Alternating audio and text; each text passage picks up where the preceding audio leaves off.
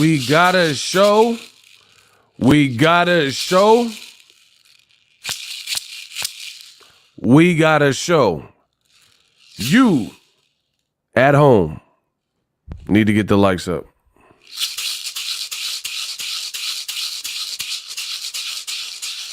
Oh, Kenya want me to use both. Shout out to Kenya B. Shake, Sonora. Shake it all the time.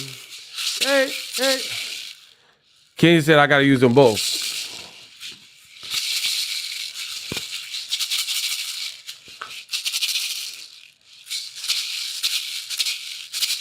We got a show.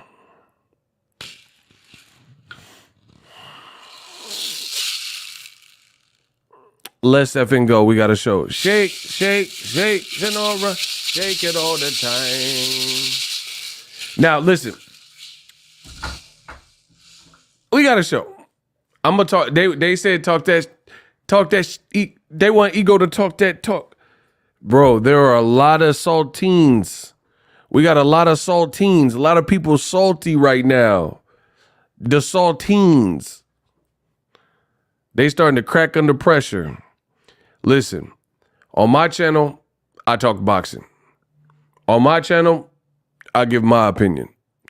You don't like it? Scram. And don't let the door hit you where the good Lord split you.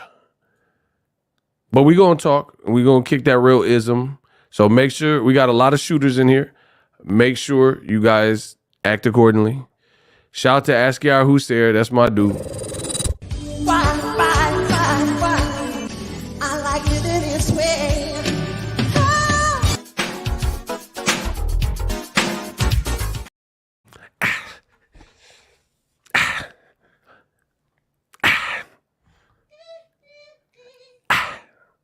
I feel good.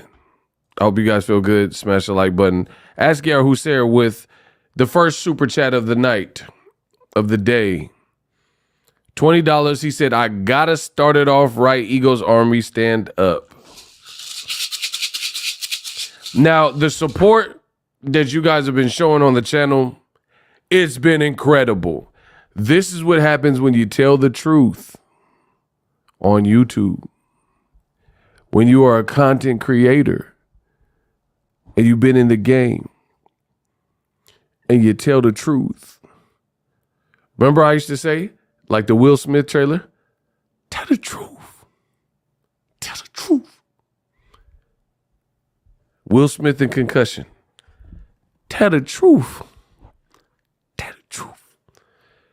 That tell the truth it's been tried and it's been tested on my channel, and it will take you places. So shout out to y'all for the lovely support that you guys have been showing on the channel. A lot going on in the world of boxing. Shout out to my man Tao. We're just going to warm up the mic. A lot of just different things dropping in boxing right now. A lot of things dropping in boxing. Yeah, we battle tested. We ready. So let's just warm the mic up. What's up? How's everybody doing? Shout out to Askiar Hussein. He got it cracking already. We got to talk about the Floyd Bill Haney situation. Devin's punishing loss. Ryan Garcia. Ryan Garcia said Floyd told him to miss weight. Boxing has a lot of dumb people. That's the only way I could say it. Boxing has a lot of dumb people. They just believe anything and, you know, they get emotional. That's the crazy thing. They get emotional. Like, you fell for the mousetrap. You heard? They fell for the mousetrap. You got guys and girls, content creators, YouTubers, TikTokers, Facebook groups, and they fell for the mousetrap. Too much rage and what do you mean rage? Where's the rage? Kenya says she's seeing rage. I don't know who's raging. Life is good. Who's mad? Who's raging? Bill has gone mad. Hey, that's on them. I mean, again, when we get started, when you guys do your job and get the likes up, likes or loot, then we can get the show cracking. So until then, I got to wait till notifications go out. So that's how my streams are going to be. Bill is really tripping. Hey, devastating loss. Sometimes it'll do that to you. Devin lost. You guys think I'm joking, bro. I study boxing. I study boxing. This is a long road back. And I think that is some of the my man said Bill definitely mad. That's some of the anger, misdirected anger. Devin lost bad. Like, how do I say this? Do you sleep? Sometimes I don't even know. I'm Daywalker. I told you I'm the blade of boxing. Daywalker. You guys don't understand. Troy, what's up to Troy Tate? He said, GOAT. They know I'm the GOAT. You listen to the channel, we get things right around here. Not on your channel. That's why I'm here. Others are so angry and talking ish. Crying over spilled milk. I mean, I see some of it. Like people like, Ryan cheated. That Ryan cheated is out of here. It's over. Everything starts. What the heck? Bro, that Ryan cheated is done.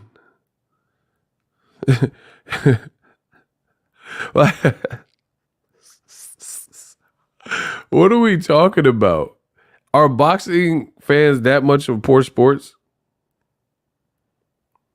Like, honestly. Is that the best we could do? Is Ryan cheated? Okay, well, here's if Ryan cheated, then why did the fight commence if it was a cheat? Do you see what I'm saying? Like, Ryan got deducted a point in the thing, so he went against the rule. So what I'm saying is, if he cheated, then why did the fight occur if it was a cheat? You know what I mean? Like, if they find out you cheat and have PEDs in your system, the fight gets canceled. No? Like, there's not usually, unless you're in the UK or something, there's usually not a way to advance the fight if they know in America you fail a drug test. So if he cheated, which is what, like, the choice words that we're hearing, if Ryan cheated Devin Haney and he's a cheater, then why did they allow the fight? New York is the strictest commission. So if it was a cheat, why would the fight continue? Nobody seems to have an answer. Nobody's seen or heard or seen anything. Catch 707 Bay Area, you feel me? Shout out to the Flats. He said he tapping in with a real one. Yeah, did. If he cheated, why did we have a fight? That's what I'm asking you.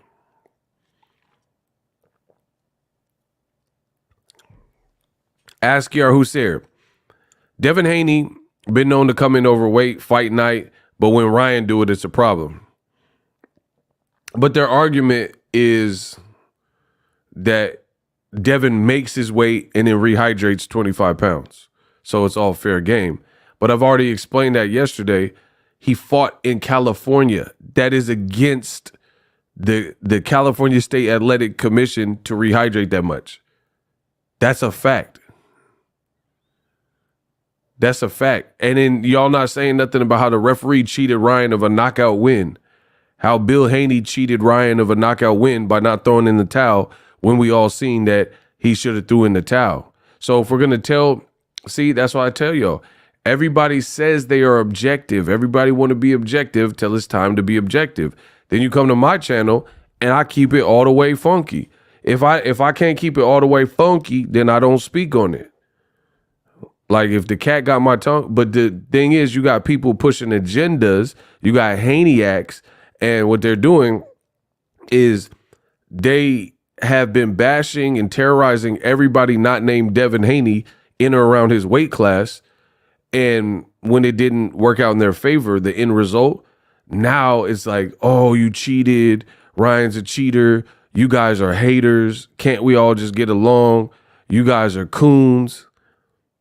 So let me get this straight. If a black person seen Devin lose bad, like with their own two eyes, they seen it and they're talking about it, they're coons. But Bill Haney, literally, you watched him go to the zoo and point at a monkey and say it was Gervonta Davis, and not a single peep from the same individuals.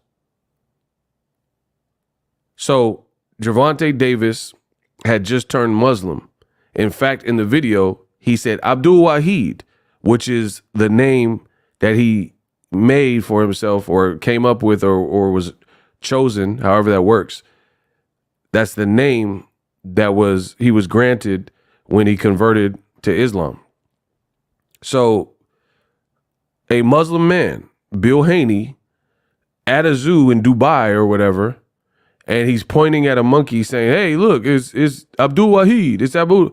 But then if you talk about Devin's future and, hey, I knew Devin couldn't beat Tank and stuff like that, you're the coon? Got it. Y'all, I'm telling y'all, go down with the ship if you want to. A lot of y'all picking a battle that you can't win because the truth will always win. The Haneyacks is like, they just acting crazy. Like, there's nothing wrong with supporting a fighter, but when you're so radical and fanatical for a fighter to the point where nothing has to make sense, to the point where you disrespect and terrorize the rest of boxing, like Shakur is a bum, Gervonta Davis is a bum, Ryan is a C-class fighter, he gonna get knocked out, Haney gonna knock him out, Haney gonna off him in the ring. You guys did this. You have never heard me say these things on my channel. Ever. And the funny thing is, a lot of you guys don't want to place blame where I believe some of the blame lies. And it's so funny to see people trying to distract you and talk about Bill Haney and Floyd Mayweather, right? Oh, Bill Haney and Floyd Mayweather beef. And then discuss who won the beef and who won the spat.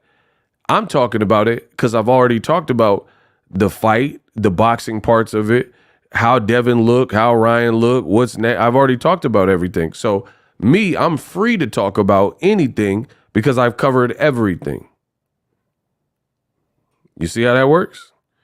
But you have a lot of content creators who are picking and choosing select topics that they want to cover, post, make videos about, bring awareness to, and that tells you what it is.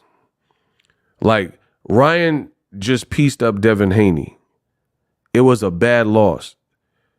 Why would out of what you've seen, why would the first, like as a content creator, if you do this type of stuff where you speak on a mic on TikTok, on YouTube, on Facebook, you go live and you're talking about what just happened on Saturday, why would the first videos or content you produce be about Ryan the victor and Jaron Ennis?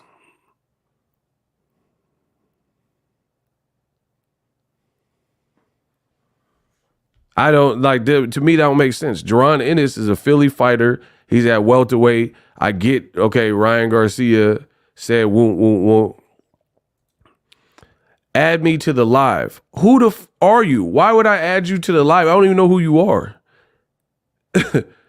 What is this, a charity? This man said, add me to the live. For what? Who are you? Why? So I'm just, we just have homeless vagrants and random people. Hey, punch me in. What? Oh my God. Who are you, sir? Bell's Boxing. Who are you? I know you want my attention, but who are, like, for real, who are you? That's like some homeless person coming in to your job and be like, oh, give me the code for the cash register. Like, what? Like, you can't just walk into a store and then be like, whoa, give me the keys to the safe. Like, who are you? Bro, the Haniacs is maniacs. Who sent you? Bro, imagine if a homeless dude just came into your job. He's like, oh, give me the code to the cash register. Give me the keys to the safe. Like, I don't know you, cuz. I've never heard of you. I've never seen you. I don't know what you do. I don't know who you beat. I don't know who you lost to. He talking about, add me to the live. What? I love my job. Let me get this fool off the screen. That man said, add me to the live. Out of nowhere. He didn't leave like a pre-comment like, hey, I agree, disagree. He just said, add me. Yeah, that's not happening. I'm going to add you and I don't even know what you're like. Who are you? Bro, this the police or something. Y'all trying to send 12 at the real one. Y'all sending Fed. Y'all trying to get me with a Fed case. I bet it's a fighter. Okay. But why would I just, okay, so it's a fighter under a burner account and I'm just going to let them in on the live. Like the channel says Boxingego live. This don't say Boxingego and Co. This don't say Boxingego and Muff from X. Boxingego and a bunch of people from Twitter that want to jump in. Like, what, this is not a group project. Hey, y'all trifling. That is so funny. Them man say, add me so I could get my 2 cents off. This is YouTube. This is not we tube together. We in this tube. We can make it. We gonna make it tube. This is YouTube where you could be the star. I'm Michael Jackson. Y'all Tito. Y'all come for me and the things we got going. Eagles Army. That dude talking about. He said it's Bill Haney burner account. But then why would he got my number? Why would he come under a burner account? Oh my gosh.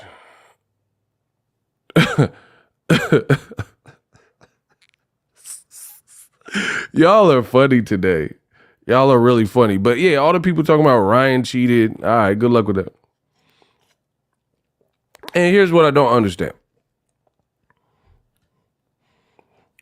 The Haniacs like Ryan cheated. Ryan cheated. Oh, he cheated. Oh, right? They keep saying he cheated.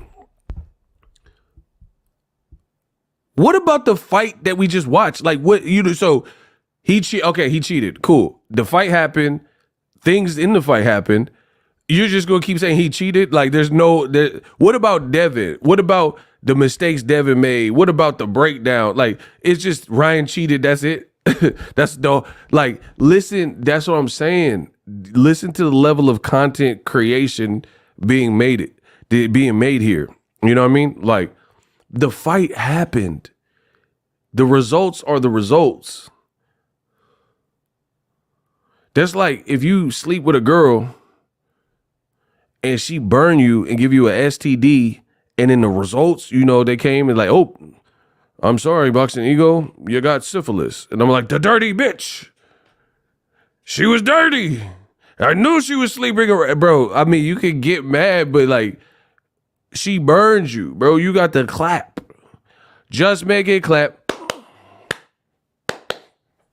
Just make it clap. Like, bro, it happened. Like, if you got the bump, you got the B2K, it happened. Like, you know what I'm saying? You like, oh, I shouldn't have trusted a girl from San Francisco. Like, bro, you burning. It burns when you pee. She hit you off with that package, that Amazon Prime. She burned you, dog. Like, you got to figure out what the next step is or what your life is going to look like. You know what I'm saying? Y'all talk about why the analogies got to make the woman laugh. Hey, the money keep coming in. Yeah, the money keep coming in. Shout out to Billy. Billy gonna send the money. He gonna send the money. He said, "Hey, Kenya, you're a cap. Kenya, stop. You're a cap." She said, "Why the analogies always make the woman look bad?" Bro, I made the dudes look goofy too. Stop. She trying to make it like I'm sexist. Nah, come on, Kenya. Come on, way. All right. Billy sent $5. It says, "Thanks for the show. Tattoo Billy." Shout out to Tattoo Billy. Appreciate you for the love. Make sure you guys smash the like button. The point I'm making is the fight is over. Like doing a bunch of video, like my videos are about like the aftermath and like things that pertain to the fight and analytical breakdowns and like new news. Like, you know what I'm saying? Like I'm not crying over spilled milk, so to speak. There's a lot of crying over spilled milk. And I think it's because some people pushed that line too hard. You feel me? They flew too close to the sun and got burned. You did Bill Haney's biddings and the Team Haney's biddings to another level, not just as a fan, but as like a man fan. And you did their biddings and you pushed the line too crazy. And then when it didn't work out, and then the stuff Boxingego was saying all added up, now I can understand. Now I understand. The reason why the fight for Devin was so like disastrous is I don't use the word exposed often at all. But given who Devin is supposed to be, that's why some people are saying it was like he was exposed. It was literally the worst combination of events that could happen. Boom, boom, wham, bam, bam, bam, in a sequence all in one night that pulled the rug from the Haney brand. And you guys can deny it. You guys can get mad at me, whatever. But that's the reality of it. It's like in one, boxing works like that. Combat sports can work like that. Like we'll take it out of boxing because some of you guys can't. You too emotional with boxing. If there's some guy in the UFC and it's like, oh, Aaron the Terminator Johnson or something, right? This guy is supposed to be like invincible, and then he go in the UFC and get in the octagon, like he left Bellator and then he signed the UFC, and this Aaron the Terminator Johnson is supposed to be the illest UFC fighter, and he came from Bellator. He had all this hype surrounding him, and then he go in there and just get kicked in the temple and get knocked out. Then you're going to have to reassess some things. You see what I'm saying? You're going to be like, dang, okay, maybe I placed him too high because Aaron the Terminator Johnson just get kicked in the head. It's kind of what happened with Devin Haney. He didn't get kicked, obviously, but he took a spill. He took a nasty spill, and so much was said, so much was done.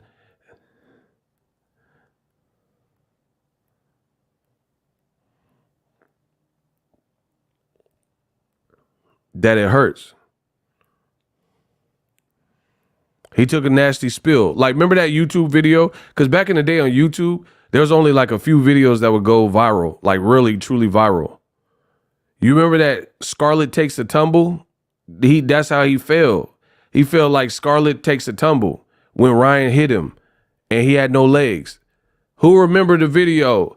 Back in the day on YouTube, it'd be like Friday, Rebecca Black. Remember? There was like 5 viral videos. Ice JJ Fish, Friday. It was stuff like that. Friday. And ain't nobody got time for it. And the dude crying, 'cause I know somewhere deep down, I still love you. And cuz said, man.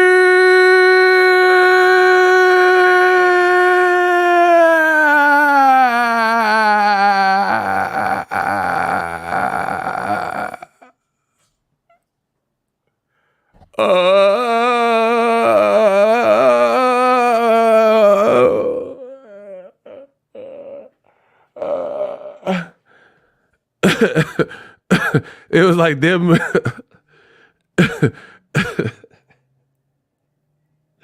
I love my job. He was a pro boxer, Rocky, rest in peace. Bro, but Cuz cried like that. Remember when Cuz, here, don't make me pull it up. Cause I know somewhere deep down, I still love. It's called, look it up, best cry ever.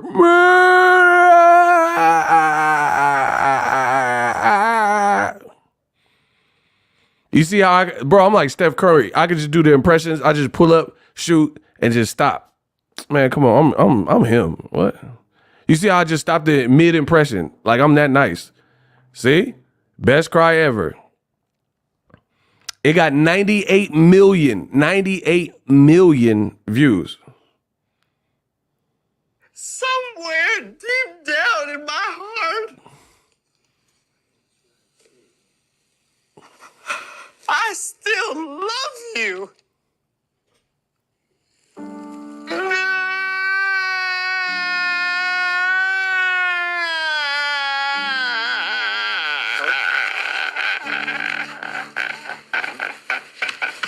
See?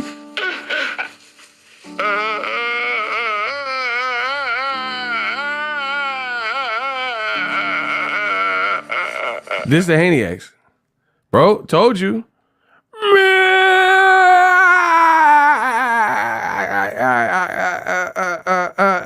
Girl, you know bro, he was feeling the pain. Bro, that was pure agony. They should have cut. Bro, if I cried like that, y'all gotta cut it. You need to cut it, bro. You better cut that out. Don't ever have Boxingego on there like that. Feel me? Oh, I did. Hey, a pain is a fool. Somebody remixed it with auto-tune, and it really sound good. Hold on. I know what you're talking about. Watch. Because I know somewhere deep down in my heart, This is a hit. I still love you. Listen, the auto-tune make it sound good.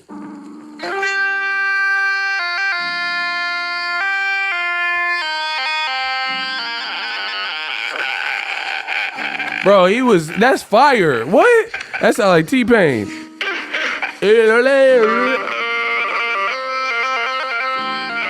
Let me buy you a J. Bro, that auto-tune got that jumping. Hold on. Bro, that sound T-Pain-ish. Because I know I'm in love with a stripper. somewhere deep down in my heart, I still love you. They did not need to add that note. Hey, what? Hey, yo. Oh, they put a beat to it? Oh, my God. Oh, they put a beat to it? Hey, they wildin', bro. He said it sound like the Matrix. Hey, blood, y'all gotta stop. Don't y'all chill with these comments. I am so done with y'all. He said it sound like the Matrix. Mr. Anderson. Y'all tripping. This stream is out of pocket. That's the Haney X right now. Crying over spilled milk. Like, Ryan won. It's over. Like, what are we talking about? But he cheated. Somebody said it sounded like Indian music. Y'all are too funny today. Why are y'all acting like that? See, on my channel, we just be chilling. We be chilling. Because I know I ain't tripping. So it's another day in the office for me. I mean, I have been busy because a lot of stuff jumping. Terrence Crawford card is fire. Crawford got him one. I'll give him credit for that. He the headline of a card. Shout out to His Excellency Turkey. The boy Turkey came with it. That card is fire. I got the video coming soon though. But you guys need to smash the like button for all your boxing news. My name is Ego. I've been covering this sport over 10 years. The best in the business. And it's not even close. Ryan won though. It's like there's nothing else to say. I wish we could all move on. But y'all don't want to, like, Devin hasn't shown face since that birthday cake video. This is Ryan right now. Ryan is living life. Bro, he said he got married before he said he got married he with a different girl. Like Ryan won. He successfully accomplished the mission. Like if this was Call of Duty, he accomplished the mission successfully. Ryan with the biddies, it's over. And then people keep like bringing up these like submissions and like, oh, Ryan needs to fight Errol and Jaron Ennis. I mean, if they happen to fight, let's get it then. But do you notice it's like that's, but it's still the agenda to me. Listen, we're making money hand over fist. The viewership is exploding. I ain't made one video. Just hear me out. I have not made one video about Ryan versus Errol Spence yet, and I have not made one video with Ryan versus Jaron Ennis. And look, the money keep coming in. You see what I'm saying? Because for me, I have my own like show. I do what I do, but I'm trying to give you guys like the relevant information. Like we got to clean up these boxing streets. Like for me, the way I look at it is there's like real and fake, and there's not really an in between. So for me, with all of the topics, like Crawford got a banging card out. It was top to bottom, all the promoters, Eddie and PBC, all on the card. Lots to talk about with Devin losing and what does this mean? Tank sending shot, Tank Frank. There's so many things to make content about as a content creator. Why would I be really worried about Ryan and Jaron Ennis when I know in my heart that fight is not happening probably ever, but definitely not next. So it's like to me, I look at that as like a deflection tactic. I have a popular Instagram page. I haven't made one post about Ryan and Jaron and stuff like that because it's so low on the totem pole of things that I need to talk about that it's not worth it. But then Devin Haney in that birthday cake, I did make a post of that because a lot of people wanted to see that. And look, we got over 10,000, you know what I'm saying? Devin with the birthday cake, we got over 10,000 likes on that. So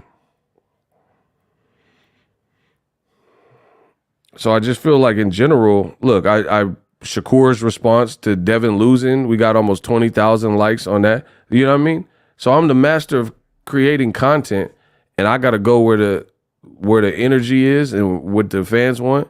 And for me, I got to go where the money's at. And like not on some sellout stuff, but I got to talk about what's pertinent that the crowd want to hear. Just like boxing, you got to make the fights that people want to see, or people aren't going to go to your fight. So it's funny that the Haneyacks, they trying to stay away from certain content because whatever, and they trying to stay away from it and not address it, which everyone watched the fight at this point or seen highlights.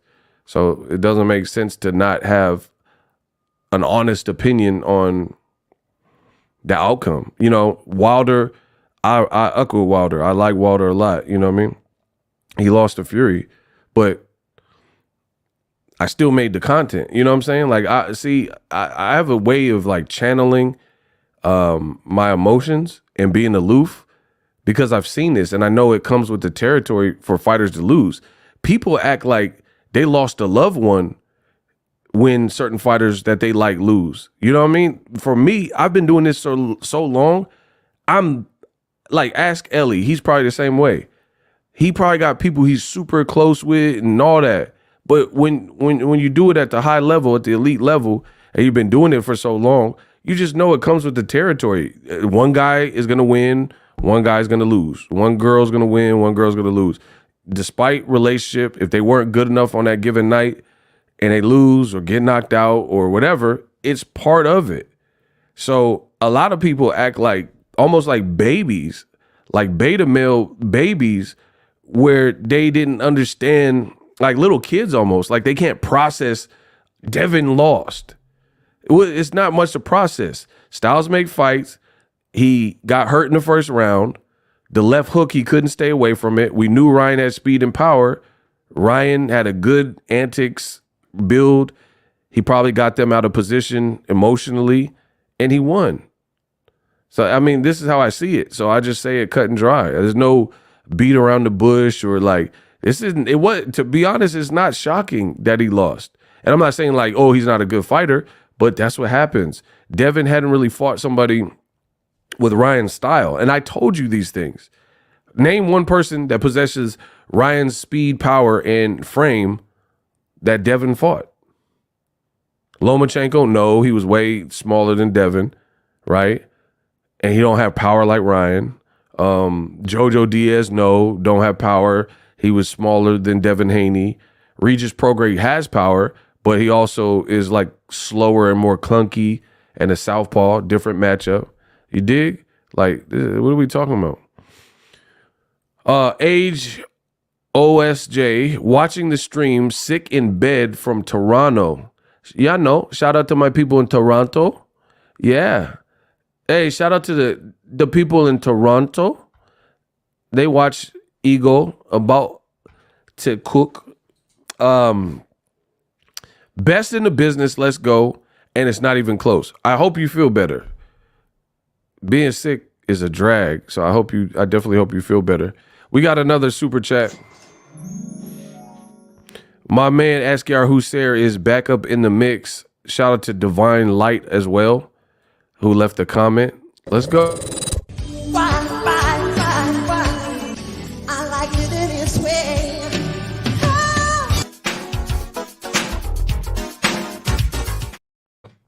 Shout out to Age OSJ, Askar Hussein, and Divine Light.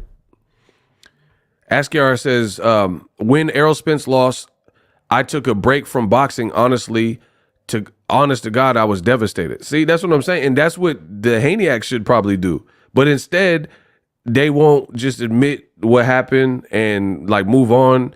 Support. I'm not saying drop Devin. I'm not saying send him hate mail. He's a fighter. He showed heart. He tried. He lost.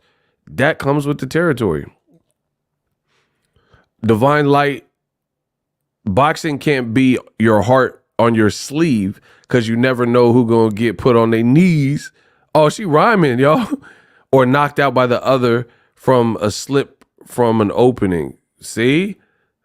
Perfectly stated by Divine Light, channel member. Absolutely. That's what I'm saying. It's like people are like overreacting. Like, see, and it's like you driving a car the whole time and you don't have no insurance. So when you get in a wreck, you're like, oh my word, what am I going to do? Because you never thought this could happen. That's why you should get the insurance first. The Haneyacks, they didn't have the Geico insurance. They didn't have the 1-800-GENERAL NOW. And then they pushed this narrative that a lot of them, at least, that Tank Davis was ducking and Devin would whoop him and he was scared. Now you got to face the music of all the things you said. The Haneyacks that's what it is. They didn't have the insurance, and then nobody believes you now with some of the narratives you said. Now they don't want to put out content. Now they want to put out shorter, quicker content or deflection content, talking about like weird stuff that no one else is talking about. It always happens. It always happens. V.A. Haas, $10. Ego speaks the truth, logic, and he don't kiss no fighter. I mean, because I can't really. Like, I'm here to do a job. Like, people take this personal. People say, oh, I'm going to slap you when I see you and all that type of stuff. I'm doing a job. You like, whether you like it or not, do what you got to do. I'm here doing a job. I'm not going to stop doing my job. Feel me? It's what it is. People like, I hate this channel. I'm unsubscribing. Do what you got to do. Do what you got to do. I'm doing a job. I'm here to do my job. I'm going to keep doing my job. That's just that. Shout out to Dan Small, $5. Thank you. Yo, why everyone running in circles around the whole weight convo? For Tank, it's he was draining him. But for Devin, Ryan was too big. Ooh. Oh my gosh, the Eagles Army be cooking. He said, but for Dev, it's Ryan was too big. I'm confused. I put this on Twitter as well. That's what I'm saying. So the other reason, and see, that's what I'm telling y'all. There's a lot of people who have been proven to be Haneyacks, and they're not asking, in my opinion, the right question. Why were there no safeguards in place for Devin Haney, the champion? This is the worst possible sequence of events that could probably happen in one given night, period. And now, instead of addressing the real questions, people skirting around the real issues. Why were there no safeguards in place for Devin Haney? Hold that thought. But back to what Dan said. So people said, oh, Tank's a punk for having a rehydration clause, or he's stupid. Does he look stupid now? Because Ryan's already bigger, taller, right? He hits hard, and Tank's team is too smart to move stupid, and they're not gonna, as an A side. The whole point of being the A side, if you're truly the A side, is to not let no one get one over on you, and you fight for those little inches. It's like football. You're fighting for inches. You're strategically, not nothing over the top, but just little. Man, you walking out first. If I'm the A side and I'm a boxer and I need a bigger ring, we doing the bigger ring. Like Caleb Plant, when he fought Benavidez, I believe they had a bigger ring. You see what I'm saying? So you earn and win those little battles before the fight. Just little battles, not like you're cheating and you're like, you got small gloves, they got pillow, big glove. You know what I'm saying? Nothing like too crazy like that. But just you win these little strategic battles of like, to show I'm the boss and make yourself a little bit more comfortable. Tank's team did that. They knew Ryan was big. They knew he was like fighting at 40. Like he fought at 40, I think, against Fortuna or one of them. And they knew he was going to try to rehydrate to have the best advantage. And they just like, nah, they deaded that. The Haney-ax is mad because Tank's team was smart to put that in, because they like, okay, so here's the thing. I can show you pictures of Tank Davis. He looks much smaller than all these guys. You look at Devin Haney, he's seen muscles now. He's definitely taller. You same with Ryan. He's putting on size and muscles now. He's definitely taller. He's taller than Devin, so he's definitely taller than Tank, etc. And Tank, if he really wanted to, he could make 130, maybe even lower. I mean, lower would be a little bit at age 30 now. You know, it'd be like a little bit more of a sacrifice. But I think he still could do it if he wanted to. But there's no like big money fights that demands that he do anything like that. But he could make 130 for real. His fight, I told you, his fight with Frank Martin wasn't even announced, and he was weighing 138.4. So he's like at his fight weight before the fight was even announced. He said, Ego is cooking y'all some food. Yeah, I try to tell you, I'll be cooking them the food. Get it while it's hot. And Tank's team is smart. Shout out to Leonard Ellerby, previously Mayweather, shout out to him, Al Heyman. They're not going to let Ryan, the B-side, Golden Boy, the B-side, say, oh, yeah, you're a fighter who's already bigger than our fighter, who wants to rehydrate uncontrolled. Just do whatever you want and then, try to steal this win off us. Because realistically, Ryan is not more skilled than Tank Davis. He just isn't.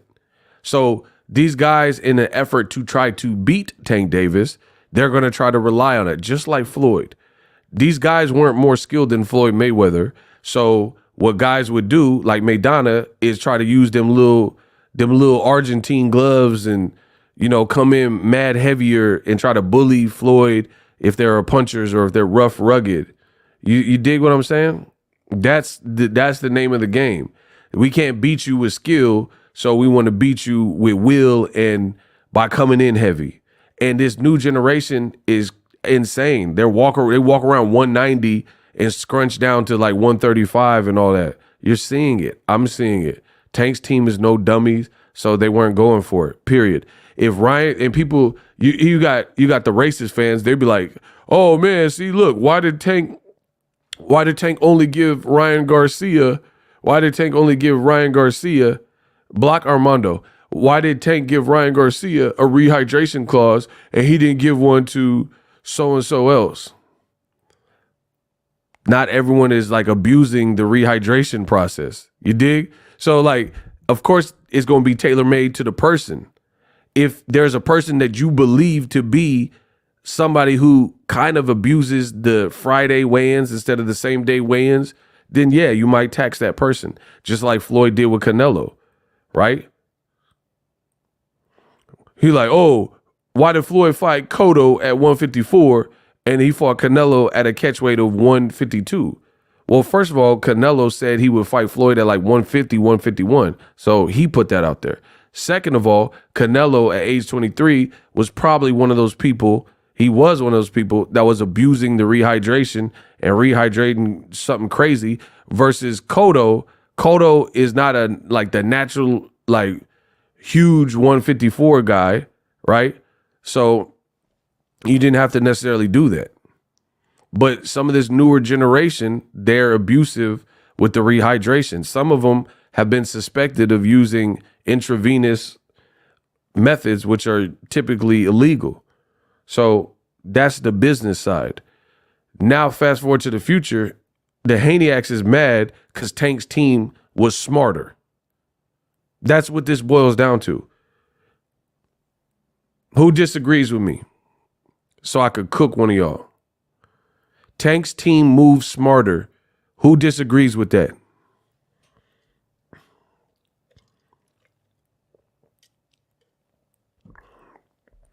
Agree or disagree? Tank's team moves smarter than Devin Haney's team in this regard with a Ryan fight.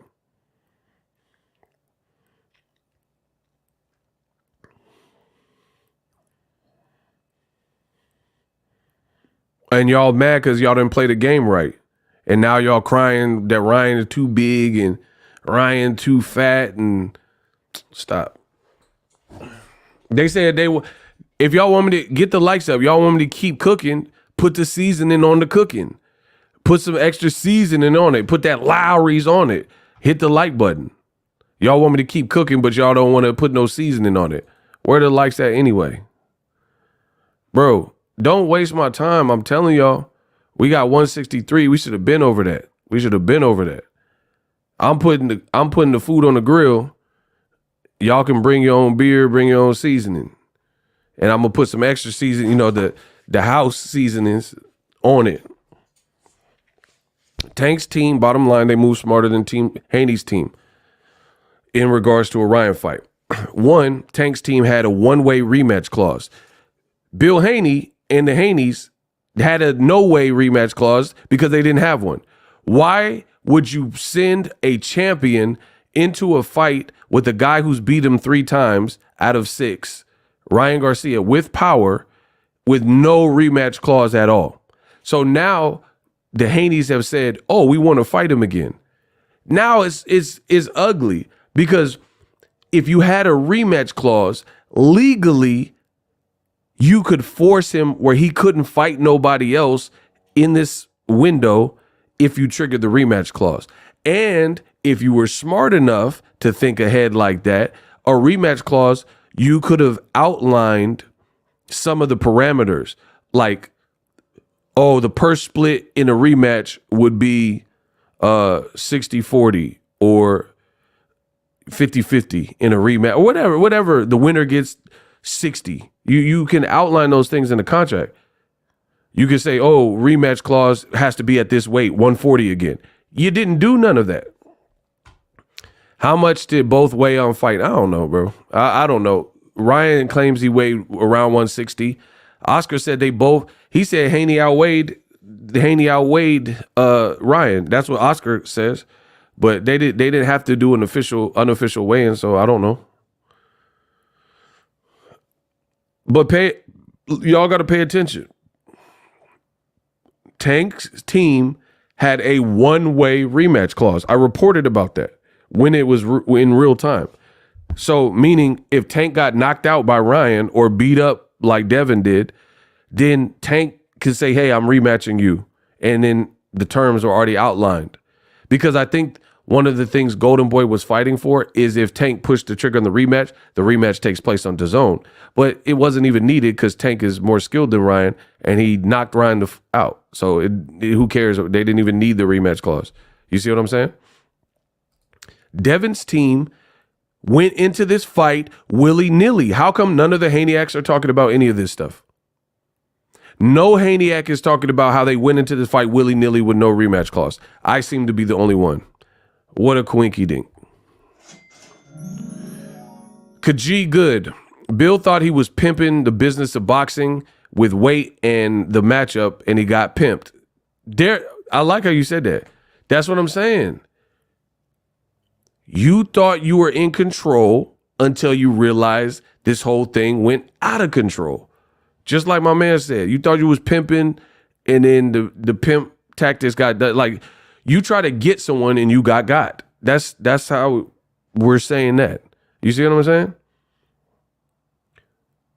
So let me keep from the top. Why would the Haneys go into a fight with a puncher that beat you 3 out of 6 times in the amateurs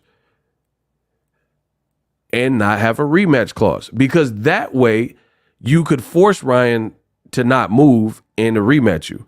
Now you're screwed because Ryan is talking about fighting out. He's talking about fighting Fundora. Fundora is at 54. So who knows what Ryan Garcia's next fight or plan truly is? He said he'll fight Jaron Ennis, 47.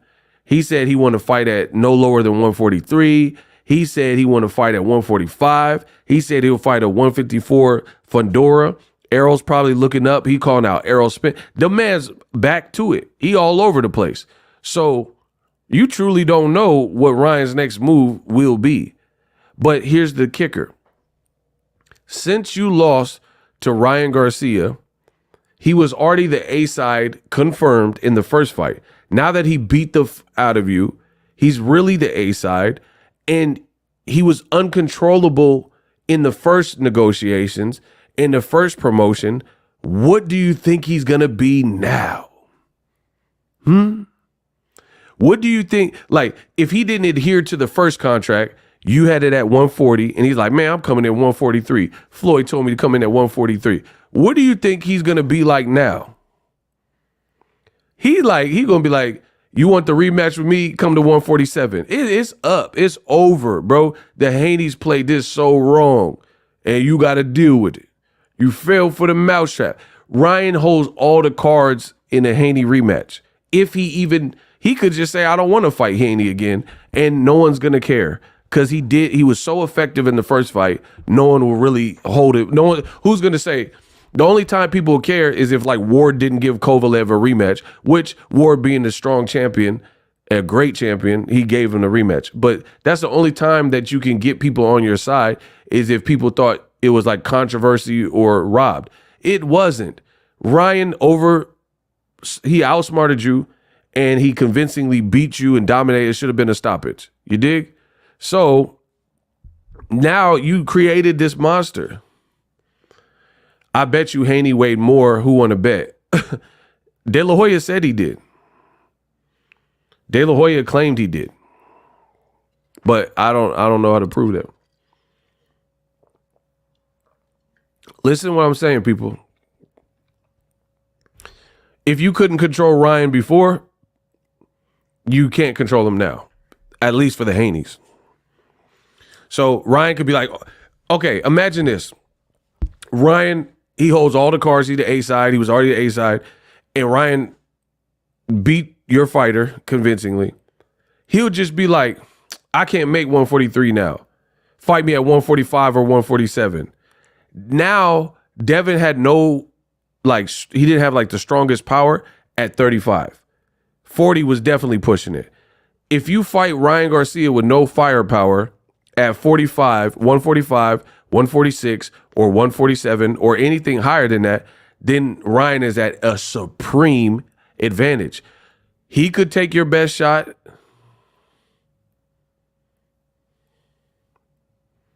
He could take your best shot. You couldn't take his best shot. So if the fight were to happen again at 145 or up, Ryan would have a severe advantage.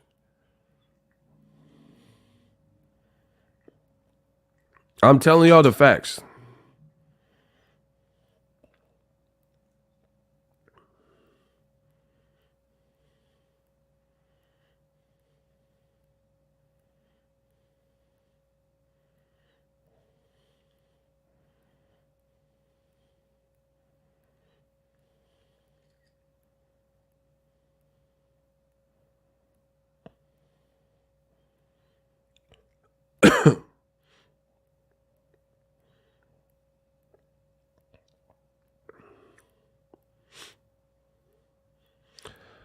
This is what happens when you don't play the game in the proper way and you get out strategized.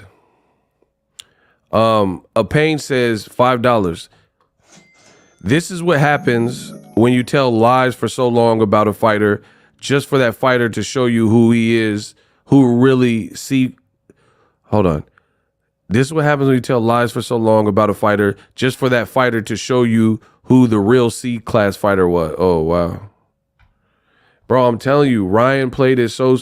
And the reason why I truly believe the world of boxing is showing the channel so much love is because my commentary has been so on point, so genuine, so real, and so honest. I think the fans are gravitating to the channel in this peak because everybody's probably getting a boost. Everybody who didn't lie is probably getting a boost in the YouTube algorithm.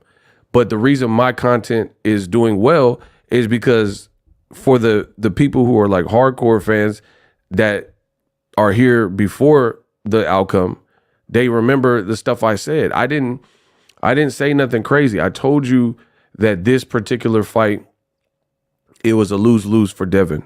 You guys all know that I was heavy on that. I said it till my face was blue. I said, this is a lose-lose fight for Devin. I don't like the fight for Devin. There's no upside for Devin. And Ryan played it well. And you guys laughed at me. You guys are like, oh, you're just a hater. You're a Haney hater. And, you know, how is it a win-win? Let's see what you say on Saturday. It won't be a win-win when Devin knocks him out. This is what y'all said. So we see who was on the right side of that argument. I know you ain't lied. I need to get on your level on some output. I want money on Ryan.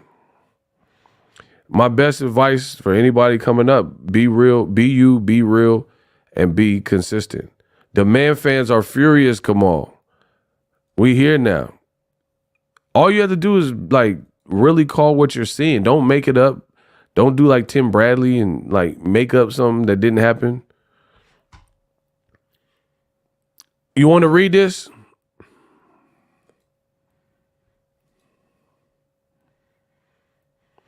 Devin Haney broke his silence. If y'all get the likes up, we can go over it. If not, you go read it by yourself. I told you, y'all don't waste my time. If y'all want me to read this, get the likes up.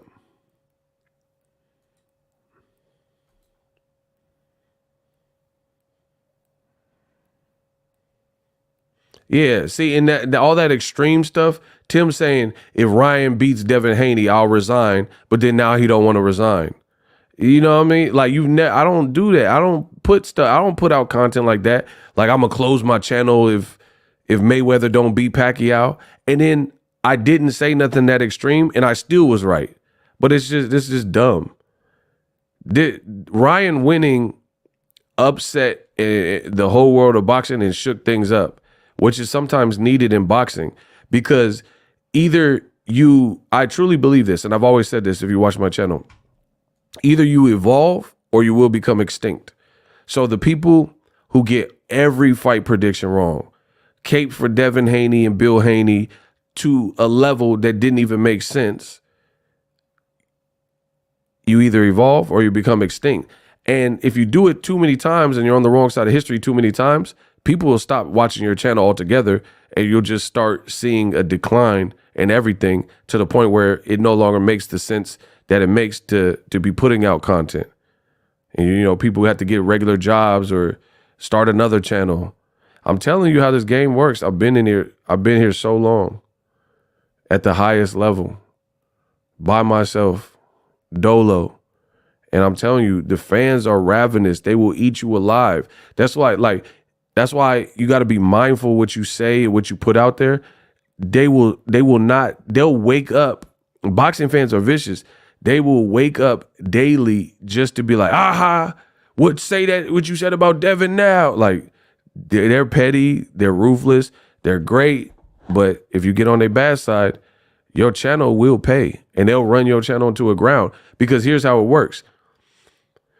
When a person is like so wrong they can initially get like a decent spike in views just from the amount of comments they're receiving because people are saying, you suck, haha, you were wrong, you're crying them Haney tears, all that type of stuff, taunting you.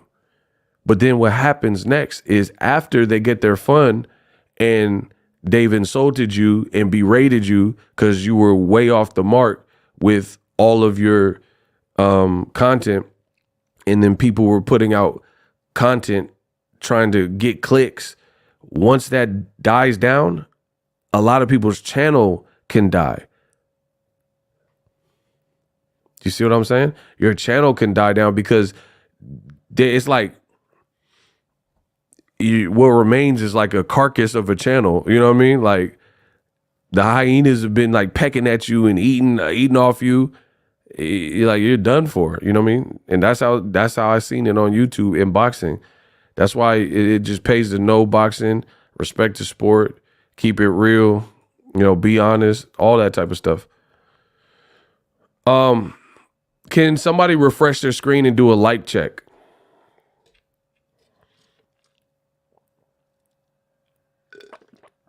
How many likes do we have?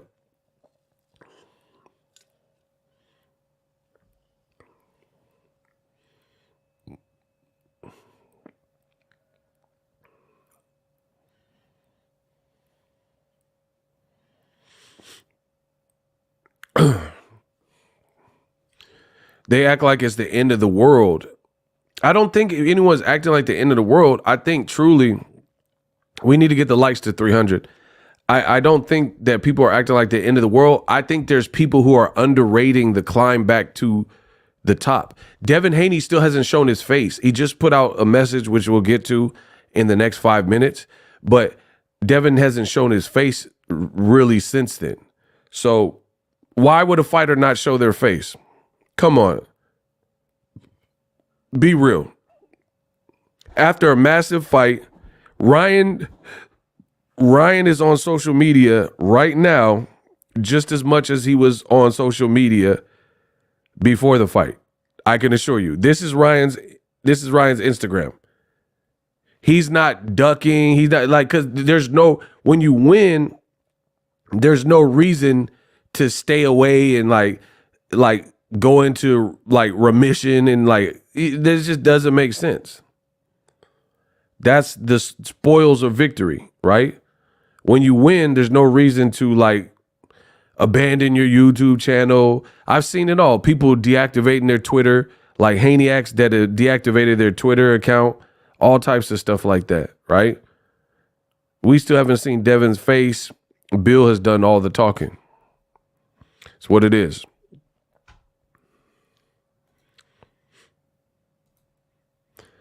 All right, Devin Haney breaks his silence. Listen up, pay attention, subscribe. Devin Haney breaks his silence. He says, and I quote, "First off, I want to say, praise to God is the perfect planner, and I trust his planning no matter what. I came up short, but this is boxing. And if anyone knows me, they know I am a true competitor." More stolen Floyd Mayweather lingo. This is insane. I don't know. Bro, I'll get to that in a second. Kamal Oz, that's not Mayweather. Everybody knows I'm a true competitor. This is insane. Your dad was just arguing with Floyd Mayweather yesterday and calling him all kinds of names. Everybody's seen it, right? And you're still using Floyd lingo for real.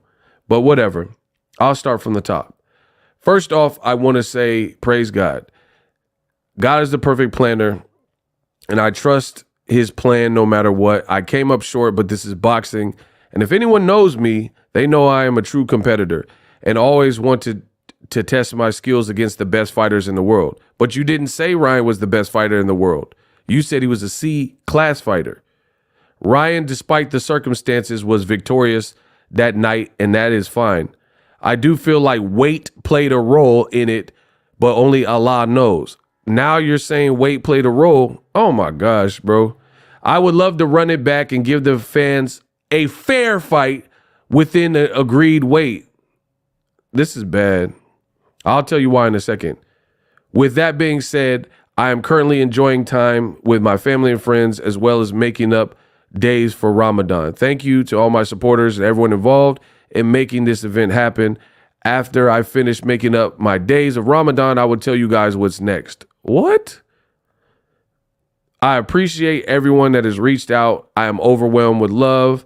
I will be back better than ever, inshallah. Thank you, Oscar, De La Hoya, Golden Boy, Eddie Hearn, all of Matchroom, DAZN, Mauricio Suleiman in the WBC, and all of DHP. Great night of boxing. All right. Okay. Not really feeling that.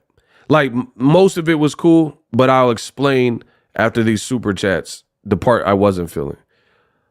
Solomon sent £5 from the UK. Bill might have known his son got no chin and placed a big bet on his son to lose. This is maybe why they had no game plan for a rematch clause. I think that's extreme. I don't think that's the reason. He might know like Devin's chin might have issues, but I think it was just a matter of arrogance. I think it was just pure arrogance. You didn't think Ryan was on the level to beat you, period. I don't think, no, you guys are looking too far into it. Oh my gosh, Kamal, what is up with this? This guy says, how y'all still hating on Haney? The ninja lost the fight, we get it. What's there to hate on? What's your Gmail? I'll send you a link right now. So, what are you talking about? How is this hate? He lost the fight. People are breaking down the fight. If Bevo loses like Devin Haney lost, or better Bev, we're going to talk about it. It happens that you guys said this was a bit. See, this is the Haneyacks waving the white flag. Now they don't want you to talk about it. It's boxing. I have a boxing channel. And you're like, he lost, just get over it. He just posted this. So why didn't you tell Devin to get over it and not post anything? But then when he posts something, now no one can respond to it? No, I'm asking you a question.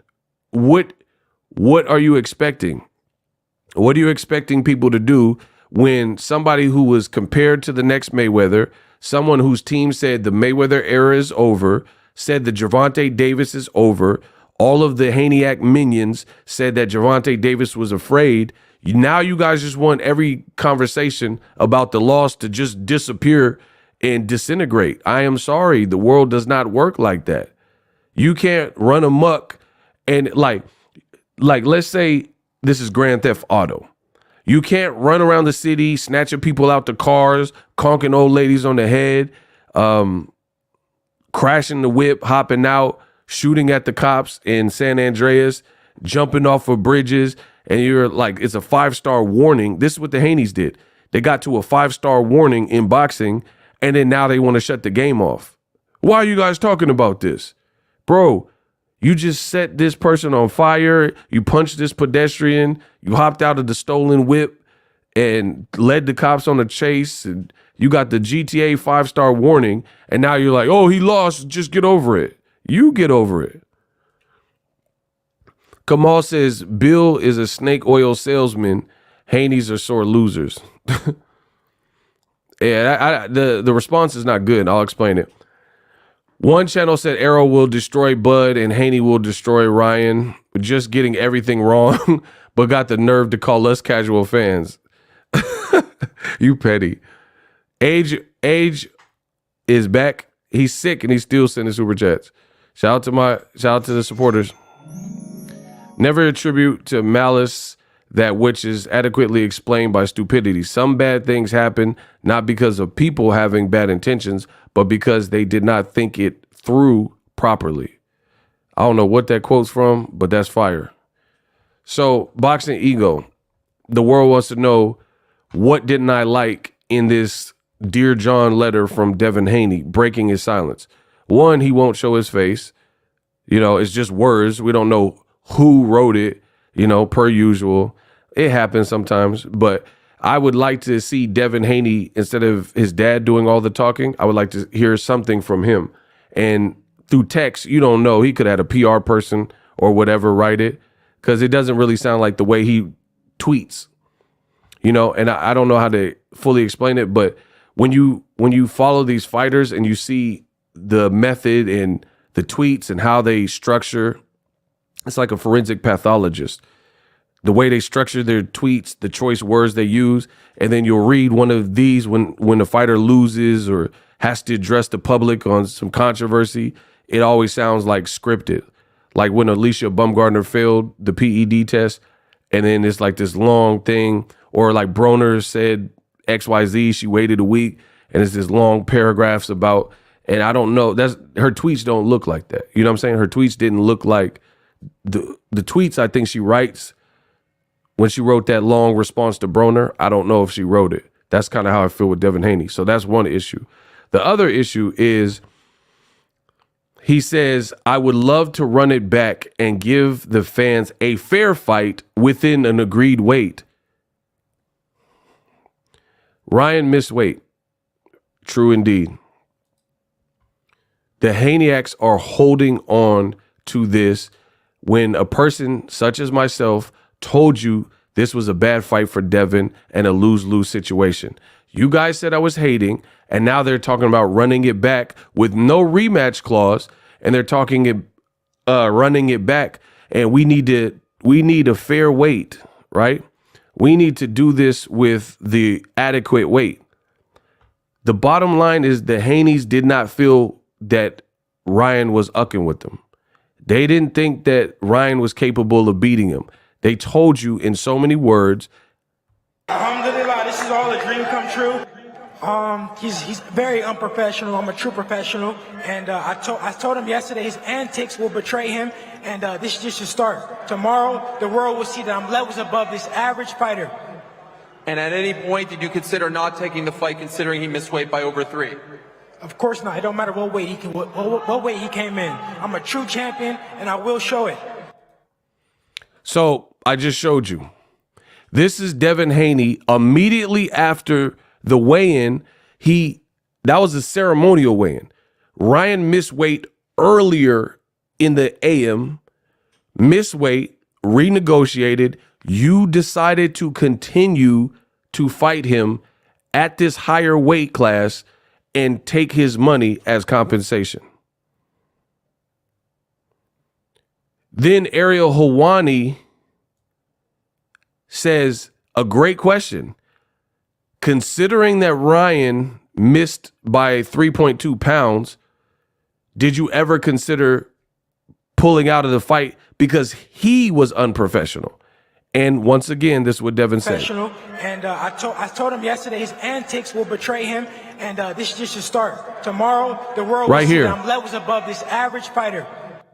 So keep in mind, at the point he's saying this, he's full aware that Ryan has missed weight. And he says, I told him his antics will betray him tomorrow. And this is the part where Ariel Helwani asked Devin Haney, given Ryan egregiously missing weight, 3.2 pounds heavy, did you consider pulling out of the fight? To which Devin Haney says, of course not.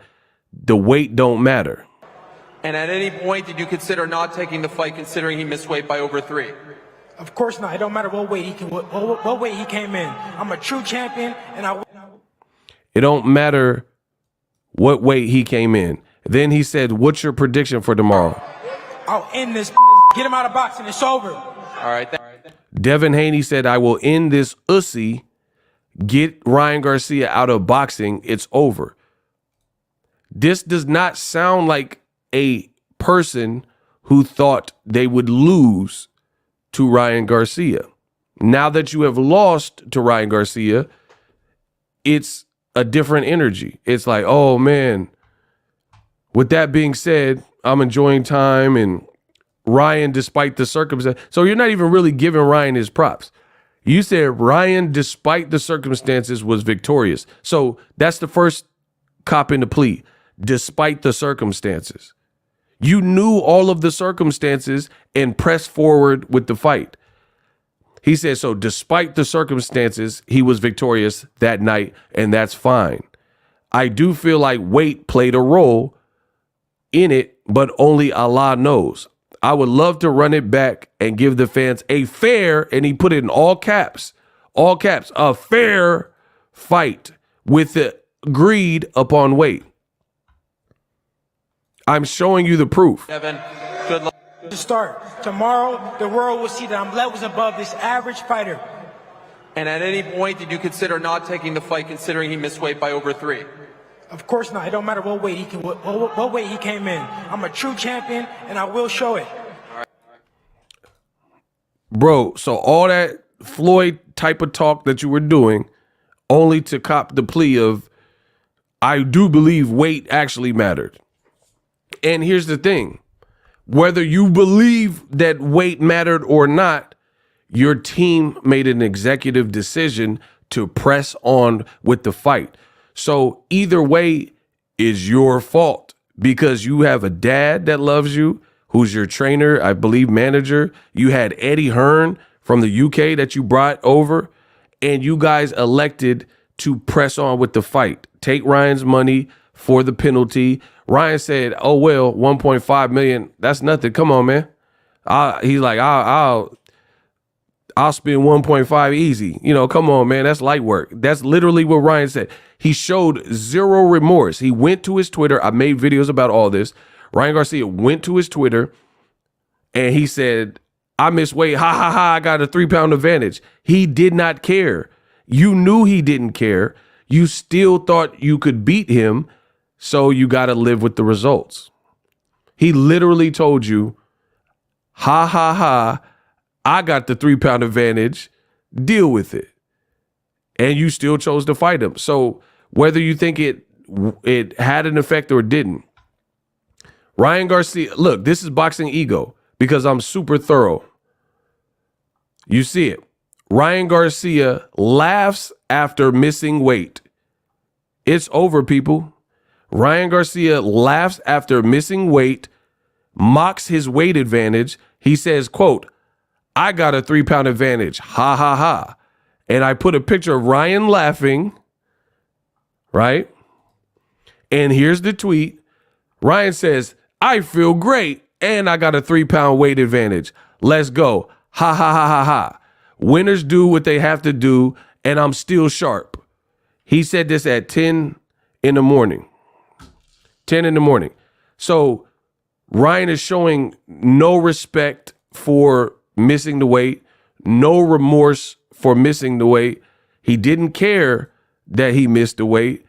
And all of this was before the ceremonial weigh-in. That tweet that I just showed you was before the ceremonial weigh-in. You guys still chose to fight him. So if you knew this was going to be a problem and weight would play a factor, like you're now saying, pull out the fight. You had Arnold Barboza lined up on the card in the event that Ryan did anything bizarre because he was acting crazy. So in the event, that was your understudy on the card. Arnold Barboza Jr. was there to step in if for some reason the main event fell out. So you could have made the main event fall out and you just would have had to fight Arnold Barboza. Now, you trying to chase Tank, you wanted to be a star, so you elected to take and earn the money, still thought you could beat Ryan Garcia with the weight, right? You didn't fight Barboza because you wanted to have the bigger fight, you know, because obviously Ryan versus Barboza doesn't, you know, sound as good as Ryan versus Devin Haney, or Devin versus Barboza is not as good as Devin versus Ryan. So you made your choice. You got to live with the results. Point blank, period. It's the way it is. So all this like, oh, I do think weight. And I told you, boxing is unforgiving. Boxing is a mean, brutal, hurt game, right? You make decisions. This is why you have to have a strong team, because if you make the decisions, you got to live with the results. See, Floyd Mayweather, he told Bill and he tells everybody, I don't care what happens in the gym. Under those bright lights, I always find a way to win. So if you took nothing else, because you're taking a lot from Floyd, his jargon, his like swag, his cadence, You stole a lot from Floyd Mayweather, Devin Haney, right? If you should have took something, you should have took, I always find a way to win. It don't matter what the weight. Floyd just said it yesterday. The weight don't matter. It don't matter what the weight. I always make the adjustments. You should have took that. Instead of taking the lifestyle and shopping with bodyguards and, you know, going to the mall and buying shoes and stuff, you should have took that. I tell you guys all the time on my channel, everybody want to be Money Mayweather, don't want to have to go through the pretty boy Floyd stages. You made a choice. Your team made a choice. You pushed through the fight. Ryan blazed you. That's how it played. So crying over the weight, and see, this is the other thing that I don't understand about the crying about the weight stuff. The fight is over. So whatever damage you took, whatever the world's seen in on Instagram and highlights and on DAZN and on YouTube, it's done. It's already out. It's in the atmosphere. So it's like there's no use crying over spilled milk. And I told you the road back was going to be hard for Devin Haney. And I told you, depending on how his team acts, can determine if it's even harder. The way I'm seeing them act, I believe personally, the road back is even harder now because no one seems to want to have any accountability to the points that I'm making, which make perfect sense. Why didn't you have a rematch clause? Why didn't you enforce a same-day weigh-in when the man already missed weight? Why didn't you cancel the fight? You can't have it both ways. Cancel the fight if he's unprofessional, and then the onus would have been on Ryan Garcia. If you canceled and fought Barbosa, no one would have blamed you. We would have been like, man, Ryan, you messed up a good event. You've been playing around the whole build-up. You've been acting like the Joker and acting like a maniac. I hate you for ruining it. That's what the consensus from boxing fans would be. You made a choice to carry on, to push on with the fight, and then when it doesn't work your way, now you're like, oh, weight played a part, but only Allah knows. We can't play it like that. We can't play it like that. You know what I mean? If you go to play the lottery and then you were going to pick the number 3 and then you switch at the last minute to switch to another number, and then had you picked the 3, you would have won the jackpot. You still lose. Does that make sense to y'all? Like if you're playing the lottery and you have to pick, let's say 5 numbers, and you have 4 of the numbers right on your card, the 5th number you would have had right, but at the last minute you changed the number to something else. Now, all of a sudden, you don't have all 5 right. So you don't win that jackpot. That's what I'm seeing here. Jesse Carl sent $5 in the Cash App. I'm from the streets. Hey, come on. Hey, Jesse Carl, come on, bro. I'll talk about that in a second. Jesse Carl's funny. Hey, Jesse Carl, I got to catch up with these super chats.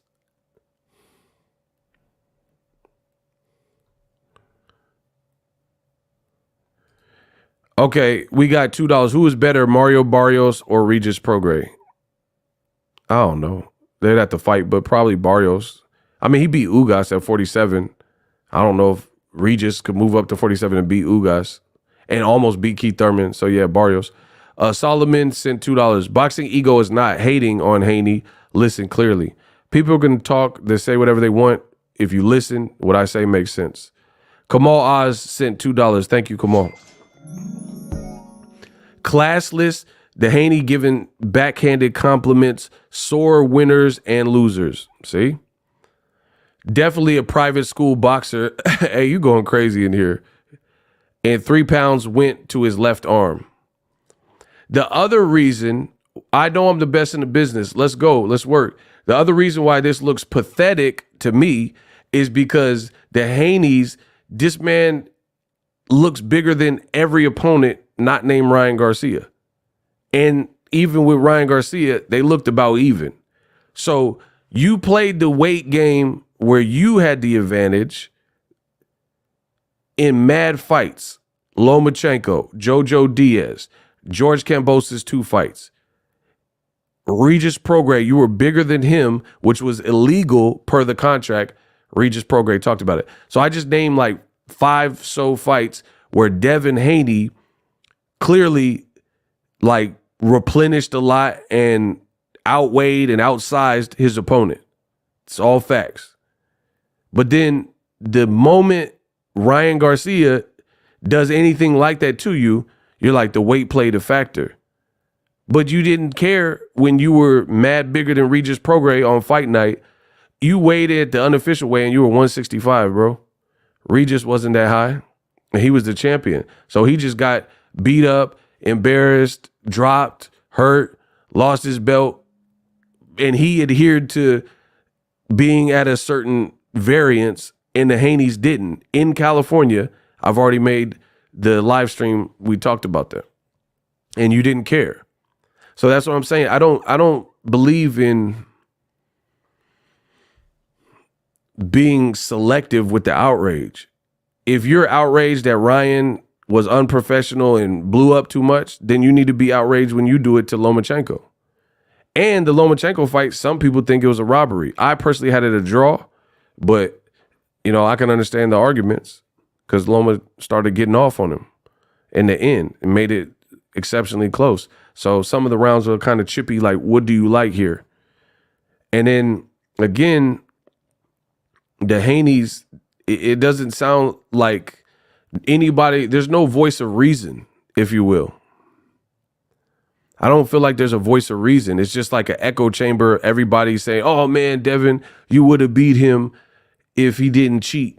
That kind of attitude. They literally gave this man a cake and they said, and still what? And still got a loss? Like, what are we talking about?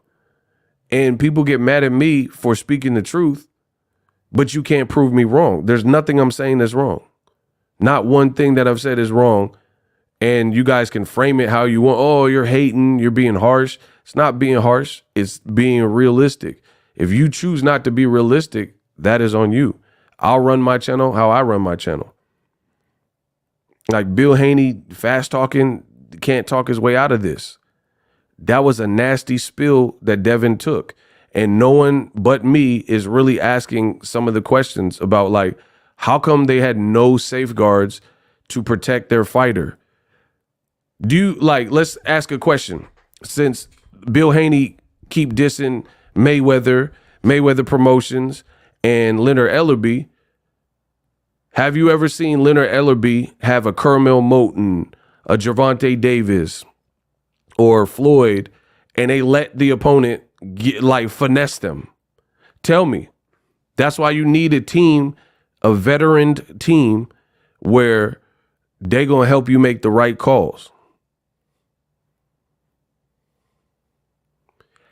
I'm asking a direct question. Please give me a direct answer.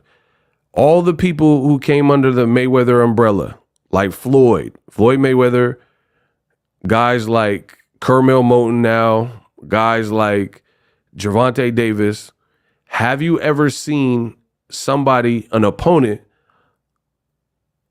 finesse them? Like Maidana get to wear the cheap glove. If Maidana wore them little skinny skin gloves or whatever and got knocked out and Floyd got knocked out, he would have to live with that. But Floyd ain't letting nobody on his watch get over on him with some crazy, like, you ain't finna wear them gloves, bruh. Shout out to Floyd. Y'all say whatever y'all want, the man a genius. You're not wearing them little gloves with me. You already a puncher, and people can say, oh, Floyd's a chicken. Well, guess what? Chicken did get knocked out and beat Maidana twice. And then the Haneys, they copping pleas. They copping pleas, like, please, you guys got to understand. And I think it's a bad look. It's a bad look. They were bragging in the buildup. I'm fighting Ryan at his true weight. No rehydration clause. Devin was bragging about this on Twitter. No, tell me I'm lying. Devin was not on Twitter bragging that he was fighting the replenished full version of Ryan. We don't do rehydration clause. We don't need no type of clauses. We ain't doing no catch weight. He literally told Tank this. He said, Tank, we ain't doing no catch weight. We ain't doing no rehydration clause. I don't do that. I'm a true old school fighter. So if you're a true old school fighter, you got to be a true old school fighter even in defeat. All the old school fighters, they didn't have social media to get on and be like, oh man, but the weight, Ryan weighed too much. So keep acting like that if you want. It's going to hurt your brand. Pillow hands. My man said pillow hands. They hit each other at the, come on, bro. This man is vicious. He said pillow hands. They hit each other at the same time. But guess what? I got dropped each time. Crying emoji. Matter of fact, Haney only has a jab. His hook looks trash. This man going off. Bro, if you're a throwback fighter, be a throwback fighter.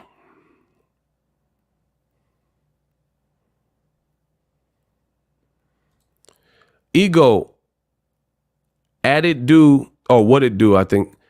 I never really heard the Haney speak with logic when it comes to this fight, this Ryan fight, because they weren't. They was all over the top.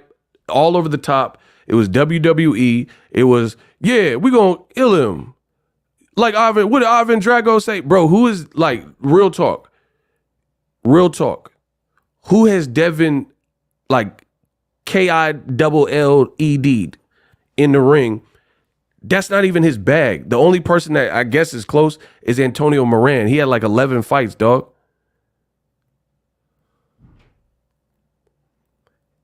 So the only person that Devin really caught a body with is Antonio Moran, like in recent memory. And that's not even all that reason, like 2019, I think. Right? And you talking like Drago? Like, come on, bro. I really am starting to wonder if the Haneys like idolize Floyd and idolize Gervonta Davis and try to embody some of their best bits and like put it into Devin, but that you can't do that. Like if Gervonta got God tier power and Floyd got God tier like gift of gab and defense or ring IQ, you can't just insert. This is not Build-A-Bear. You can't just put that in Devin. It's gonna take time, right? They talking about stand in the center of the ring and trade. I could pull up all the clips. Stand in the center of the ring and trade. Why? Why would that ever be the advice to a Devin Haney? And still not a pay-per-view attraction from Solomon. Just ask yourself, from a coaching perspective, Devin is skilled. He has skills. He's a good fighter, right? But you got to look at strengths and weaknesses. If your guy is not the biggest puncher, doesn't have the greatest chin, and drops his right hand when he throws his best weapon, which is the left jab, he's literally throwing the left jab. This hand drops. Ryan Garcia is known for a left hook. Okay, so from a boxing, we're talking about technical boxing. You shoot the left jab, which is Devin's best weapon. The hand is not anywhere up here. It's completely dropped, right? So Ash, right? Left jab, this drops. What is happening right here? This whole section right here. And then you have to look, it's like looking in the mirror. Your opponent is blazing fast. He's stronger than you. He missed weight. And his best punch is a left hook. So let's run the sequence again. I'm just a stupid YouTuber. Now I want to see the whole sparring film. Peep this. Your fighter's best punch is the left jab. Devin Haney. Instead of protecting this, he makes the mistake of dropping his right hand for whatever reason. He's comfortable there. Some fighters just have their, like Roy Jones, he just have his hands low. Some people just do whatever they want. Whatever. So, left jab, this drops. You're vulnerable all up in here. Now, again, Ryan is going to be reversed, like looking in the mirror. His best the best punch Ryan throws by far is his left hook.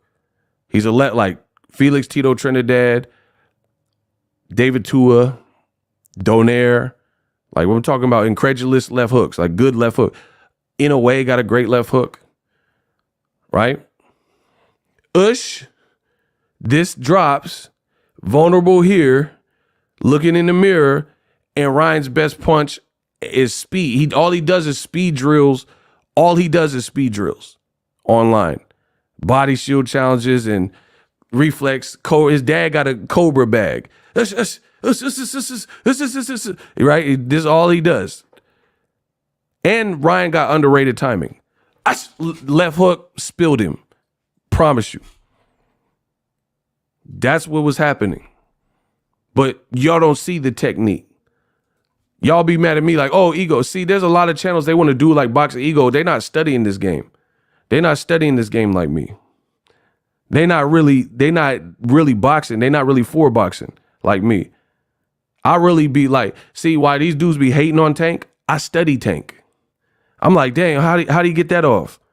These dudes are haters. These dudes are haters. So instead of like Tank is one of the most skilled people with power. Everybody should be studying him. Everybody should be studying him. But instead, these people are not real boxing fans. They're groupies, right? They're groupies. So as a result, the people, it's like me on YouTube. If you're a boxing channel underneath me, like meaning you have less subs than me, you should be following the play. The guy that's been here 10 plus years, you should be trying to do what they all do is copy and like stay in pocket, follow my lead, so to speak. But a lot of people don't, they do their own thing. People say what they say. And here's the other thing with Devin Haney. Devin Haney hadn't fought nobody who can match him with hand speed or was superior. Even when Floyd Mayweather, who's eons like above a Devin Haney, Floyd comes from a school they don't even teach anymore, right? Many trainers don't even know how to teach the stuff that Roger and Floyd Sr. was training them. Devin got pulled from Floyd Sr. to do their own thing. You should have stuck with that man, Floyd Sr., because he's a wealth of knowledge. But you got your dad training you, and none of the Haneyacks are talking about this. They're not talking about that. They're like, yeah, Bill roasted Floyd, and, Bill was chewing Floyd out. But they're not talking about the real stuff, the boxing part. Bill yelling at Floyd Mayweather, that's cool. What about Bill training his son and preparing for that left hook? They're not talking about nothing. Like, I'm not like, I talk about everything under the sun, of course, but I'm talking about the boxing aspects of it all, and I'm breaking it down. Like, yeah, we'll talk about the Bill, but I don't really care. That's them. They yelling at each other and screaming. That's cool. I don't really get kicks out of that. I'd cover it because I'm gonna make my money, but I don't really care about that. But I'm talking about the boxing stuff. That's why I show my separation. We talking about technical, analytical boxing. Devin's his best punch is his left hook. Ush, drops this, low-key squared up, again with someone who's finally your size with arms within 2 inches of reach of you. When the right hand drops, this is now susceptible. So if you bring it back slow, like if you jab in with the left, and you're slow to bring it back, and this man is fast and times you with the left hook. So Ryan's like this, right? I'm trying to show you the reverse. I'm not going to do all this, but let's say the camera's Ryan Garcia. Devin, left jab, This is dropped in no man's land, so there's no protection. You're slow to bring it back. Ryan is quick enough with the left hook to zap you, which he did in round 1, and say, hold that. Yes. And Ryan said, hold that in round 1 and made Devin hold that, and his leg said, ugh. And who knows if he ever really recovered. That's boxing 101. Bill didn't have no plan for that. You let your son just drop this. He's vulnerable. Like it's the like that. That's why I say. See, people are like, oh, you're hating on Devin Haney. Shut up. You do not know boxing. This is not hating. I'm giving you boxing technique, and I'm talking about the intricacies of boxing, and me seeing what I just seen from a guy that you said was C+, and he ain't improved since the amateurs. Your defense was not as crispy as many people thought. That's the cold hard truth. Your defense should have been way. You got hurt in the first round with the one thing that Ryan is known to do. That is highly, and I do mean highly, concerning. Solomon sent £5. Even if you got your guard up, it goes around, it comes around the blind spot. That could happen too. He's saying even if you have your guard up, the punch could come around, you know what I mean? Like come around and still get you. But that just depends on the fighter, what kind of torque they got on their, hooks.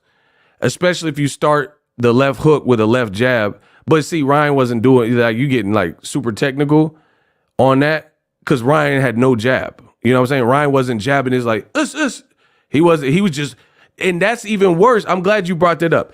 That's what makes it even worse for Devin Haney. See, you guys are like, oh, you guys are hating on Haney. Nobody's hating on Haney. There's some real life concerns here. Floyd would never, I guarantee you, I watched it. In 50 fights, nobody in one round hit them with their money punch like easy.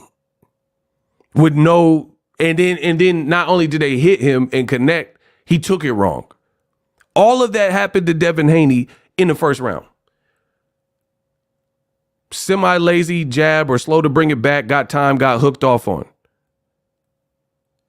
You got hit with his number one punch. Bro, Ryan, he was talking about this, like, oh, put me on the pound for pound list. Off natural ability, even if you don't think it's pretty, like the California shell or whatever he's doing, that's fine. But he bested Devin Haney like intelligently. He exploited the weakness that he's so fast and his timing was impressive where he can exploit a weakness and thread the needle in that much time. George Kambosos wasn't fast enough and probably not hitting quite hard enough to do all that. That's why Floyd said, you need some help? And he's like, Bill's like, I don't need no help. When I ever need your help? And he's like, you needed my help the other night. You needed my help the other night. This is from a technical perspective. This is what he's talking about. And it's also questioning, it's questionable that when people say stuff about you and then it's all proven on a night, like if people say you don't hit that hard, you got a shaky chin, and in one fight, one night, all of it's displayed, these aren't good things. The best I can give Devin is he showed heart.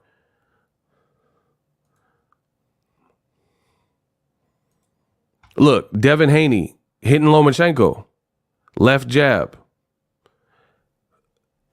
Look at this side of his face. Look what I'm saying.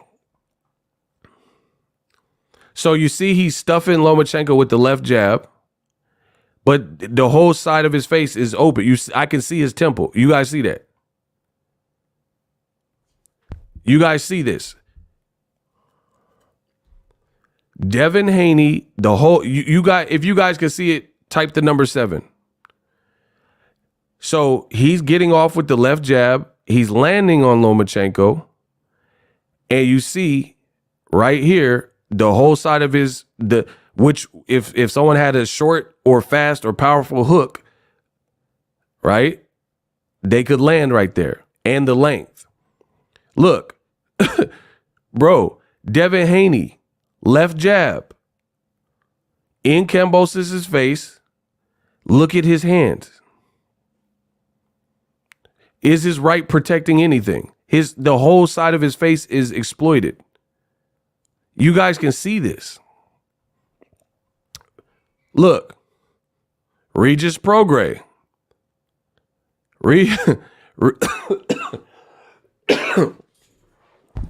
Regis Prograis. You could see the whole side of Devin's face where the left hook would be open. That like for I'm not a boxer. But I know the craft. This is like a play. It's like the McDonald's play place for a boxer to watch tape and see the vulnerabilities that you could exploit. This is how boxers think. They're like, all right, he dropping it, like little nuanced things that the average person is not picking up on, not keen on. You know what I'm saying? So the boxer's looking at it like, man, I could beat that style because, yeah, he got power, but he can't fight going back. You know what I'm saying? That's how the strategies come in. So anyway, look at Devin. Now, again, like Henry Garcia, shout out to Ryan's daddy, Henry Garcia. What does Regis Prograis, George Kambosos, and Lomachenko all have in common? All of them are around 30 to 30, mid-30s, and they're all mad smaller than him. Now you guys are complaining about the weight. And now you guys are complaining about the weight, but it's not really the weight. That I don't really see it like that. It's not really so much the weight. It's your vulnerability. You should have stayed with Floyd Sr. The common denominator with Lomachenko, Kambosos, Lomachenko, and Ruguru Prograis, they were all way shorter. So, and some of them, like, they don't possess Ryan power, except for Regis, but he don't possess Ryan's speed and timing, and he didn't have Ryan's length. But then when the first time Devin fought somebody that had that's why people, you ever heard that, of course, styles make fights. Left side fully exposed. Left side fully exposed. Left side fully exposed. These guys can't capitalize on it because they're shorter, don't have power, or don't have a good left hook, or don't have the length, reach, timing, whatever, any variety of things. So Devin, being bigger than all these dudes, he was able to get away with these mistakes, right? But guess what? Look what happened when he fought Ryan. Left jab, and Ryan timed it and shot his left hook, and Devin legs got rocked. And I don't know that he recovered. You guys can see this.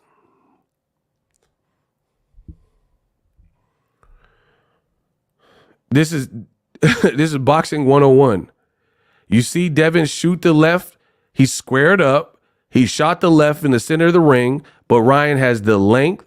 He came in, at whatever weight, so he has size. He had power and speed, and he's explosive enough with the long enough arms to catch Devin in combination or like in between something and hit the target.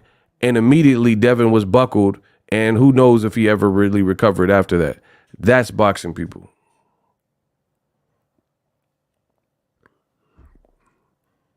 That's boxing.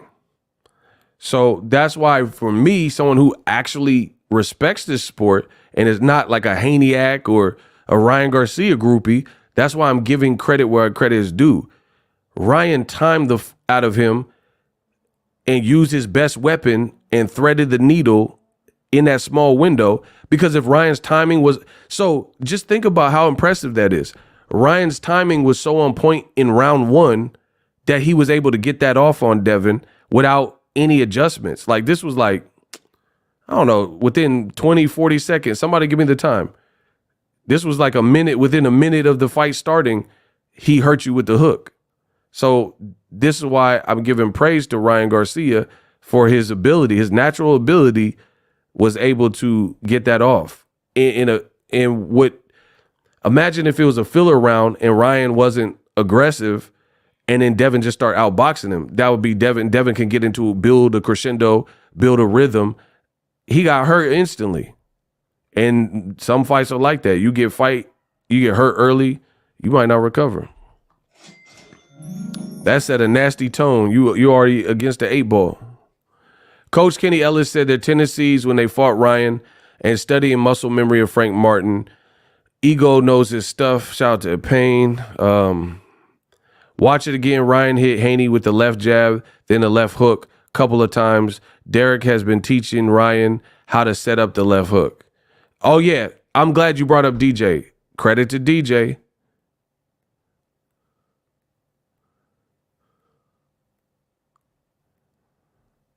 Derek James, and see, that's what happens. You can get like a crude fighter, like a Maidana, and then put him with Robert Garcia and improve like little subtleties. Like Maidana start using the jab. Watch Soto Caras and Maidana. That was, I think, the first fight with Maidana and Robert Garcia. And just him using the jab and working on his stamina, he already had the power. So him adding that like wrinkles to his game, it made Maidana way more formidable. Better stamina than the Amir Khan fight. Wasn't punching himself out. Better conditioning. And Robert Garcia had him working on the jab. Derek James had Ryan a little bit more fundamental, using a little bit more footwork, a little bit more patient. That's what I've been seeing with Ryan. And Devin has always been susceptible, but again, against shorter people with lesser power and different styles, maybe they couldn't capitalize on it. And I don't know what Bill was saying because I was doing a watch party, but I didn't really see no technical advice from like Bill about what his son to do. That's why if you listen to the Floyd interview from yesterday, Floyd was like, sometimes you need a veteran who's a boxer, who's been there to give your coach, to give your fighter the coaching that he needs in certain spots to help, you know what I mean, to help get you out of certain moments. The Haneyaks got more excuses than the ninja going to jail. Hey, yo, wildin', bro. We just talking boxing, though. And the funny thing is the Haneyaks ain't talking nothing technical, nothing about like what went wrong for Devin Haney. They're just doing damage control. Do you get that? That's why my channel reigns supreme. That's why my channel reigns supreme. That's why Floyd said, hey, you need some help? You needed some help the other night. My channel reigns supreme because we respect in the sport of boxing. I'm not saying I know everything, but I know what I know. You know what I mean? And I know that Devin Haney kept dropping his right hand in fights. And Ryan, it just so styles make fights. Ryan just so had the speed, the explosiveness, the power, and the ability to thread the needle. And Devin don't have the chin to probably accept that. It's a recipe for disaster. Who even wants to see a rematch? I don't. Listen, so they said it was game 7. Now, the whole promotion, the fight was called Haney Garcia, this one counts. Now the Haney acts like, nah, it don't count. It don't count. Ryan cheated. So listen to me. The whole promotion, they said this one counts. Game 7, the rubber match, the stalemate, the tiebreaker. This one counts. It counts. And now the Haneyaks talking about, nah, this don't count. Do it again. I don't even want to see it again. For real, for real. If we do that again, Ryan might hurt him worse because Ryan's gonna hold I promise you, put him in. I don't care if that's what y'all want. See this. Oh my gosh. I can assure you, you need a person like Ego around you more than you need these Haneyaks. The Haneyaks are going to mess around and break the fighter and get the fight. Like they said, the Haneyaks acted so crazy to the point where they said it's the Devin Haney era. It could have been the Devin Haney era if they would have waited and played it a little bit longer and it just developing and growing and stuff like that. But they tried to advance it and rush it. The Haneyaks are going to get this career completely derailed, like Antoine Douglas. You guys are telling him to fight the man who concussively beat him, and it should have been a stoppage. There's no way. I can't say no way. But it's not likely that Ryan holding all the cards, Ryan would probably, he's the A side. So he's not fighting at 140. Yeah, they were saying, shout out to Solomon again. He said they were saying it was for all the marbles. Ryan's not going to fight you at 140. He said he don't care about the belts. He already beat you. The fans are embracing him. All that, everything that the Haney said backfired. Mexicans for Haney. Who's wearing that shirt now? Who's saying Ryan is not La Raza? All of a sudden, I see Mexican channels and Mexican pages claiming Ryan. You see how that works? You see how that works? When people thought that Ryan was going to get cooked, I seen Latinos not claiming Ryan Garcia. Now that he beat the brakes off of a talented black fighter and nearly scored a knockout, now all of a sudden La Raza is backing Ryan Garcia. But a lot of them were saying he was a goof. So boxing's cutthroat and it could be fake. Now people want to claim Ryan Garcia. I told you Ryan's good for boxing. I've always said that. The Haneys, they overplayed their hand. It is what it is. Haney has done nada to warrant a rematch, but Loma has. Yeah, everybody all of a sudden accepting Ryan. So everything backfired. The Haney era, Mayweather era is over. Gervonta Davis is over. Whatever, all the stuff they were saying. Not one of those things were right. Fight us in the center of the, like, do y'all really want to play this game? Yes or no? We'll laundry list all the things the Haneys got wrong. The Haneyacks don't want to hear it, but I do. They keep talking about Ryan cheating. Do you really want to play this game? Yes or no? We can list some of the and I know Kamal Oz will help me think of stuff in case I miss it. Do y'all really want to play this game? Yes or no? It's on y'all. Do you want to play the game? And we can think of, I won't lie one bit. I know Kamal will help me. And we can start naming some of the things that the Haneyacks and the Haneys were saying that didn't live up, didn't happen. Do you want to play this game? Yes or no? I told you 2024 is we keeping it real like always, and we playing for keeps. Do you want to play this game? It's a game I assure you can't win.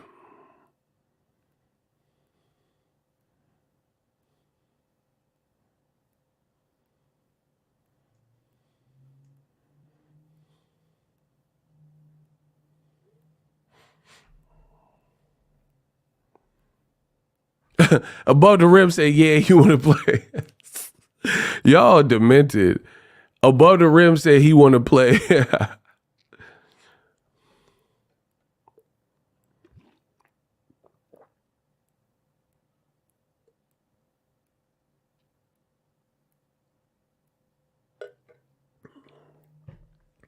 Hey, Kamal, help me out.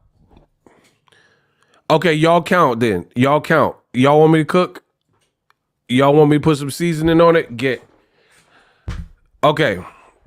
Kamal started off with the lies.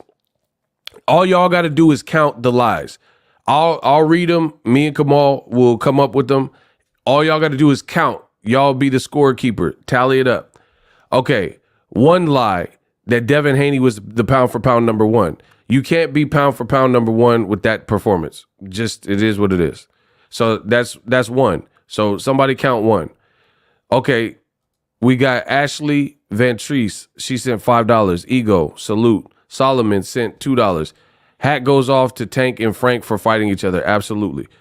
All right, so pay attention. You can't be pound for pound number one with these deficiencies and getting hurt in round one and how it played off. That's one. All right, someone said he calling Devin the face of boxing. That's two. Saying that Ryan Garcia is not La Raza, and Mexicans for Devin Haney. Nobody is saying that in boxing at all right now. So we're up to three. Bill Haney said, fight in the center of the ring if you really bout that life, if you're who you say you are. That's 4. 5, Bill had a Psychology for Dummies book in his hand that Ryan Garcia threw, right? And Ryan won the psychological warfare battle. So that's 5 things that foolishly went wrong. Devin Haney said weight don't matter at the weigh-in, and now he's complaining about weight. That's 6 things. Okay, Christian said the Haney era. That's 7. We're up to 7 things that the Haneys and the Haneyacks have said that didn't come true. He says he's an average fighter, a bum, and a C-class fighter, and his antics will betray him. That's really like 10, but we'll just call it 1, so we'll say 8. His antics didn't betray him. He did all the antics, and then he caught a body. Devin, number 9. Devin said that Ryan has not improved since the amateurs. He said Ryan did not improve since the amateurs. Well, he knocked you out pretty much, so I can't say that. The Mayweather era is over. Yeah, so he said the Tank era is over. We counted that. So we're up to 10 things. 10 things I hate about you. Do you see how this is going? It said like, we the A side in the face of boxing, but you took less money than Ryan Garcia. You said Ryan wasn't the A side, but you took less money. We up to 12. We up to 12 different things that the Haneys said. They said they were the A side, we the champions, blah, blah, blah. But then come to find out the deal you made 55%, or Ryan made 55 and you made 45. They said they wanted to unify with Subrio. They said they gave Tank Davis $20 million.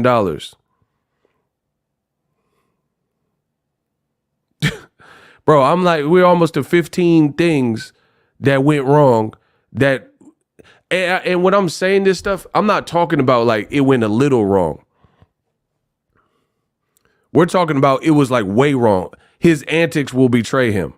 He was drinking beer and still caught a body. Like we're talking about, it's like the opposite of what you said happened. We're not talking about like, oh, like the fight was close or not. We're talking about way off. Saying the Haney's the new Mayweather. We up to 15 now. Devin said he would outperform Tank against Gamboa. He underperformed and said boxing's about hit, don't get hit. That's what I'm saying, bro. It's just too much. It's the worst thing that could have happened. Ryan was emoting on you and dancing, acting a fool. I told you it was a lose-lose situation. Now, my channel is going to get the good blessings from the fans for keeping it real. He said, I'll never lose to a white boy, 16.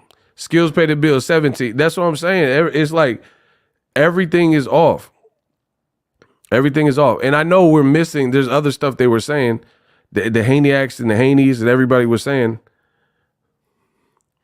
Oh, Bill Haney said that the Tank Ryan Garcia fight was an exhibition fight. Well, the exhibitionist, he beat your son. You know what I mean? Remember they were clowning Tank's resume? Well, his resume just beat you. It don't look good, people.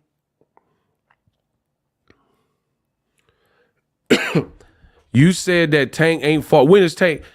Oh, yeah. Bill said you can't let Tank and the Mayweathers pee on your leg and tell you it's raining and charging people for bull. You said the fight was going to sell out. You said the fight was better suited. I'm talking about the Haneyacks. They said the fight was going to sell out and it was going to be good on the East Coast. Where are the numbers? I ain't heard one person report no true numbers for this fight. They said they're going to get it. They're going to end this ussy and get this guy out of boxing.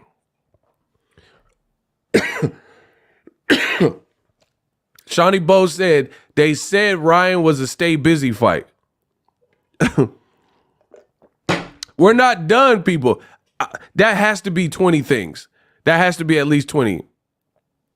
He said they lied about the pay-per-view numbers with Prograde. 21. 21. 21. Can you do something for me? Okay, so we're up to about 21 things that none of it came true.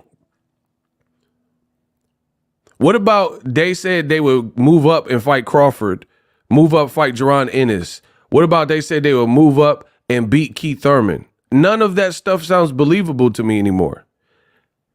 If you can't take Ryan's power at 143 and you're now using weight as an excuse. Oh, front line mad. Hey, you mad? Tell them why you mad, son. Y'all praising the cheater. So you're praising someone who got everything wrong. Listen. The Haneyacks are mad. Here, okay, hold on. I got this. I don't lie.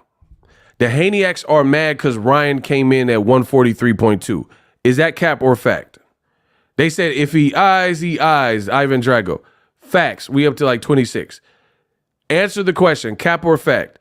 The Haneyacks said they're angry because Ryan cheated by weighing in at 143.2. Is that cap or fact? Is it cap or fact that they are angry that Ryan came in higher than weight at 143.2? Is that cap or fact? Bill said, "What's my record in the ring? Devin undefeated in sparring." Hey, come on, bro. He said, "Tune 757 in sparring. What's my record under the lights? I'm 50-0 in the streets." Bill Corney. They said they would dominate Subrio. Okay, so it's facts. Hold on. Let me cook. Let me work. We gonna put shout out to my man, Tune. Tune put some extra seasoning, $5 worth of seasonings on it. He put five worth of seasoning. Okay, they said the Lomachenko fight wasn't close. Okay, we're almost up to 30, probably past 30. I got one for y'all. The Haneyacks y'all just said were angry that Ryan weighed 143.2. And then Devin is now saying weight cost him the fight. And even though before the fight, he says weight don't matter. That's 32, right? How is he beating Keith Thurman at 147? If you can't take Ryan Garcia basically at a catch weight, how are you going to beat Keith Thurman, who's coming down from probably 180, 170, or whatever he does, and he was finna fight Tim Tszyu at 154? How are you going to beat him? Keith Thurman is more athletic than Ryan Garcia. He's more accurate. Well, hold on. When I'm saying he's more athletic, I mean like footwork is better and he's like ability to jump in and out. You see what I'm like? He's overall like more, his style is more athletic. Like Ryan will walk to you, no jab type of stuff. You know what I mean? He'll walk to you with no jab. Keith Thurman is dynamic and got footwork. Ush. Like he'll be like, ush. And then he'll get out the way real quick. You know what I'm saying? It's different. So now the people who on their channels, they were saying that Devin would destroy Keith Thurman. You got to put some respect on Keith Thurman's name. Keith Thurman has had knockouts at 152 against Carlos Quintana. 152, 153-ish, somewhere in there. Can Devin take Keith Thurman's power? Like, come on, bro. If you're complaining about basically fighting Ryan at a catchweight of 143, when both of y'all are big and rehydrate past 160, can he take Keith Thurman's power at 147?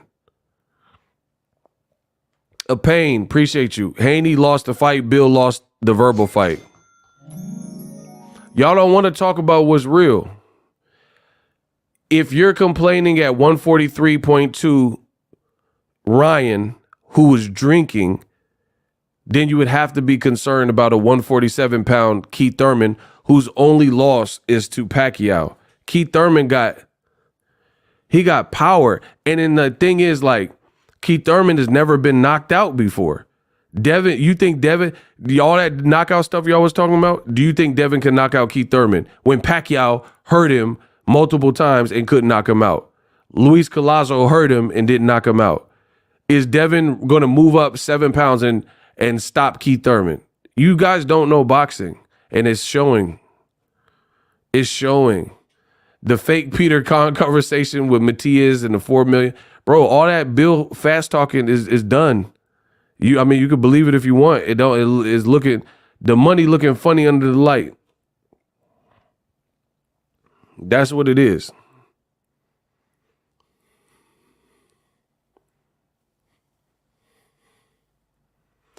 This man said Devin will be stronger than Keith Thurman. Bro, you're on drugs. He said Devin will be the same weight, can't spell the word weight correctly, and he said he'll be stronger than Keith Thurman. I'm going to let the fans vote. Do we boot him from the island? I'm going to ask y'all, and would Devin Haney be more powerful than Keith Thurman at 147? Yes or no?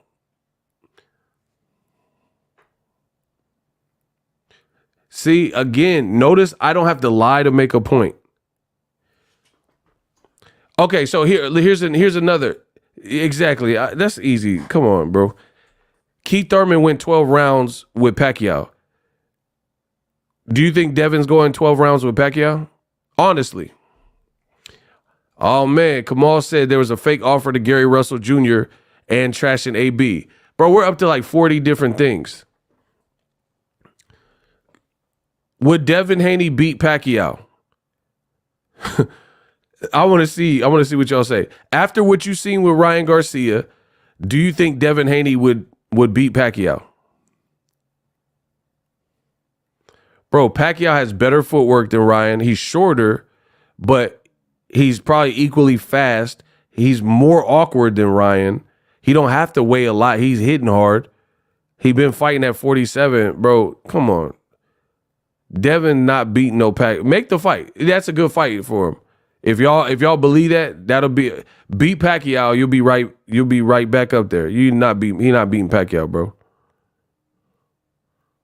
That's what I'm saying. Sometimes single nights. He said Devin couldn't hurt Khan. Hey, you wild, bro. Sometimes singular nights can really make your career take a back seat, especially when you talk that talk. When you talk that talk, I'm telling you, and the people, it's funny because over time it'll show what's next. I'm not telling you, all I'm telling you is my opinion. This ain't my hopes or I'm hoping and praying and nothing like that. I'm just telling you what it is. Over time it's going to be shown. Hey, come on. He said beat him in a Bambi leg contest. What even is that? Hey, he said beat him in a Bambi legs contest. Oh my gosh. The only thing that might be true about Devin Haney is he's undisputed in spring, as Mayweather said. But here's the thing. The other thing that you guys aren't factoring in that really hurts Devin is this. He's a champion, but based on your last fight, nobody really believes it because I mean, would you believe it? Like, would you feel like a champion if you know you got like virtually almost knocked out and put up the worst performance of your night? Like, okay, it's like playing in the finals game and you lose the game and you have the worst game of your career where you had like one rebound and you were like 0-18 and missed all your shots and they said you were the MVP.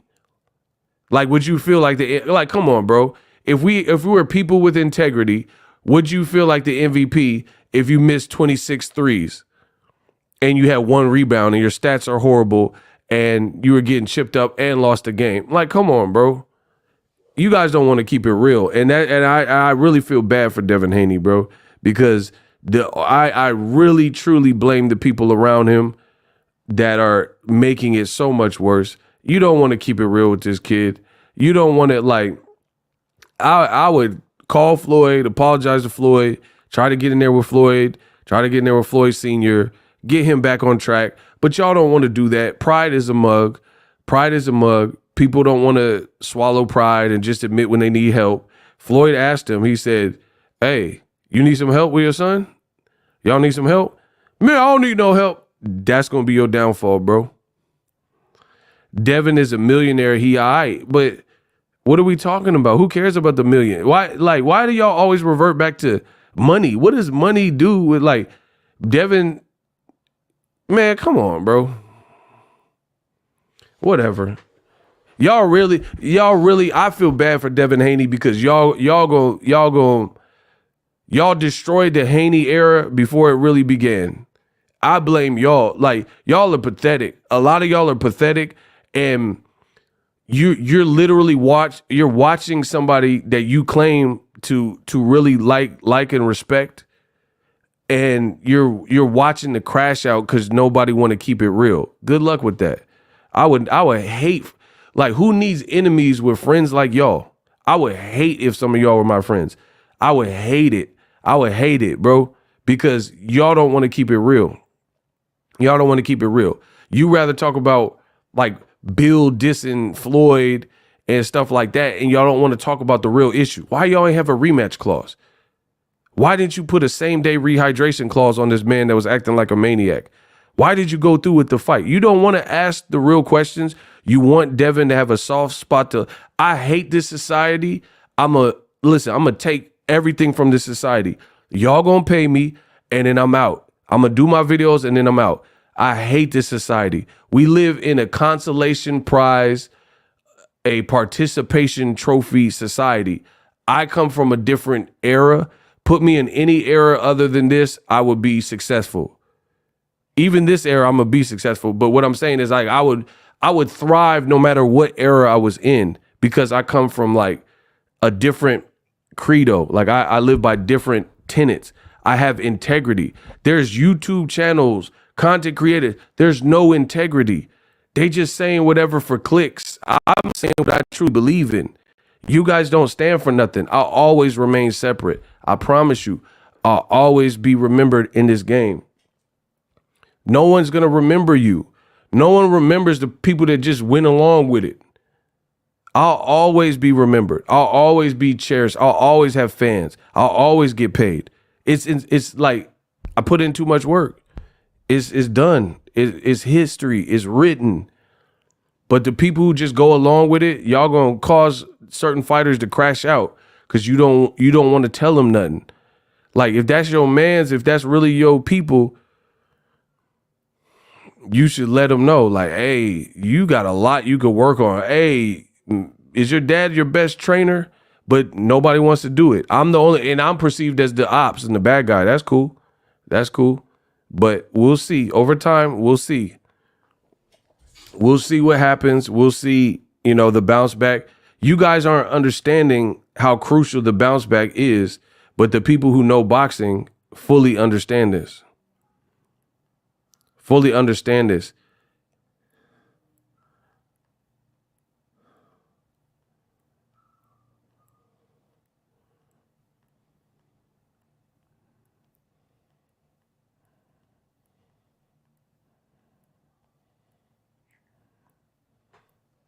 Look, this is Oscar De La Hoya. And how come Bill Haney don't go at nobody that's not black anyway? Somebody let me know that. Cause I see the Haneyacks, they saying like, oh, I'm talking about reality. They'll be like, oh, this person or this page or this person talking about Devin, y'all some coons. How come Bill don't go at nobody that's not black? Because Oscar De La Hoya, this is what he said today about his son. Eddie Hearn said the road is long, but this young man, Devin Haney, will be back stronger than ever. De La Hoya laughs and says, you obviously never laced up a pair of gloves. You just like Don King and the rest. You don't know what it's like to fight inside the ring. And guess what? I do, and that beating will last for a while. It's over. Oscar De La Hoya, you can't say nothing about his resume. You can't say nothing about him as a fighter. He's a legend in the game. He's a promoter now. And that man said that beating is going to last a while. Who else said that in the world of boxing? Could it have been Boxingego? So I'm on the right side of history, and I always will be. Oscar said, I quote, he basically saying, Eddie Hearn, you never laced him up. You don't know. Guess what? I do. And that beating is going to last for a while. So this is from a person who got beat by Pacquiao, got beat by B-Hop. He knows how it feels. He knows how it feels to win. He knows when everyone's on your side. He knows how it feels when he lost to Mayweather. Bro, he knows. You guys you want me to be wrong so bad, but it's not gonna work this time, Utah. He said the beating is gonna be on you. That stench is on you. That's exactly what Boxingego said. And you're like, oh, you're hating. You're a Haney hater. Okay. So whatever. Okay, listen. If I don't know boxing, tell Devin tell him to come back in October. Tell Devin, if I don't know what I'm talking about, then I want to see Subriel Matias versus Devin in October. Deal? Hold on. Listen, the Haneyacks, this one's for you. This bud's for you. If Boxingego is not being honest as right now, and I'm not telling the truth, I want to see Devin. He's a champion, right? And still, that's what y'all said. He was eating the cake like anime, eat the cake, and they talking about some and still. Okay, that's true. You're and still a champion. Great. You're a champion. Subriel Matias is a champion. If he gets past Liam Paro, fight him next in October. If I'm hating, and this is not no knowledge of boxing, and what I'm saying, which matches what Oscar De La Hoya is saying, and I said it's a long road back. So Eddie Hearn said the road is long. Who said that? I said that. So I'm saying what his promoter is saying, and I'm saying what De La Hoya is saying. So fight Subriel Matias. If you think, because when I say it, because you're taking it as harsh because you don't want to hear it. So to you, it sounds like I'm being harsh, but I'm just simply doing my job and assessing what I seen. That's it. There ain't no dog in the race. There ain't nothing against nobody. It's what I seen. But if you don't trust my eyes and what I seen, then Devin and Subriel Matias.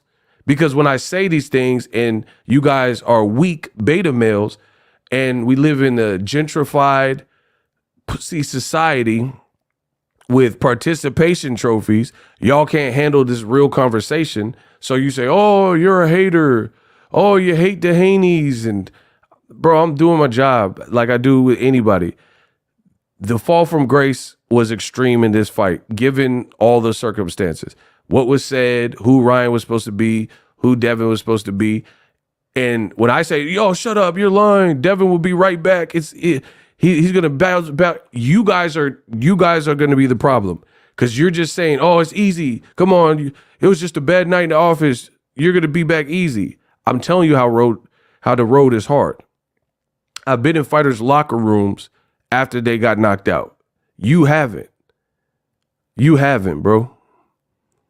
I've seen friends and the look in their eyes before they walk out and after they walk out. I've been in this game. I'm not no spring chicken in this game. You ain't been in nobody's locker and the whole energy is zapped from the room because we just watched this get killed in the, not killed, but like knocked out in the room. You haven't been there. I have. You ain't been on nobody, like basically in somebody's team and is seen them get cooked.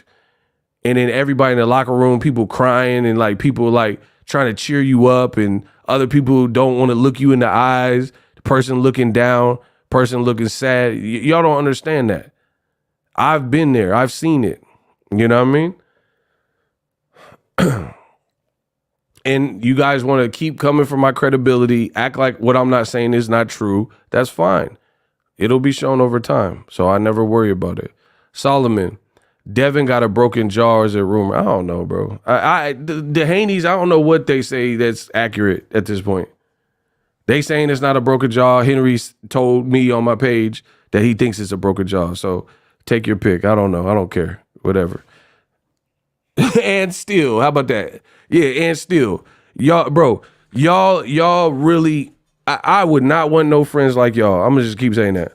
I swear I would not want no friends because I don't want real unrealistic friends that just tell me, oh, you're the best. I don't want people like that in my life. And I'm not saying you have to beat people up when they're down and kick them when they're down. I'm not talking about that. That's stupid. I box and I was dropped before. It's not easy. Apex Predator. There we go. That was truly a cherry pick gone wrong. There we go. Hey, smash the like button. There we go. I'm trying to tell you how this game works. I continue to be the best in my space, in my craft. You guys have to just bow down and admit that I'm the nicest that's ever lived. I give you information. You can run it. You can take it to the bank. Some hate it, some love it, but it's reliable. I told you lose for Devin. And y'all like, no, it's not. Ryan's going to get knocked out. All right. It's a win-win for Devin. All right.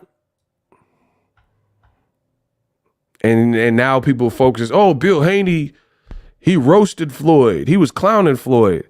Floyd's undefeated and a billionaire. There ain't, what, like, man, come on. What are we talking about? You can't really, name something Bill could do to outdo Floyd. He don't got more money than Floyd, facts. He can't outfight Floyd, facts. He's not more searched or known than Floyd, facts. What could he, like, you know what I mean? What arena do you beat Floyd in what? A game of basketball you beating? Like, what are we talking about? He said Bill Haney disrespected a true American legend. Like, what arena are you, like, your whole scheme is like a copycat, great value Floyd. They moved to Vegas, you moved to Vegas.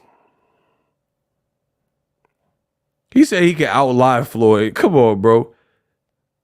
Floyd's nicknamed Pretty Boy and Money, and Devin's the Dream. Floyd was trained by Floyd Sr. Now you want to be trained by Floyd Sr. early in your career and come up in a gym. Floyd got bodyguards walking with him at the gym. You got bodyguards walking with you at the gym. Your whole thing has been almost like a ripoff. And then now you going against it. I'm telling you, be careful because your idols become rivals. And then the crazy thing is, Floyd, he was just like, we kicked it in Miami. Like, what's cool? I thought we was cool. Like, you know what I'm saying? I didn't have no problem with you. You the one that kept using my name and saying the Mayweather, like, the whole, and then people are wondering why I'm coming this hard and why other people are coming this hard. But you watch this team act toxic up until it didn't work. What did you think was going to happen when it didn't work, bro? Bro, they done win against everybody. Broner, Boxingego, Floyd, Gervonta Davis, Leonard Ellerbe, Shakur Stevenson, laughed at Richardson Hitchin having a tough. What do you think is gonna happen? You thought everybody was just gonna like say kumbaya, Devin got heart? Like, you had all this like yes man energy.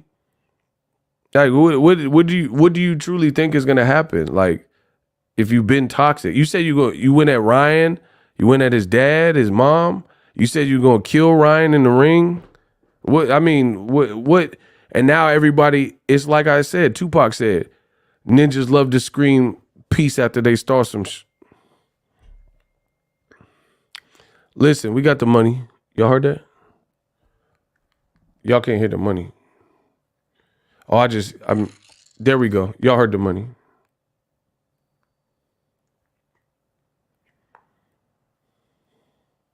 This man sent $12 and says, you hating on Haney, but you a YouTube GOAT. Allah. Whatever. No refunds.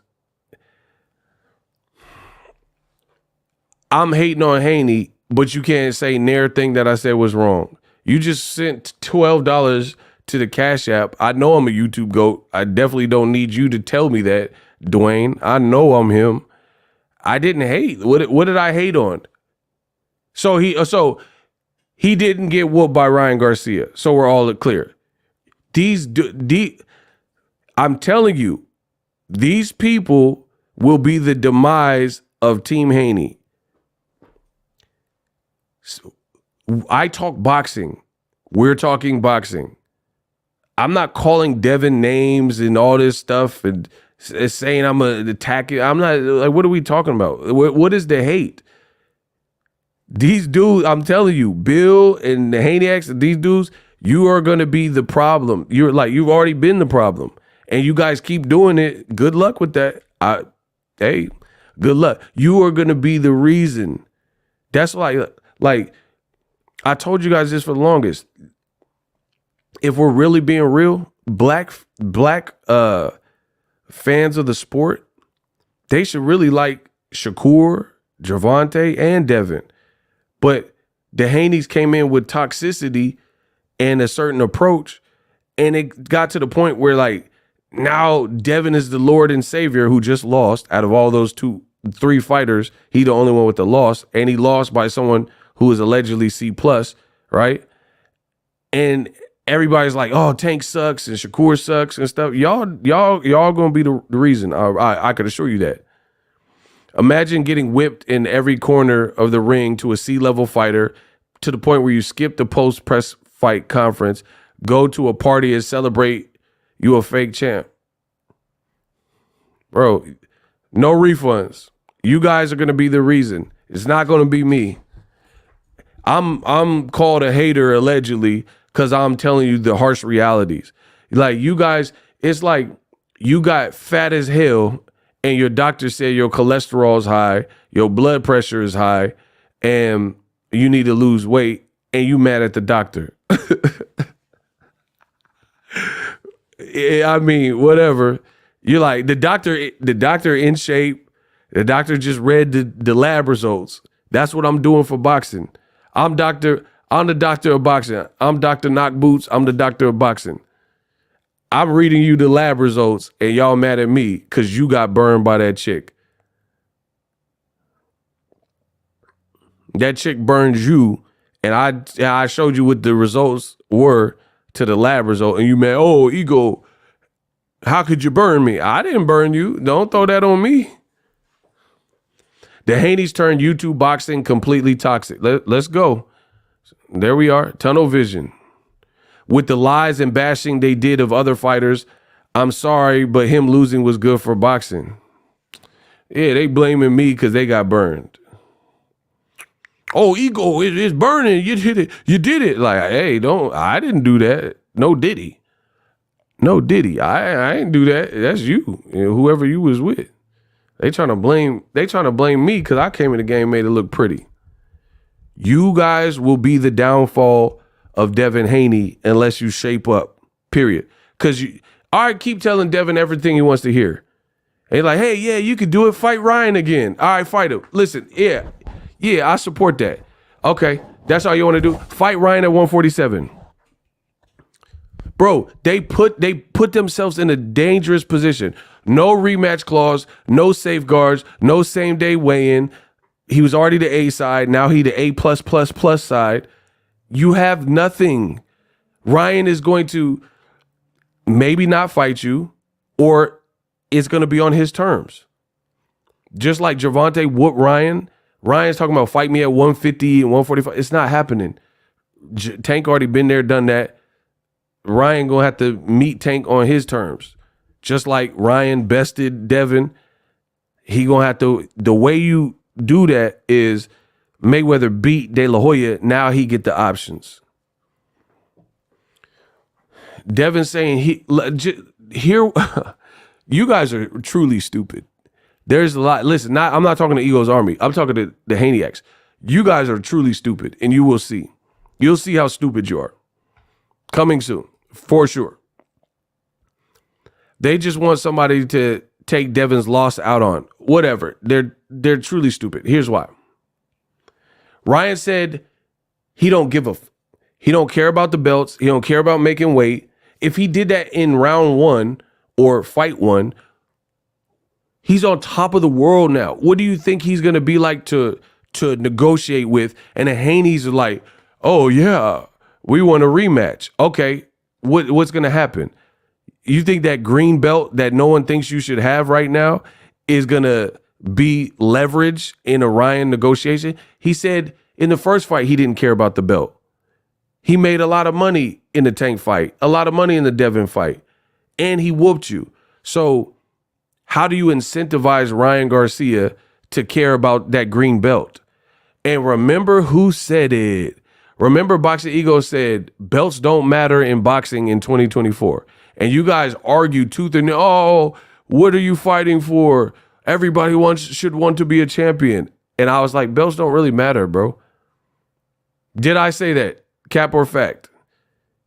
Oh my gosh. We gonna make so much money. I can't wait. I can't wait. This is gonna be my best year on YouTube ever. I told you belts do not matter. And then Ryan missed weight and said the belt didn't matter. And now everybody's talking about Ryan Garcia with no belt. Who in the is gonna look at Ryan's next fight and he acting all crazy and promoting it all crazy like he does, and he just turned Devin into Martin Lawrence from the Tommy Hearn fight? Who's gonna be like, you know, Ryan's entertaining as Ryan's an action style fighter. I don't want to watch his next fight because he didn't captivate the WBC belt when he whooped on Devin Haney. You guys are idiots. I told you that, and then I showed you that. Idiots. Idiots. So if belts or money doesn't matter, what does matter? Who said money don't matter? Harmony TV. When did I say money didn't matter? Hold on. Did anyone else hear me say that money doesn't matter? Because I'm still shocked how we can have a room full of people and some people magically heard me say stuff that I never said. When did I ever say money doesn't matter? I've never said that. In fact, I tell you, it's all about money on my channel. If we do not make the money that I'm trying to make, then I'm not doing the live stream. I ain't never said that money doesn't matter. What are you talking about? Don't lump what I said with anybody else. I don't know what people say they seen Elvis in a strip mall. I don't know nothing about that. Tell me about what I said. There's people that say they said all kinds of stuff. I don't care about what other people are saying. I never said money don't matter. Yeah. Now that Harmony said that, y'all gonna pay for it. Y'all gonna pay for Harmony's sin. I ain't never said money didn't matter. Now y'all gonna send me some money. Yeah. Charge it to Harmony. Y'all gonna pay for that. Cash App on the screen, Boxingego. Y'all gonna pay for Harmony's comment. I ain't never said nothing about that. I said belts don't matter. Listen, when I'm saying belts don't matter, pipe down. Let me explain. When I'm saying belts don't matter, it matters to some people. If you're at that level, like if you're not making mega millions, yeah, the belt could matter to you. If you're Gervonta Davis, Canelo, Ryan Garcia, you do not give about a belt, bro. It's that simple. I hope that's clear for you guys. Stop putting words in my mouth. Hey, Ego wrenched me up so I could click on her profile. She kind of bad. Hey, come on, bro. You nasty. This Bill Cosby over here. Belts matter if you're in a certain bracket. Like Arnold Barboza or something. Yeah, a belt will matter to him because that could change his world. But if you're a Tank, you know, like Tank on private jets, what are you going to be like, oh, but where's my IBF belt? Like, no, ain't nobody care. Like, if I'm in the Bermuda Triangle with butt naked bitches, like, do you think I'm worried about the WBC belt? Like, honestly, just come on, people. What? Man, come on. Give me some better work. Bro, so if I'm in Trinidad, I'm at Carnival, and they just out there shaking it. And they doing all that with the feathers. And I got belly dancing. I'm not worried about no WBA, IBO, WBC, IBF. Bro, it's out here. What? What y'all talking about?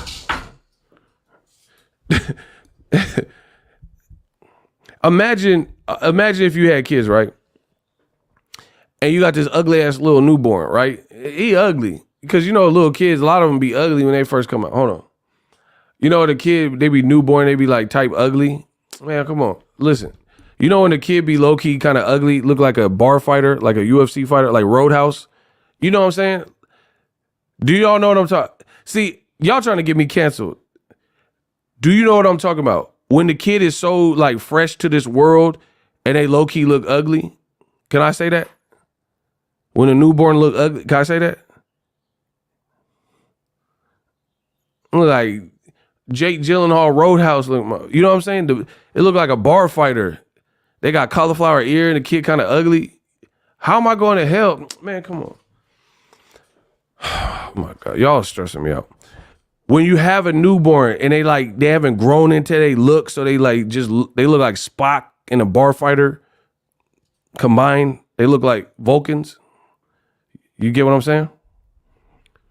So when the baby ugly as hell, like, and all they do, they don't have a brain. They don't know how to do nothing. They can't walk, can't talk. So all they do is just cry and want food and sleep. That's like the only components that they have. And you broke as hell. What, you gonna feed your baby some WBC? Bro, you got that ugly ass baby. He like, and you ain't got no food. You ain't been to the Kroger's. You ain't been to the Whole Foods. You ain't got no money in the checking and saving. You gonna feed the bell some WBC. The baby, he gonna eat some WBC. He gonna eat him an IBF snack. Y'all are stupid. Y'all are truly stupid. You feed the baby some WBA. My man said WBC milk. You got that WBC Similac. You got that Suleiman's Similac. Bro, your baby hungry as hell. You gonna put that green belt in his mouth with Muhammad Ali pins and emblem. He cutting his mouth. Oh my God. Bro, you gonna put that belt in the kid's mouth. And if you got a black kid, you gonna put the WBC Juneteenth belt in his mouth. The nigga belt. WBC must be stopped. They make a belt about anything. Give them a reason. They got the transgender belt, the nigga belt, the Juneteenth belt. Like what? They got the solar eclipse belt. They got a belt making factory, boy. WBC, give them a reason. Hump Day belt, Ash Wednesday belt. They make a belt for any month and fight. Any reason. The short bust belt, like what the hell? Where y'all get these belts though? They making any type of belt for any event. The quinceanera belt. Why we need a quinceanera belt? Why you make that? Why'd you make the quinceanera belt?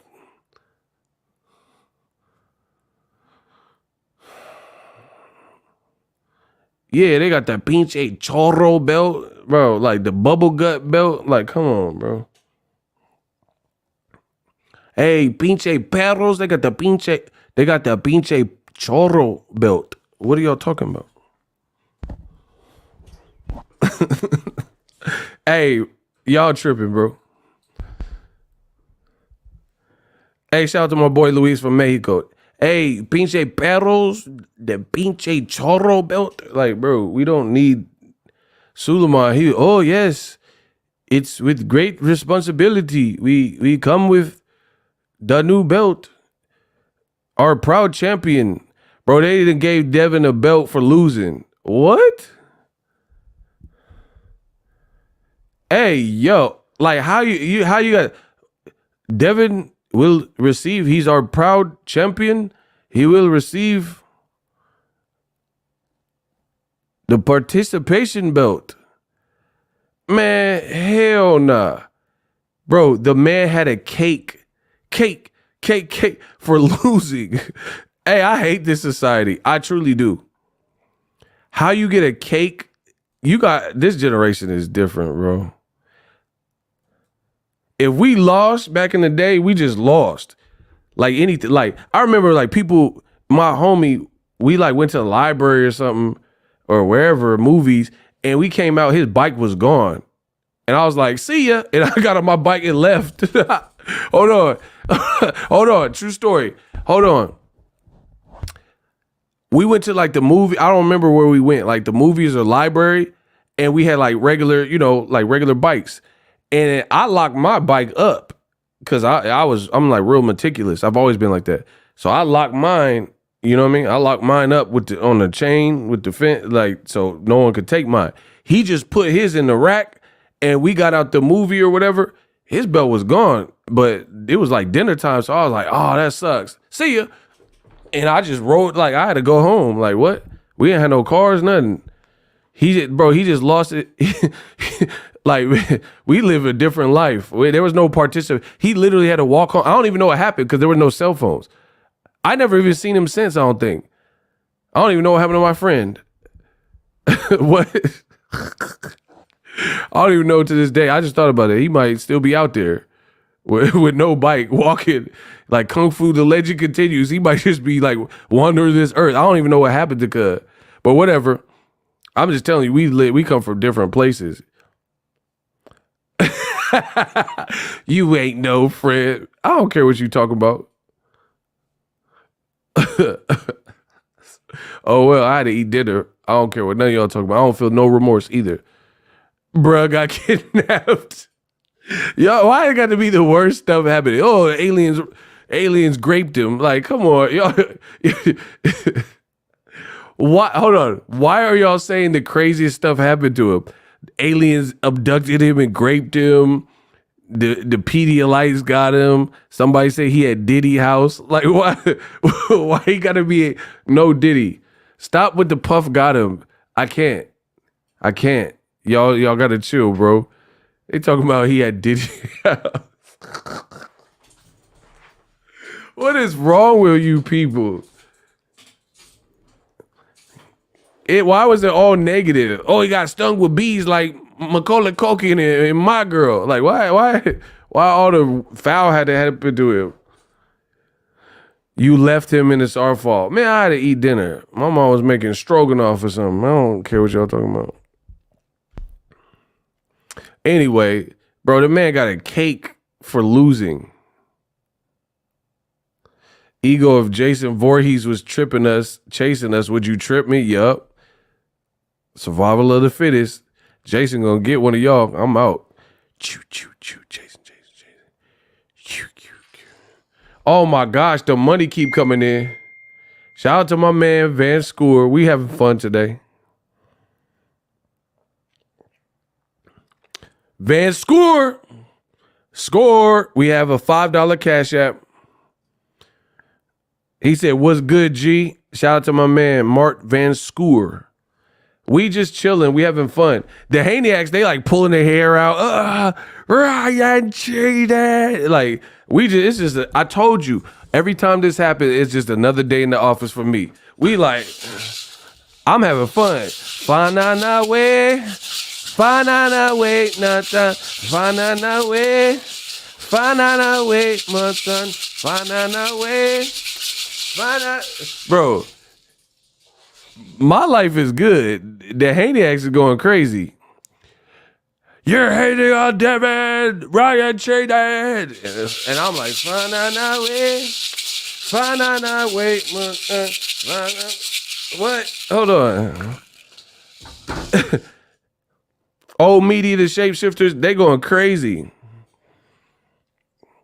Shout out to Edgar. Shout out to my boy Edgar. He know what it is.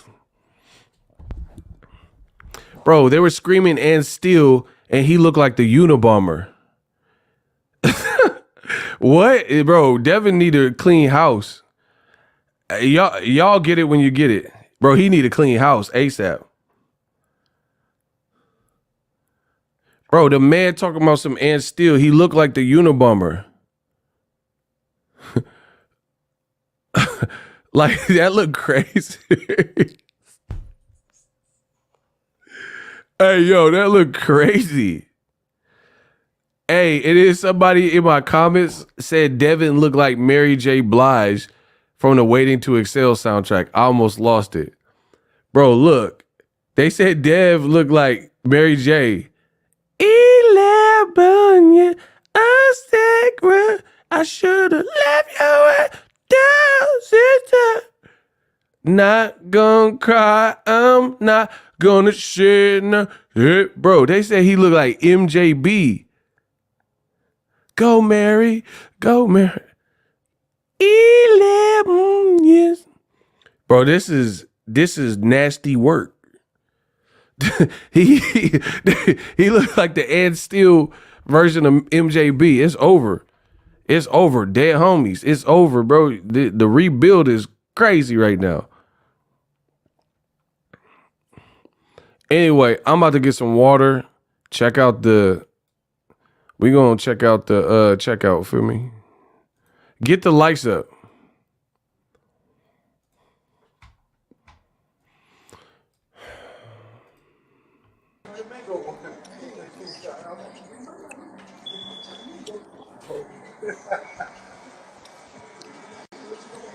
Is that you? Talk to me. Is that you or is that the AI version? It's me all the way. It could be the AI version if you want it to be. No, What I'm up, family? saying is, well, I mean, the PF, I mean, why they No, FF? because I got the social. I let somebody else run that social media page. When I want to get on that, I get on that. But it's one of my guys. What's going on, family? One of your, Talk to me. one of your guys. Yeah, it's I mean, you one of my call, guys. It's one of my. you call for me. Yeah. So I need to know. I called you to. I've been reaching out to you to let you know. I ain't never had nothing against you. Where did me and you go wrong? When did me and you start having beef? I don't know. I don't know how much do we have a beef? Because you I'm seem just saying. real I mean, like you aggressive or at least something I about thought it. it. Do we have what kind of Last beef time, do we me and have? you. Wait a minute. What kind I'm of just saying beef we do don't we have a have? beef. I'm saying a disagreement, What do we have or a we not on the same disagreement page. about? What I do we don't. have You a tell disagreement me. about? You tell me. Huh? I never had nothing against you. Now, Oh, if I'm not mistaken, I seen. Let's talk. Let's talk. I seen you in Miami. Last time I seen you in Miami before. We kicked it. You said what's up. I said what's up. We kicked it. We had a good time. Now all of a sudden it seemed like Bill Haney is my enemy. Like I ain't got nothing against Bill. listen. Listen, I don't know if I'm your enemy or not. I don't claim to be your motherfucking enemy. I don't care nothing about being nobody's enemy. You know who I am. You know what I'm saying? You know how I fuck with it. But if you was my enemy, then you would feel like that. Do you feel like I'm your enemy? I'm just Bill. I'm just asking a No, question. I'm asking This ain't. you. We ain't in no Does it feel pissing like I'm your contest. enemy? Does it feel like I that? don't. You. Tell. I feel That's what like I'm no, asking because you. I feel like listen, I've been knowing you for hella long, but I feel like you're a bullshit ass nigga.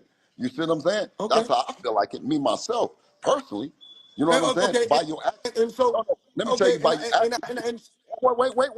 Okay. That's cool. Wait, PB. You wanted me to tell you? I feel like you're a Okay. bullshit Go ahead. ass nigga based on your actions about everybody that's been in the town that's been down with you. You dig what I'm saying? They doing dirt ball bad. Ain't nobody doing real good fucking with you. You dig what I'm saying? Now you told me that you was gonna show me what you can do with Tank. You always kept telling me, Tank, Tank, Tank. You see what I can do with Tank. Listen, brother, you see what I done did with my son.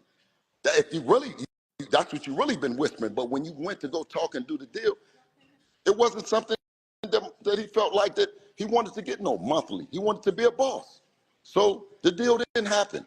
But I mean, I don't want you to sit up and talk like you like some hellified nigga. You've been doing some hellified shit for the streets, or like you done been there for me, or like we 100% eye level.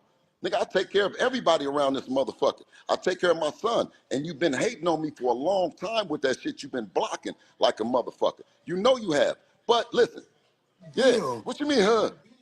What do you mean, huh? Bill. What the Bill. fuck you mean? You won't even stay. You Yeah, won't even. You'll look. But I'm saying this though. Everybody that I got something against, or just like you said, I'm gonna say it. I'm gonna say it to their face, and you okay. know that's the kind of nigga I've been. Listen, you've been carrying that bullshit that you've been doing for nothing, nigga, and I'm not gonna kiss your ass, nigga. You know I'm not gonna kiss your ass. Period. Hey, And Bill. listen, Can I for every nigga, talk? Mac, and Bill. all of Bill. You had the Mac. floor. Listen, I'm saying Mac, Bill. When can I get the floor? whether it be Bill. Mac, When can I get the S floor? Mac. No, okay, I'm gonna let you get the floor. Whether it be Mac, whether it be S Mac, whether it be all the bad niggas, whether it be my nigga from up the way from Oakland, you know what I'm saying? Rest in peace, nigga, a lot of niggas. You know what I'm saying? So you popping it, so nigga, when I pop it, what's the problem? Because other niggas don't pop it. You know what I'm saying? You pop it 1,000 times. Nigga, you was talking about that sparring shit. Nigga, you beat niggas up in sparring. I didn't watch you beat niggas up. And when my son got down on you, you dig what I'm saying? You act like, you tell us, no, you tell us, no, you tell us. You told us that it was good. Bill, if your What? son is undefeated in the gym, congratulations. Congratulations that you got an undefeated fighter in the gym. I'm not, That's not it. I'm the under No, the I light got a type nigga fighter. that don't lie. I got a nigga that don't lie, So nigga, guess what? 100% of the time. Can I Nigga in ask you a life. question? Bill, Yeah. let me ask you a question. Yes. What's my record under the lights? What's my record under the lights? I'm going to tell you, but listen, what's your record in life, nigga? No. Yeah, Get nigga. down to it. Yeah, what's my record? What is Nigga, my what's my record? record in life? Nigga, what's your record under the lights? Nigga, every 50 of your opponents My was record in staged. life, Nigga, my what you record in talking life is about? undefeated. Nigga, listen, huh? You said what? You said in life My you record in undefeated. life is undefeated. Nigga, come on, man. What are you talking about your record in life? Nigga, who you talking to? Who you talking? You trying to tell these people that you don't take no L's. Nigga, you take L's around this motherfucker. I done took L's. Nigga, my son took L. Nigga, we take L's. What the fuck you talking about? You keep running around this motherfucker acting like that you the only one like When your shit somebody don't stink, died, nigga. when you lose a loved one, of course we take an L.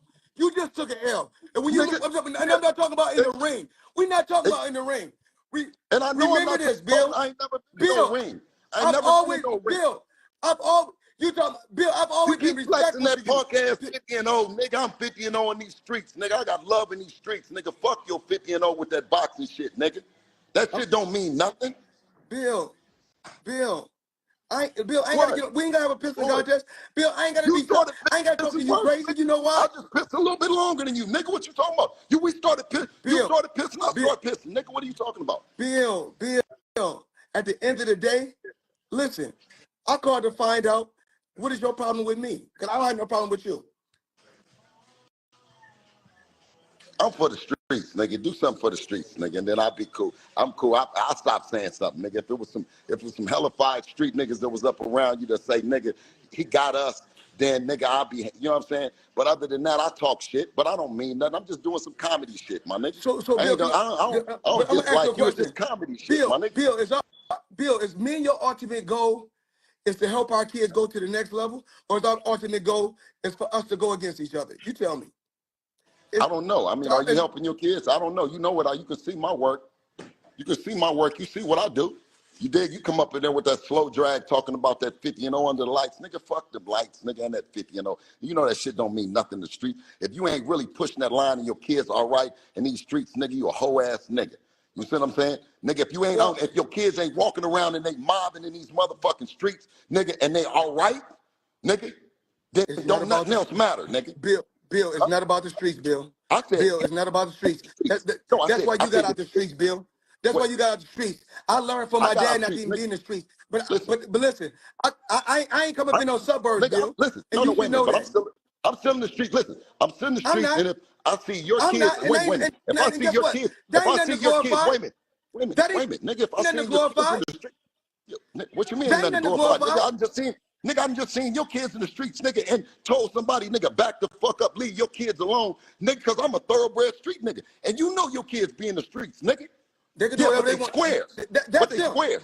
Yeah, you said they'll do whatever they want to do, you clown ass nigga. What you mean your kids can do everything? And you got $150 million. I didn't say, listen, I didn't say that. Said, I said when kids, you just said that they can do whatever let me they tell you want to do. something. When kids get to a certain age, they're gonna do what the fuck they want to do anyway. Nigga, you buy them what are you bitches talking about? everything, nigga. You buy them bitches everything. How you can't buy your kids everything the same pocket, nigga? Lame ass, nigga. Why are you worried about what I'm doing with my money? Nigga? You can't now fuck you with me pocket watching? Nigga, I'm a thoroughbred nigga. You already know it. Now you 17 pocket years, watching? nigga. Cool. Pocket. I don't give a fuck. Bill, pocket. You shouldn't be worried about. You shouldn't be worried about what another man doing for a woman. What you said? No, doing for a woman. You said, nigga, you know I'm a nigga. I've been around this motherfucker deep. I ain't never been knocked. Nigga, you ain't been in my business. What you talking? Your money ain't spent with me, nigga. Fuck you mean? My business. You bringing up my name always. No, what I'm saying is I'm talking about with the bitch. You ain't never got mine. You know what I'm saying? So what are you talking about? We've been in this business. I pocket watch. I ain't never had to pocket watch, nigga, with you. Because the bitch ain't never came in and told me you was doing nothing. Fuck you talking about? What I'm buying? Bill, I ain't said buying a motherfucking thing. I said, nigga, if you can buy something for bros, wait a minute. I said, if you can buy a lot of fly shit, you can buy your kids freedom to do whatever the fuck they want to do and walk around this motherfucker proud because they came from a boss. Bill, I want to tell you something, Bill. When kids get Yes, to a sir. certain age, Bill, when kids get to a certain age, they're gonna do it when they're gonna do what the fuck they want to do. And when kids don't want to listen, that's when you disconnect yourself from them. Period. Well, I don't care what guess what? Guess what, PB? When you got real niggas that's in these streets, that's real men, and I see that they're your kids, and I tell Bill. them, and I tell the streets, hey man, listen, that's not good. They don't need to. Do you know whose baby that is? That's a Mayweather kid. That's what I say. But Bill, you don't know. my thing is this. No. But they don't say that shit. Huh? Hello? Yeah. You don't even say thank you for that, my nigga. Bill, let me tell you something. You don't Bill, even say look, thank you for that, though. You, Floyd, I'm saying you don't even just say thank you for that, though. That's because you're a rotten ass nigga, my nigga. You always talking about some money and shit. That's what I'm saying is you can't fuck I'm with not me, talking, Bill, we're not even Listen, on here why- talking about no money, Bill. Bill, we're not even on here talking about no money. This ain't even about no money. This You about brought me the money up. Who did? You You did. brought the money up. You talking about what you can do for bitches. You brought the money up. No, I said what we can do for our kids. I said what we Bill, can do for our kids, Bill, my nigga. I said the same thing. Was Bill, I riding the once Rolls Royce before my son? Was I riding the Rolls Royce before my son? Bill, I want to let you know something. Nigga, knock it Bill, off, man. Don't nobody I want ain't to got, listen. I'm not gonna keep rapping. You know, me and you don't even be doing all this motherfucking shit. I'm not gonna keep rapping with you, Pete. You know what time it is with me, man, and I'm gonna keep What pushing time this is it with family you? line, man. What Welcome to the family. Tell me. It's the Haney business, and listen, it's gonna keep on continuing. You need some help? You need some help with your son? Have I ever needed your help for anything? You need some help with your Have I ever asked son? you for some help? You need some help the Have other I ever? motherfucking night? You need some help the other said who? motherfucking night? You need Oh, some help with nigga, your son? listen, your son need help tonight, nigga, not the other You night. need some help Your with your son son? needs help tonight, you fool-ass earth man. Your You need son some needs help? help tonight. Your daughter needs help tonight, you You need some help? fool-ass earth man. Do You not need some help? campaign. Everybody needs, listen, my son needs me today, tomorrow, and every And day. guess what? So does yours. If he need Yes. me, I'm gonna be there for him. If he need me, I'm gonna be there for him. No, nigga, you was just popping slick, and I pop back at you, crazy fool. Yeah, if he We need me, don't need guess you what? for dog Guess shit. what? We don't need I you ain't never, for and then guess what? shit. Anytime I ever talked to Devin and helped him, Devin, guess what? It was all total love. Period. It don't sound like that. It was. It was off love. Period. It don't And sound you like know that. but you know that. You know that. Yeah, I don't think so. Now I don't call think so, people. But, now, PP, now, but now you got my number. Call me direct so we can talk on the phone. no, Call me. no.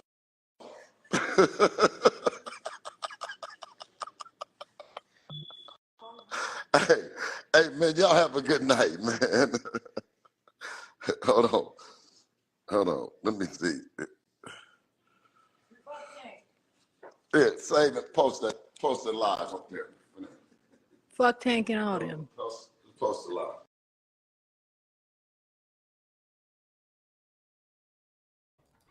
Well, what do y'all think? What did y'all think?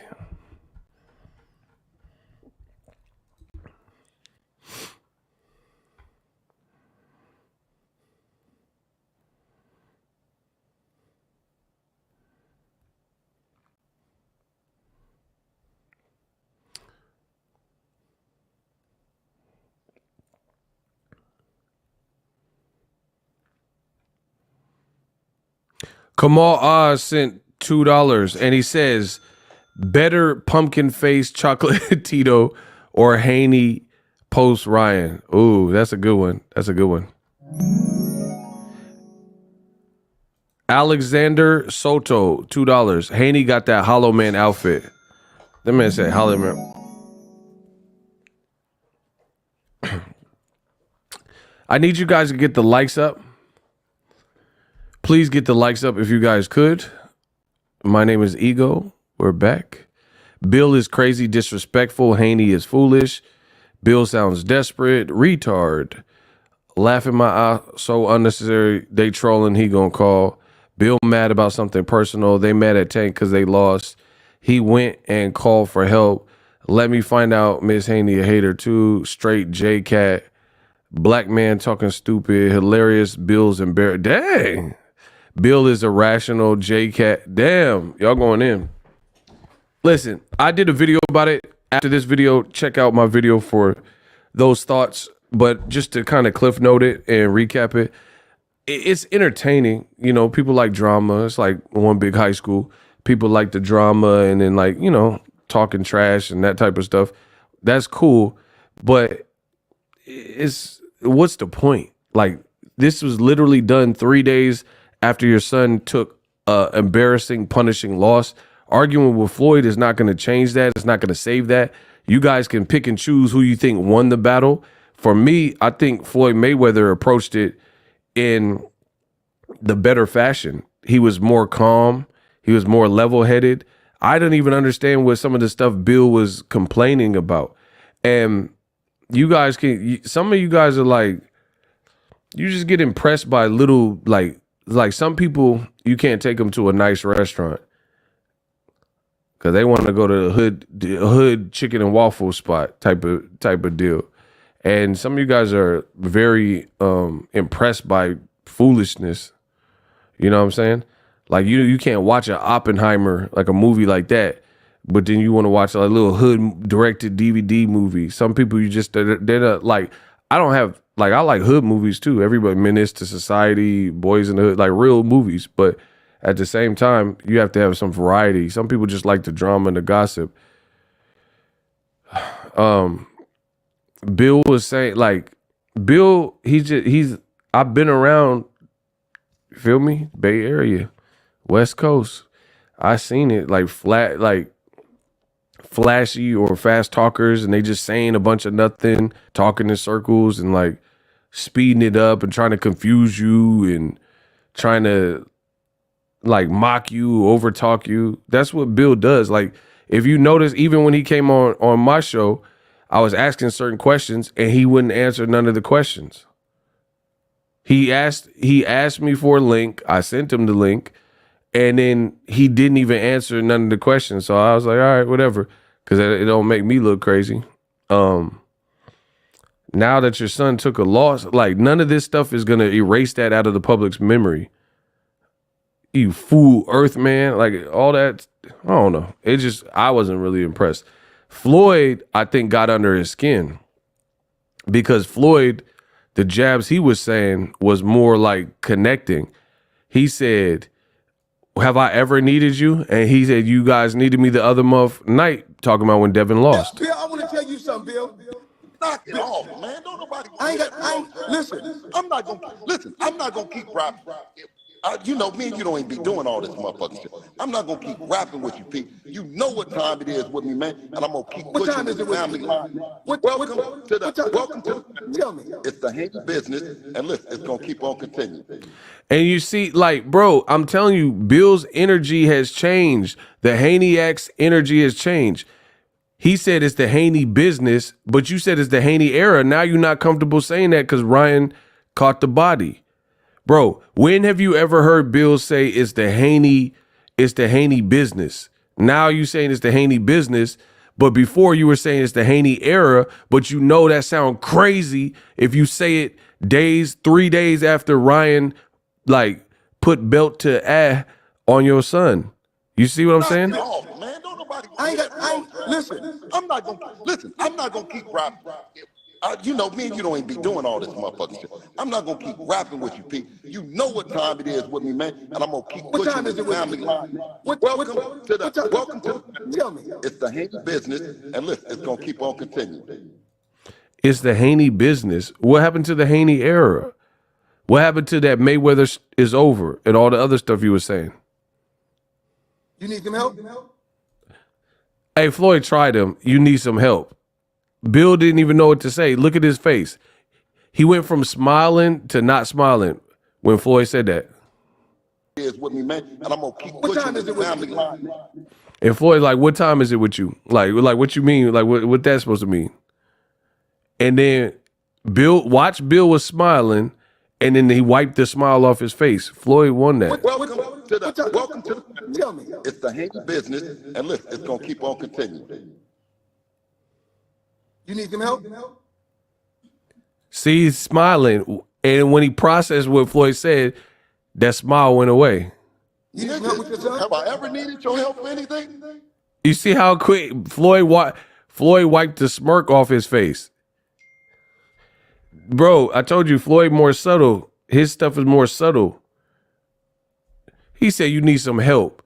And then set him up for the okie doke. He's like, have I ever needed your help? And he said you needed my help the other night, talking about that Ryan Garcia fight. And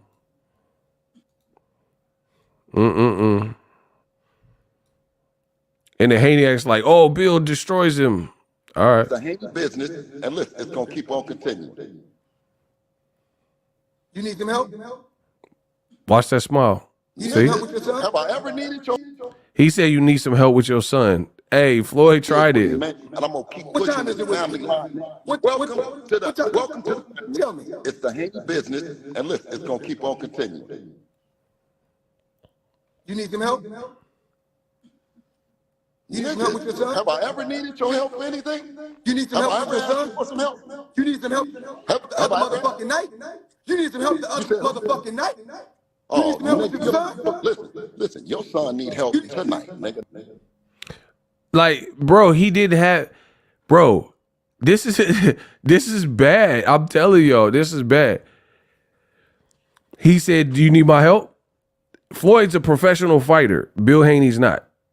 Floyd's a professional fighter, goated fighter, beat more world champions. And he see, that's what I'm saying. Like, it's like almost like low IQ people is impressed with just the hood fast talking. Floyd is like back in his bag, like Pretty Boy Floyd, Money Mayweather bag of like the trash talking. You know what I'm saying? Because it's real sneaky, it's real snarky, stuff like that. Not like, yeah, you buying these big outfits. Like, who cares about that? What are we talking about? Outfits. He said you need some help. And you could tell it stung Bill because his son really like, okay, put it this way. Could Devin have used the assistance of Floyd in the corner? See, when I'm talking about the roast game, that's why nobody can, I promise you, there's not no man, woman, dog, child that's finna out-roast ego with the roast game. If we want to play, I'm from the Bay, bro. Play the roast game with me if you want. Let's see who's wittier. Let's see who can make the people laugh. I'm with it with anybody. I'm from the Bay, bro. We used to do this. I used to roast my homies who I love and care about. So it's nothing. Let's play the dozens. Let's play the roast game. Let's see who can come up with the wittier things. I'm with it with anybody, right? But for me, part of the roast game is when you not like, even like, it's like almost like a battle rap, right? It's almost like a battle rap where the punchline that hits the hardest is the punchline that's true. 80s babies do it best. Let's go. Let's go. Shout out to Joyful Dove. Let's go. It's like a battle rap. If somebody says some stupid stuff that's just not true, it might be cool, it might rhyme, but I'm more impressed when they can make it rhyme and it makes sense. Bill Haney, his battle rap bar, if this was a battle rap, his battle rap bars, like his disses ain't really about nothing. Floyd is digging and cutting deep with sensitive subjects that just happened. The man said, when you lose a loved one, y'all just lost the other night. You see how Floyd set that up? He made it sound like he lost a loved one with Devin Haney losing. You see what I'm saying? Or how he said, you need some help? You need some help with your son? Now, the problem with this for me is like, Bill is like seemingly so stubborn. Floyd could really help his son. And at this point, based on how Devin performed, he probably needs it. Like, he did the interview with Fight Hype. Floyd was breaking down some of the mistakes that Devin was making, but because you want to beef and have a pissing contest with Floyd, you're not going to embrace that, and you're going to turn down his offer while calling him a hater but you really could have used that. You really could have used the help in the corner. And I'm going to show you in a second what I'm talking about. Some help. You need some help. Help the other motherfucking night. You need some help the other motherfucking night. See, look, Bill don't have no comebacks. I told you.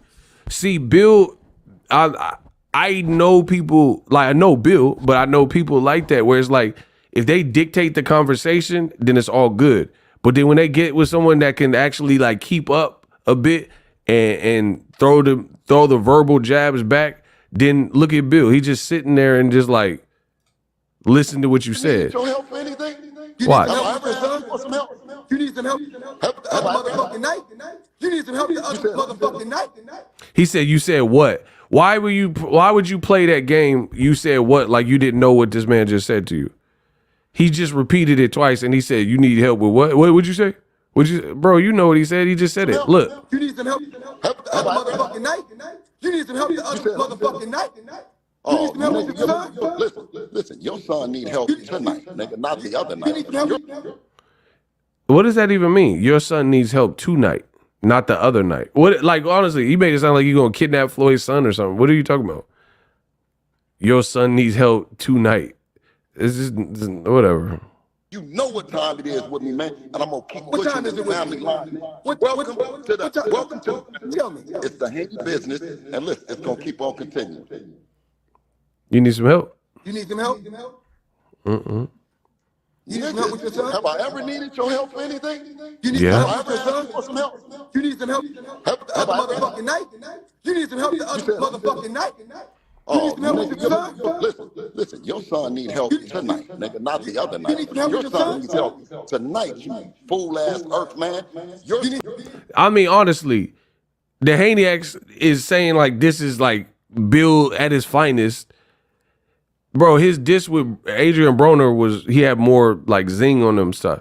Bro, what are we talking? The Haney-X, okay, honestly, be real. He said your son needs help every night. What does that even mean, bro? And you fool Earth man, like whatever. Your son needs help tonight. Your daughter needs help tonight. You fool-ass earth man. Do not campaign. Everybody needs. Listen, my son needs me today, tomorrow, and every day. So does yours. If he need me, I'm gonna be there for him. See, he said Floyd is killing, bro, because he said if he need me, I'm gonna be there for him. He making it sound like he a stepdaddy or something. You see how it's easy to see.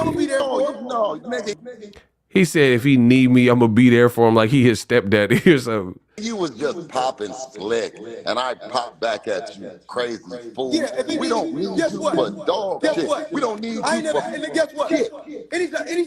We don't need you for nothing. All right. We don't need you for nothing, but your son got hit with the first left hook Ryan threw pretty much. Time I ever talked to Devin and helped him, Devin, guess what? It was all. Anyway, so he said his son don't need him. The lie detector test determined that was a lie. Let's look at it. So he said, you guys heard that. Bill Haney said, we don't need Floyd Mayweather for nothing. We don't need Floyd for dog-ish. Have I ever needed you? Pride. I'm telling you, pride comes before the fall. Devin could use, at the very least, the additional set of eyes. The mistakes that I seen, and I'm not even a pro boxer or the trainer or whatever, but the mistakes I seen. But because you're prideful, you don't want to admit it. You don't want to give the person that could give your son assistance for whatever y'all got going on or whatever happened in the past. So let's look at it. Let's see if Floyd could have helped Devin in this regard.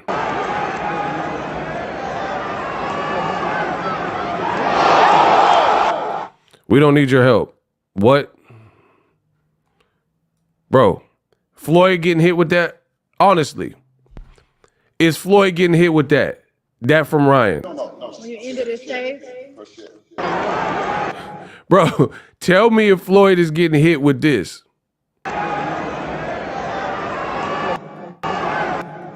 Ryan did a little quick jab. Devin leaned back, like almost like a shoulder roll.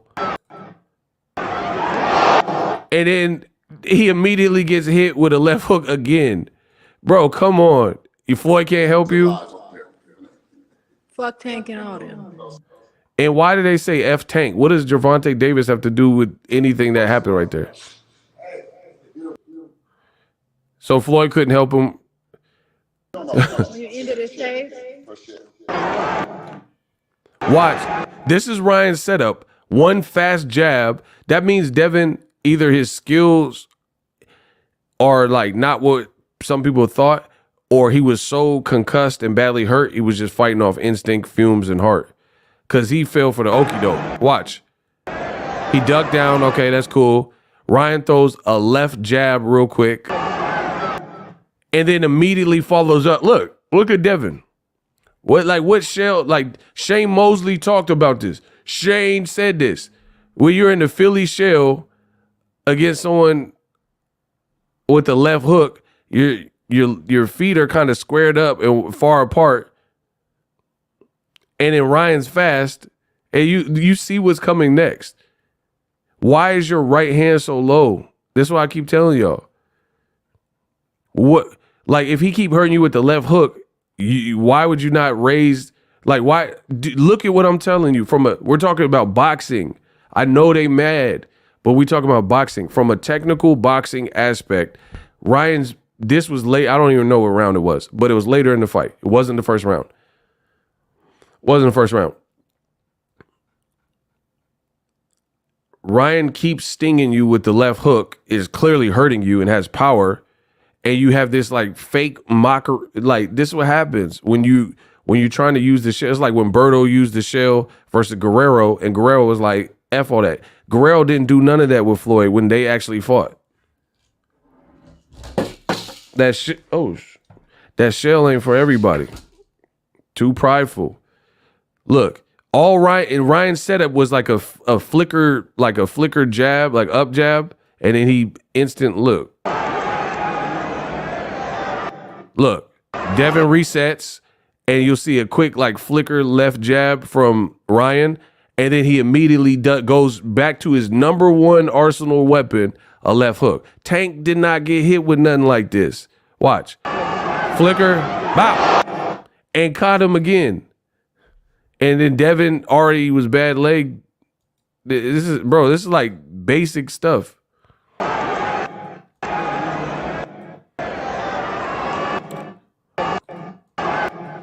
See, look, quick flicker jab.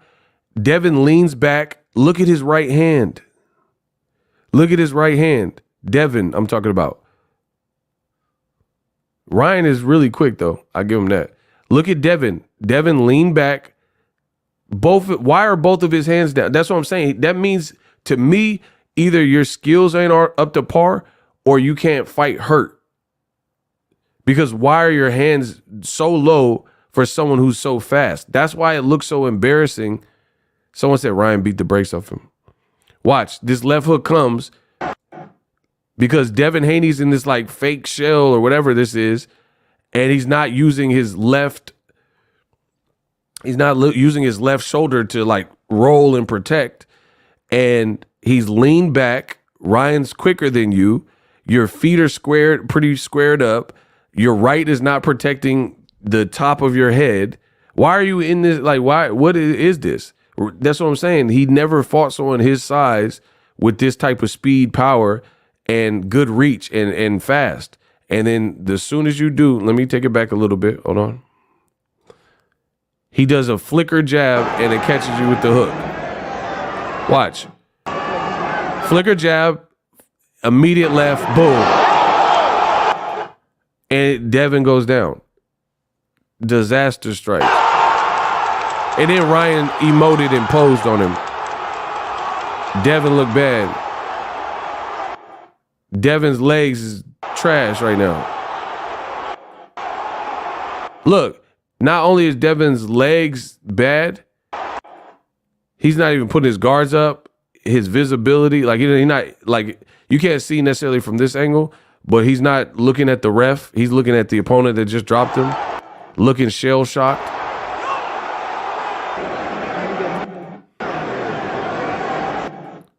Bro, he just did the same thing. Like, he's like doing the same thing. Bro, And remember, oh my gosh, bro, this is like frustrating to watch almost. Ryan keep blinding him with a quick left and then throwing the right or throwing the left again, like a hook. Watch. Same moves. Devin ain't fought no one with this speed and power and reach. Watch.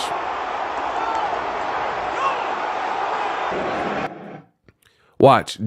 Ryan, like Devin's right there. And would have been better for Devin, and you have to be able to think when you're badly hurt and stuff like that and still operate. Devin should have tried to get off first. You're letting Ryan get off and he's faster. Devin was out of it. That means he's like pretty much kind of out on his feet. It's like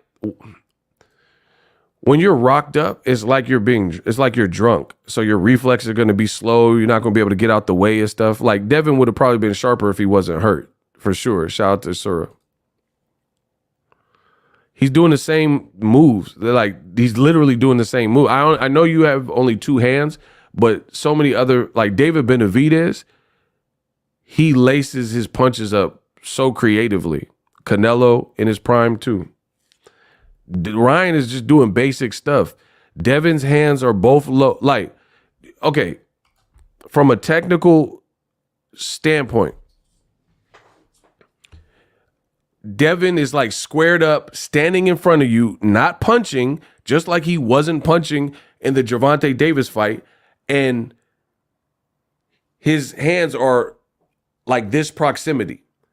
You're dealing with someone as fast as Ryan Garcia, who has the reach to touch you, who's fresher because he hasn't been hurt like you.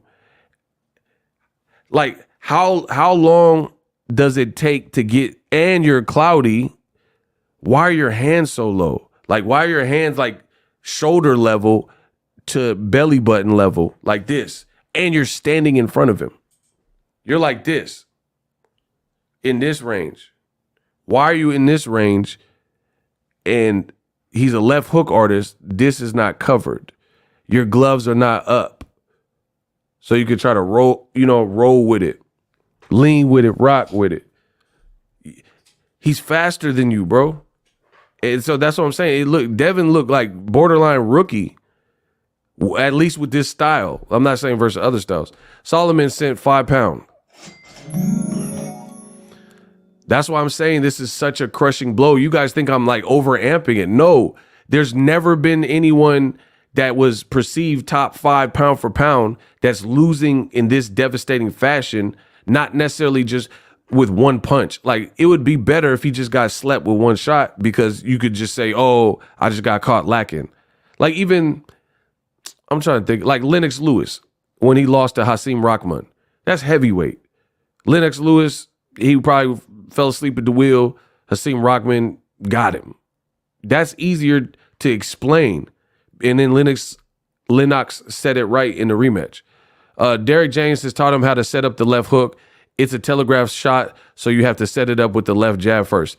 And all Ryan keeps doing to set it up is just throwing a fast left jab and then pulling it back and then immediately shooting the punch that he really wants to throw, which is the left hook. Devin's falling for the okie doke. So again, you see Devin Haney right here, Ego Film Study. His hands are too low. Shout out to the #1 boxing channel. Absolutely. If you guys like this content and the film study and all that, smash the like button. You're squared up pretty much in front of him. You're an easy target. You're hurt. You have no legs, and your hands are entirely too low, given the fact that Ryan is tagging you with the left hook, which shows me that either your senses are scrambled because you're so hurt, which is a definite problem. If you get hurt and don't know what to do, then you're food. Because Subriel Matias can hurt you, and he won't stop. I honestly thought Haney was better than this. And, like, I'm not saying he can't have a better showing, but the problem is it appears that Devin Haney, when he's hurt, it's just like panic room. Panic at the disco. Kind of like Amir Khan, for real. It's like Amir Khan is dope when he's getting the best of a person, and his speed is working. But then when Danny Garcia hurts him, he's just like skipping around the ring. Bro, I'm not being funny. Devin Haney is looking like Amir Khan 2.0. Very good at his style when it's on, but then now the blueprint looks, at least to me, like it could be out. Where Amir Khan, he get clipped up by Maidana and he's just skipping around and he just like panic. Pacquiao get hurt, he don't panic. Pacquiao, my boy Pacquiao, when he get hurt, I watch and study fighters. When Pacquiao get hurt, he'll bite down and he'll start banging his gloves and stuff. And then he try to get some get back. Pacquiao will be like, doo-doo-doo, and then he'll fly that he coming for you. That's how Pacquiao move. Pacquiao, you bop, bop, bop, and hit him. You bop, bop, bop, and hit him. Pacquiao. I mean, even Ryan, the best shot that Devin Haney landed, was in round 3. And he drove Ryan back. Even Ryan was like, yeah, like, come on. All right. That woke me up. That woke my game up. Let's go. Let's go. You feel me? So Devin looks pretty squared up to me. His hands are pretty low. Ryan's best punch is clearly his left hook. Your temple's not protected. And Ryan's fast enough to keep reaching you. Look, and Devin's waiting too long. Watch. Look, see, he's just blinding him with a quick little flicker jab with the left and then shooting the left hook, or he's shooting a right. That speed is like all the problem. You got to be Floyd Mayweather level, you got to know how to deal with all these styles. Athletic guys, taller guys, rangy guys, fat guys, short guys, skinny guys, hard punchers, power pressure fighters, boxer punchers, southpaw, orthodox. You were getting compared to Floyd, and this is nothing Floyd-esque. Floyd ain't never looked like this versus nobody, I can guarantee it. Watch. Quick little flicker with the left. And then Devin goes back. Watch. Ryan missed. Devin immediately clinched. He's not throwing punches just like the tank sparring. Look, Devin trying so hard to, he's concussed. He's trying to clinch, and then Ryan uses forearm a little bit, and then he watched him bank on him with the left again. Look, Devin kind of brought his guard up. Look, you see that? Down goes Frazier.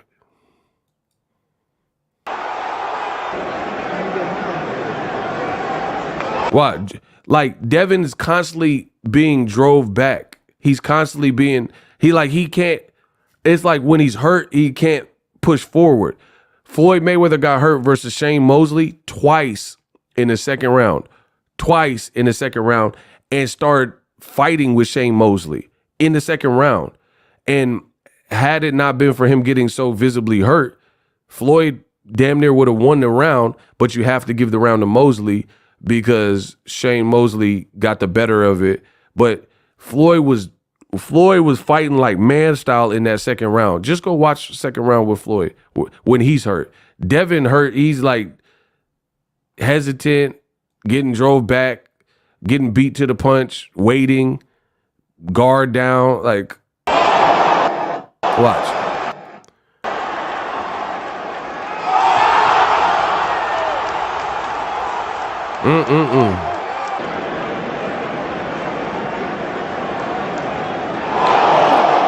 You see it from that angle?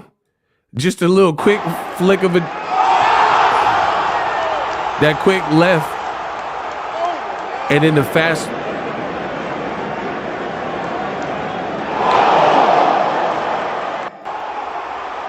Bro, this is not good.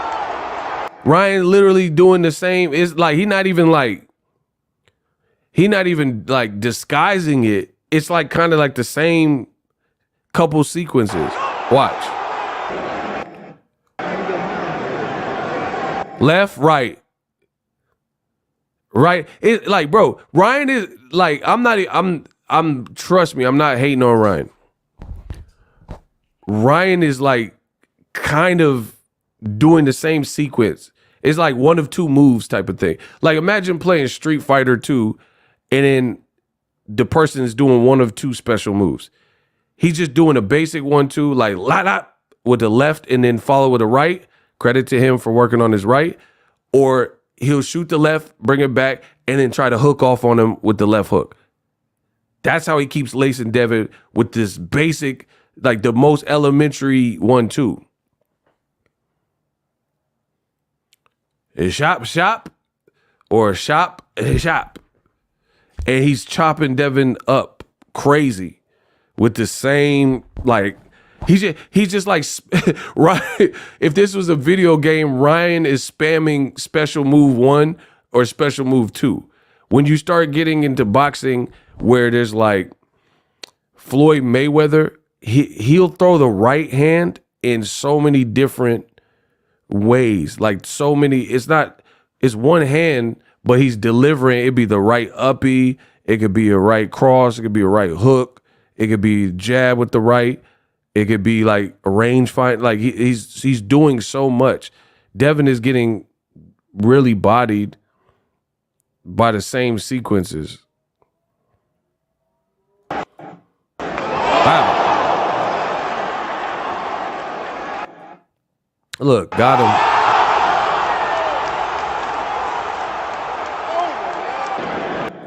Watch, same thing. 1-2, just got him. Bop, bop. And then he's telling the ref to stop the fight. And he's celebrating. And you tell me this fight shouldn't have been stopped. And then, like, this is a guy who's drunk and he's celebrating on the turnbuckle. And he has enough energy to do all this and then come back and continue. Devin finally threw a punch back and then clinched. What? Look, if I was Devin, I would have tried to hit him when he was in them ropes or something. Like, you see what I'm saying? You got to learn how to like low-key fight dirty. Ryan was all tied up in the ropes. You should have just like, I would have tried to hit him on that. I don't care. Like, if the ref, bro, you badly hurt, you got to find any advantage. You see, Ryan looked like a spider trapped in a spider web. I would try to clap at him. Look, right here. He's still twisted up in the ropes. I'll try to get it. I'll try to take off all right. I'll move the ref out and try to DQ me. Look, Ryan in the ropes. Nah, disqualify me. Yeah, I'm trying to get, yeah, I want to get disqualified, bro. Would y'all rather get disqualified, DQ'd, or what happened? Bro, DQ me. I'll punch him out them ropes. He look like Martin in the Martin Tommy Hearns. I'm gonna get you in them ropes where he was tied up in the ropes. Yeah. Oh, my bad, ref. I didn't see you right there. My bad, bro. I'll try to 1-2 him out them ropes, WWE style. DQ me. You ain't finna whoop much. I'm finna try to get you, bro. He was in them ropes, like trapped in the ropes. I'll try to clip him. Dead homies. You got sometimes in boxing you gotta do what you gotta do. I'll try to off him because Harvey Dock wasn't on your side anyway. You gonna disqualify me? Oh well, it's a fight. Like Harvey Dock was low key rocking with him anyway, so Harvey Dock would have let Devin probably off Ryan in them ropes because he was already against Ryan. Bro, look right here. Watch this. Smash the like button. Watch. See? Bro, it'll be WrestleMania, Royal Rumble. I'll throw him out the ring just to buy time. You got to do, I'm telling you, you got to do that stuff in boxing sometimes. If you're in Devin Haney's shoes, you got a Royal Rumble out the ring.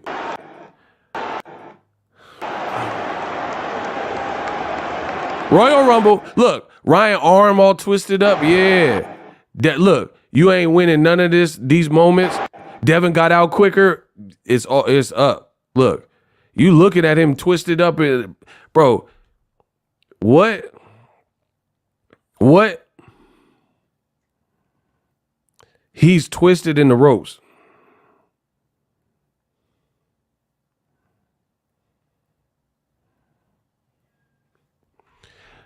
Do you guys see that?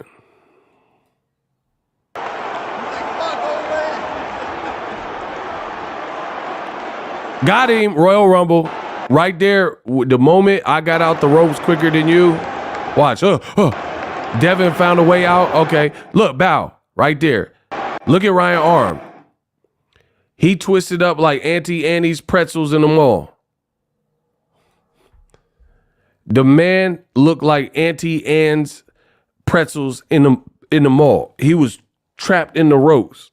R. Kelly trapped in the closet, looking like an Auntie Anne's pretzel. I would have offed him.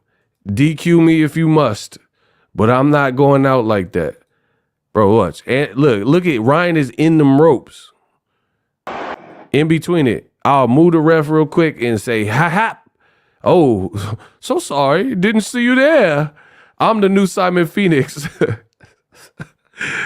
Hey, shout out to 7-6 more. Auntie Anne's sounds amazing with the nacho cheese dip. You got to get the nacho cheese dip. Bro, Ryan would have been out of there. I'm punching Ryan onto the judge's scorecard. You're losing the fight. Just anything to cause mayhem and buy me some times with my legs. Look, right there. Devin thought about it. He's like, should I?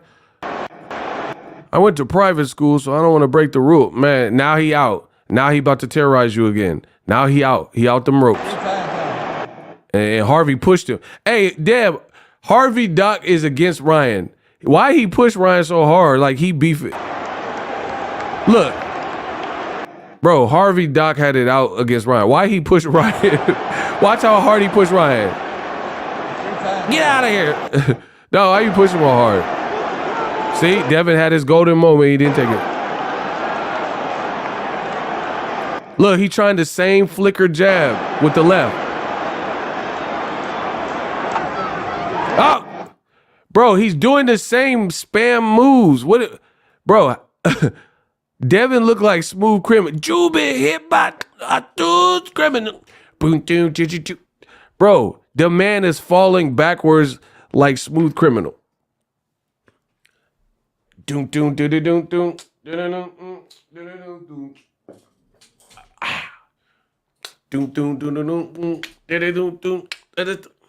What is that? You ready?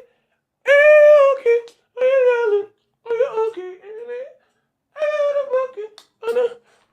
Bro, what? Devin threw a quarter in the jukebox machine. With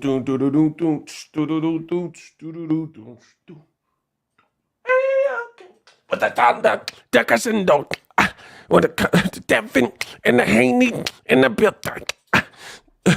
Bro, Devin got hit with the sound of the crescendo when Ryan landed that left hook. As I cut to the window, what's the sound of that crescendo? Bro, the man is Smooth Criminal leaning. I'm the best in boxing history. Look, as I crept into the ring door, what's the sound of the crescendos?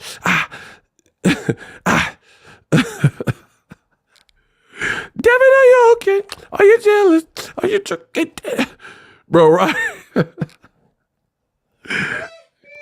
The man hit him with the sound of the crescendo. Harvey Duck in the back, and the Harvey that the Huckats. Bro, with the breath, with the Harvey Duck. Smooth Criminal. It's over.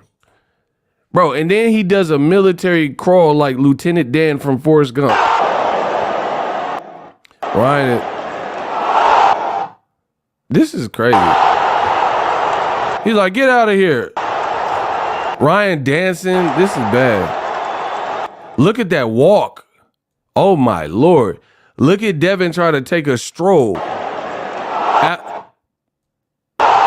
Though I will give credit, Devin must have been in some shape because the fact that, look at the walk look bad, bro. Look at Devin walk. What's that sound?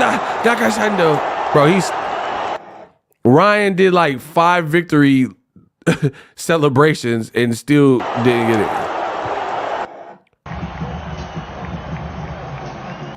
Bro, this man, Devin, was so drunk at the end of the fight, he can't safely climb on the turnbuckle. You know you didn't win the fight. That's what I'm saying. Bro, I really feel bad for Devin Haney, dog. Devin, are you okay? Are you okay, Devin? I really feel bad because the people around you they not going to tell you what you need to hear. Floyd said, y'all needed help the other night. Yeah. Listen to what I'm about to say. Shout out to Annalise. Okay. The people around Devin, it seemed like yes men. They're just going along. Oh man, you would have beat him, but Ryan was too big. Ryan didn't really, if we're really talking boxing, in my opinion, Ryan didn't utilize a style where weight really came into the play. Like, okay, how do I say this? Weight does matter, or it can matter. I think the hardest part would be if Ryan lost the extra 3 pounds, would he be so drained to the point where he couldn't get off, where he felt like sluggish or something the next night? Possibly. But none of that matters. It's null and void because you agreed to continue fighting him. But the style matchup that I watched wasn't really indicative of Ryan's weight, his speed. Like, because if anything, if he came in slimmer, he might have been even a little bit faster because as you put on bulk, put on muscle, that could slow you down. So he wasn't like lean, like Tyson Fury, where he's like mushing on you, leaning on you, punching on you, grinding on you. Pause. He wasn't hitting you with the pretty Ricky. Grind on me. He wasn't hitting you with the grind on me. He was like, it wasn't like a nagging grinding where it's like over time, Tyson Fury versus Steve Cunningham, the weight on top of you becomes too much. He was like at a like mid range and he was just like left, and he was just lacing you with speed and power, like really no setups. There was not like these intricate schemes. He was just like getting off. Look, Devin tried to jump on the ropes on the turnbuckle. He almost fell. Look. And he trying to act like he won. He don't have no energy. Look at how he running over. Look at how Devin run into the turnbuckle to fake celebrate. It's not time for that, in my opinion. This whole like and still, people don't. I feel like that people in Haney's corner, you're not keeping it real with him. He runs over drunk, gets on the turnbuckle, doesn't look like he really has that much energy, slips, and he's like trying to like hype up the crowd. But we seen Ryan do all this Dragon Ball Z stuff on you. So it's like, it's not believable. Like you're trying to make it look like you won the fight. Come on. Watch, look.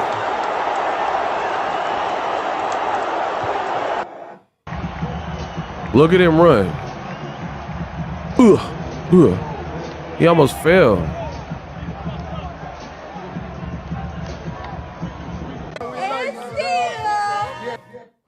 And then they talking about and still.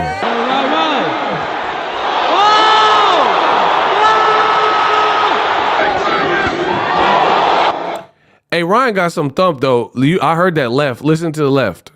Ryan got some thump. Ryan got. Look, they talking about and still. All right. This next one, Ryan got some thump. Listen to that left land. Right here. Hey, I ain't like no Diddy. I love this sound when it's hard to explain, but you know the boxing, when the person getting off with crispy things, when they got them crispy things and the sound that leather makes, I don't know why I like that. I don't know if I'm in the minority here. I don't know if I'm a maniac or if y'all pay attention to stuff like that. But when somebody's throwing crispy things and it's like you can hear the leather, I don't know. It's just like a sound and like the thud. I heard it when Ryan landed that left on him. Shout out to Solomon. That second clip, you heard that thump. Right out. This next clip.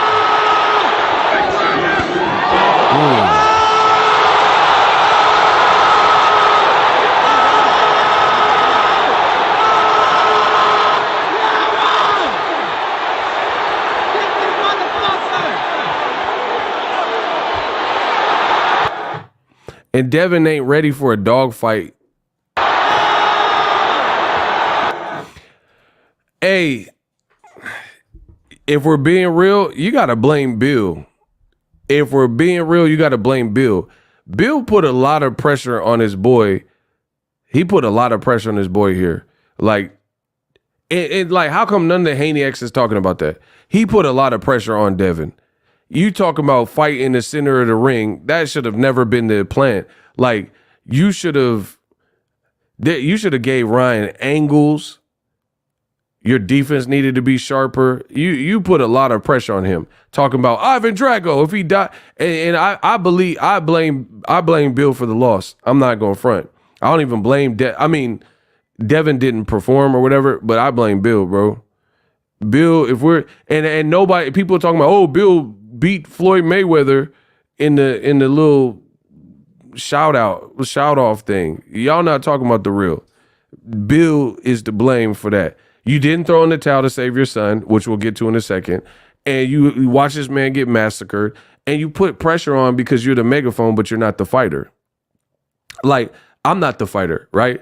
So let's say I'm in Amir Khan's corner, I'm not the fighter, and then I'm telling him to fight Danny Garcia.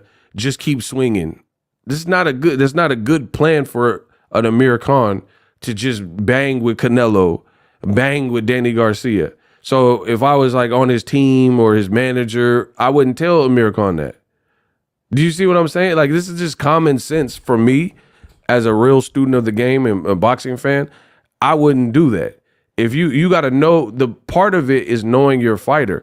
Listen, I think the unsung hero here is Derrick James. He truly is. Because Derrick James is a master at his craft. He used to fight, so he knows like technical stuff. And Derrick James is never too high. He's never too low. He's always in the center. You don't know how he felt. Like, so the Ryan antics scheme worked like a charm because Derrick James is like stoic. He's like he's practicing stoicism or something. He just, man, yeah, I told Ryan. Like, you don't know what he's thinking. Does he hate his life being in Ryan's camp? Is he enjoying it? Like, you don't know. He don't give you much. No, I let Ryan do that. Like, I'm here to train. I don't get into the matchmaking. Like, Derrick James ain't really, like, that's not his fault. He don't care about being on the camera, all in the video. Bill did the exact opposite. Bill yelling, screaming, acting like he want to fight Bernard Hopkins, dissing everybody, saying Ivan Drago, say fight in the center of the ring, and then you got your man slaughtered. You got your son slaughtered. And then now it looks like the slaughter is going to continue, if I'm only being real, because you're beefing with Floyd Mayweather. And he's saying, hey, I always help Devin out of love. You need some help? And then Bill, because he has his own pissing contest and vendettas with Floyd or whatever, sometimes you have to put yourself to the side and do what's right for the team. You know what I mean? Like, imagine, like, let's say me and Kamal could get this bag, pause, and be in the movie. And then me and Kamal ain't feeling each other, but work together, do the movie, everybody get paid, and then that's it. But then when you make yourself bigger than the program, that's when danger strikes. You know what I mean? That's when stuff like this happens, because the best thing is Bill gets some assistance. Somebody who, like, even when Mickey Bay was training Devin, that's a fighter. He's had like upsets in like the John Molina where he boxed beautifully and then lost at the last second. He's been there, done that. So he can give some, analytical advice to Devin in those moments, like, hey, bro, keep the right up. Bill, he was just in the crowd like, clinch him, fight him like Drago. Like that, bro, that's not gonna help. So the megaphone thing is cool, but not when your fighter getting whooped, because that's not going to help your fighter. And then if you don't have someone who's kind of like been there, done that, then it becomes hard to instruct on that. Like, I'm a YouTuber. This is what I do. I'm a YouTuber. So if somebody got in a predicament with YouTube, I've been doing this so long, I might have been there before. So I could tell you about this YouTube. You know what I mean? Even like Terrence Crawford, he'll be a good coach because he know the game. He know what to look for. You know what I'm saying? Corporate media has not given Derrick James any credit. We the only ones, come on.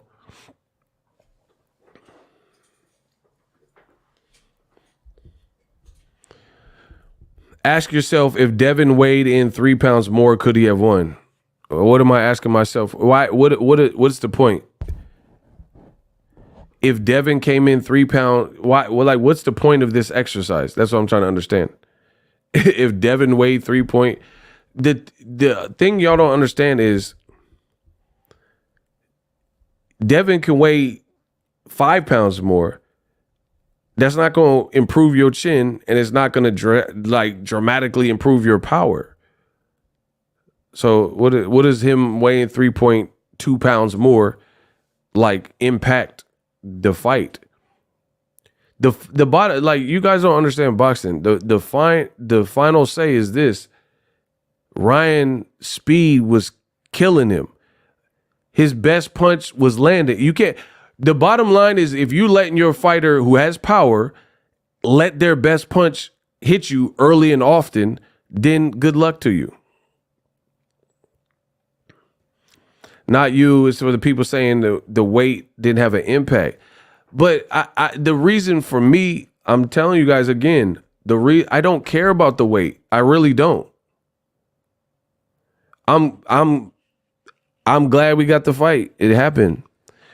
The reason why I'm saying I don't care about the weight is because you can't make a decision and then complain after only after it doesn't work for you. I don't come from this participation era that you guys come from, where it's like, don't get, like, for me, even me, if I make egregious mistakes and then get fired from my job, which, you know, I'm a YouTuber, but if I work somewhere else, don't throw me a party. Why are you throwing me a party for getting fired? I don't live this world that y'all live. I don't want that. I don't want people to not keep it real with me at all. But maybe I'm in the minority here. I don't want, like, I get fired from my job and come all hit me up. Oh, man, you did good. Oh, you were the best at the job. Who cares? That's like stuff that girlfriends tell their girlfriends when they go through a bad breakup. I'm a man, bro. I'm a man. I don't want none of that. Like, you know, a girl go through a bad breakup, the dude cheated, and she be like, you don't need him anyway. Kenny was an a-hole. You're better off without him. I'm glad you're not with Kenny anymore. She crying and stuff. The girl crying. And then the guy cheated. They broke up. The girl's heartbroken. And then her girlfriends is like, man, Kenny was a piece of... And then they start gossiping, chatty-patty about how Kenny wasn't this and that. But the only reason y'all broke up is because Kenny cheated. So Kenny got off first. Kenny got off the blocks. He got up off them blocks first.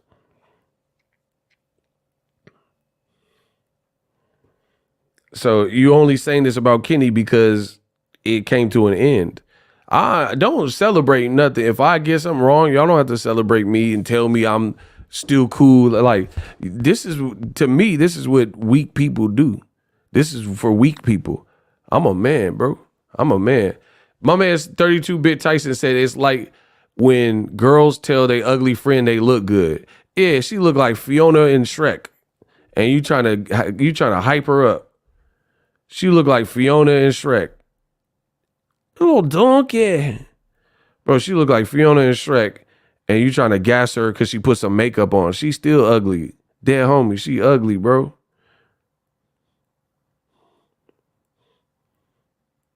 You ready to go to the club, she look like this. This is what she look like. Y'all ready? That's Fiona in Shrek, bro. And you trying to gas her up to make to make her look good because you could put makeup on a pig. It don't make them look good. What y'all talking about? Y'all fake. I'm not fake, so don't worry about that. Y'all trying to put makeup on a pig and be like, oh, you're so beautiful. You look like Charlotte's Web.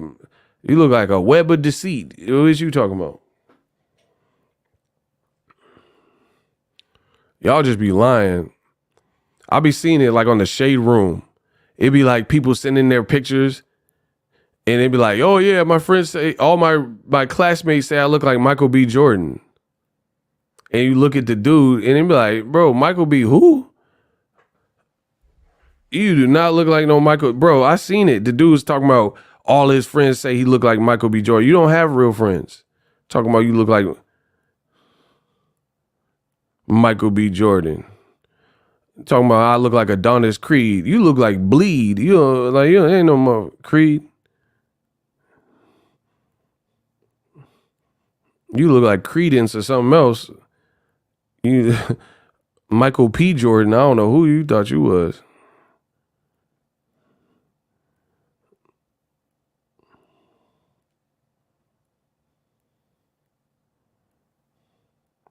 Bro. And he had the nerve. I seen it was a video. The man had a nerve to like hide his face and do like a reveal only to not look like Michael B. Jordan. Hold on. I think I found it.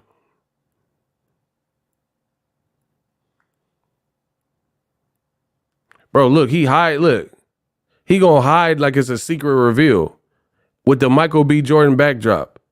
Man, hell no.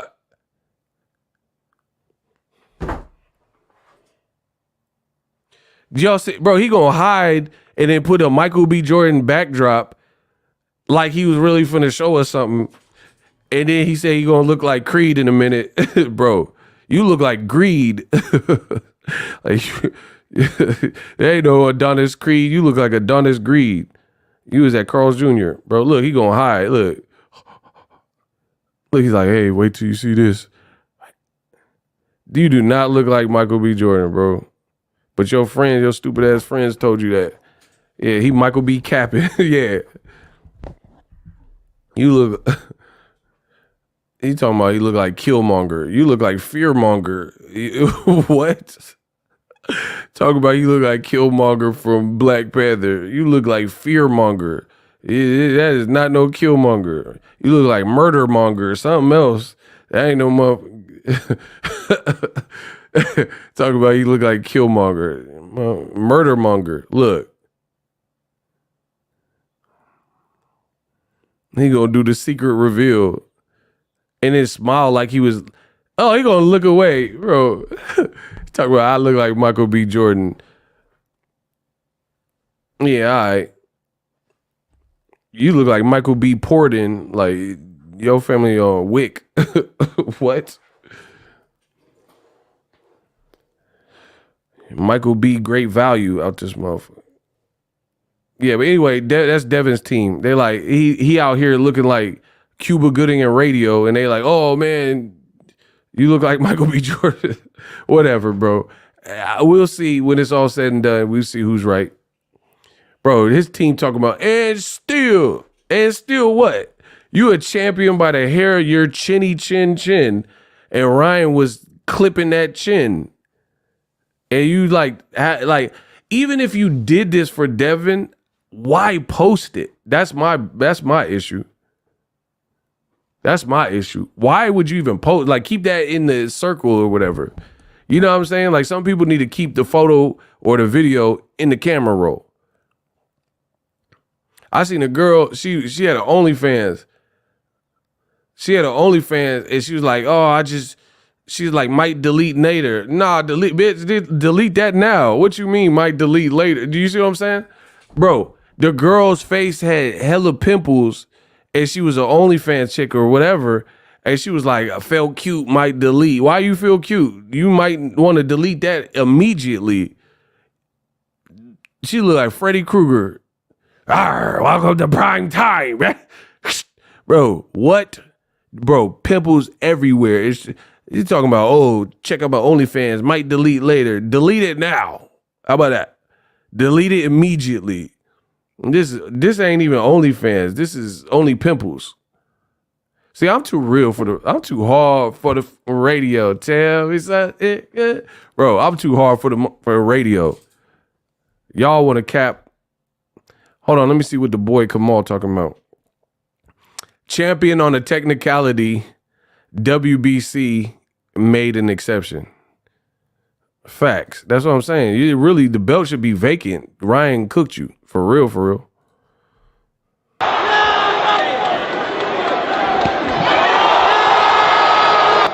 Talking about in school. Okay. I really think Ryan held back some too.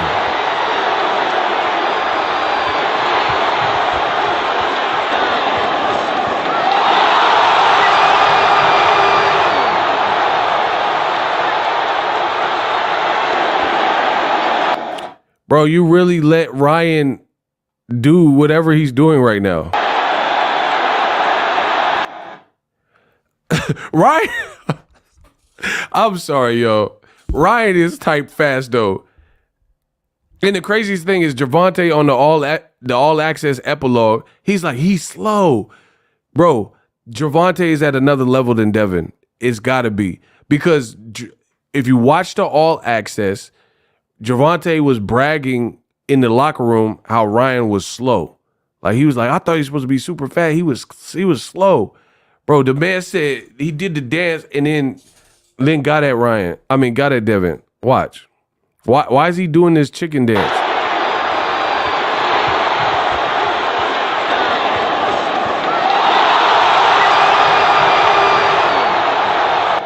Like, you really let Ryan emote on you. Watch. Look, Notice the problem. Oh my gosh.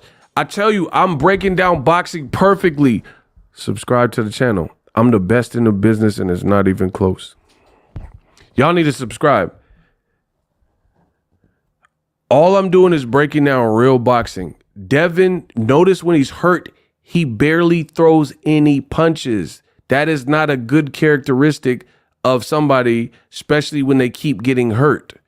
When he was hurt, I can prove this. I could show you the Tank highlights. Not throwing punches back. We counted them. It was like 23 unanswered punches. You're letting Ryan emote on you, and you're clearly losing the fight. And I'm not saying he's not trying. I'm not saying he doesn't have heart. But what I'm saying is you have to get another level of dog. You don't think Floyd was hurt versus Shane Mosley or DeMarcus Corley or Emmanuel Burton? He stops throwing when he's that hurt. And see, luckily with the Linares, the round ended. So he kind of just stumbly walked back to his corner and he had a little bit of time to recover instead of Linares. Because, like, if that would have happened at 1 minute, 30 seconds, and then Linares has a minute and change, who knows how that would have looked now? Who knows? Bro, you're letting Ryan, like, stun on you. That's why it looks so bad. He's dancing. He's literally he's hurting you, dropping you, dancing.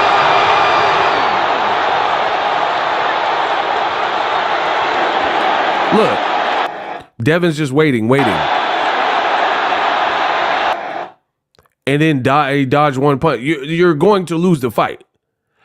You, at this point of whatever round this was, I don't even know what round this was, whatever it was, you needed a knockout to win. And you're just literally watching him dance on you, emote, because you're scared of the danger that he presents, and you don't have an answer for it. This is not good, people.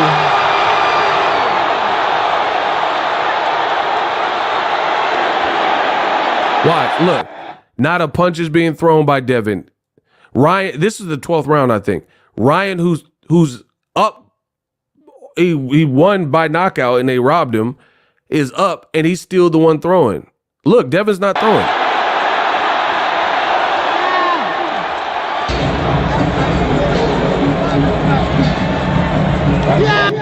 And Ryan looked like that was just like, cool, honest day work. I mean, I just...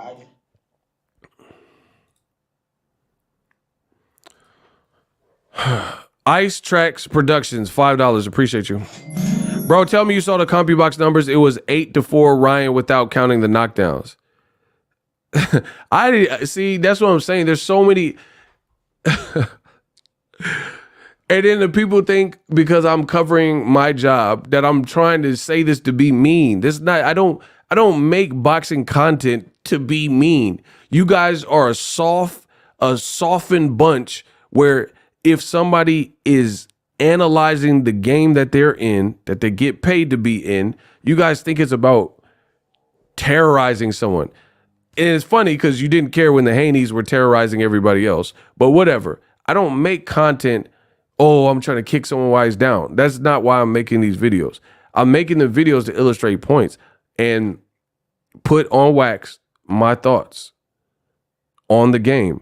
Yeah, I'm not talking about people's mamas. I'm not sending in burner accounts and stuff that they do to me, like talking about me and talking crazy in the comment section, coming under burner accounts. I'm not doing none of that. All I'm doing is doing my job and breaking down boxing and tell you the issues that I see. If you can't handle that, you never wanted the truth. Ryan, we're going to close with this. Ryan, let me ask Kamal, because Kamal's always super chatting and he's like a top shooter, top participant in the channel. Kamal, do you think that Ryan carried Devin Haney because they've known each other since age 10 or 12 or whatever, and he didn't really want to destroy him? Do you think that there was any level of holdback from Ryan Garcia and he could have inflicted even more punishment in that fight? Kamal Oz. I want to hear from Kamal.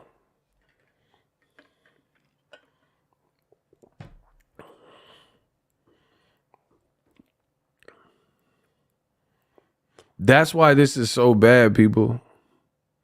We're just waiting on Kamal. Do you think there was any level of holdback from Ryan Garcia based on him he doesn't hate Devin Haney.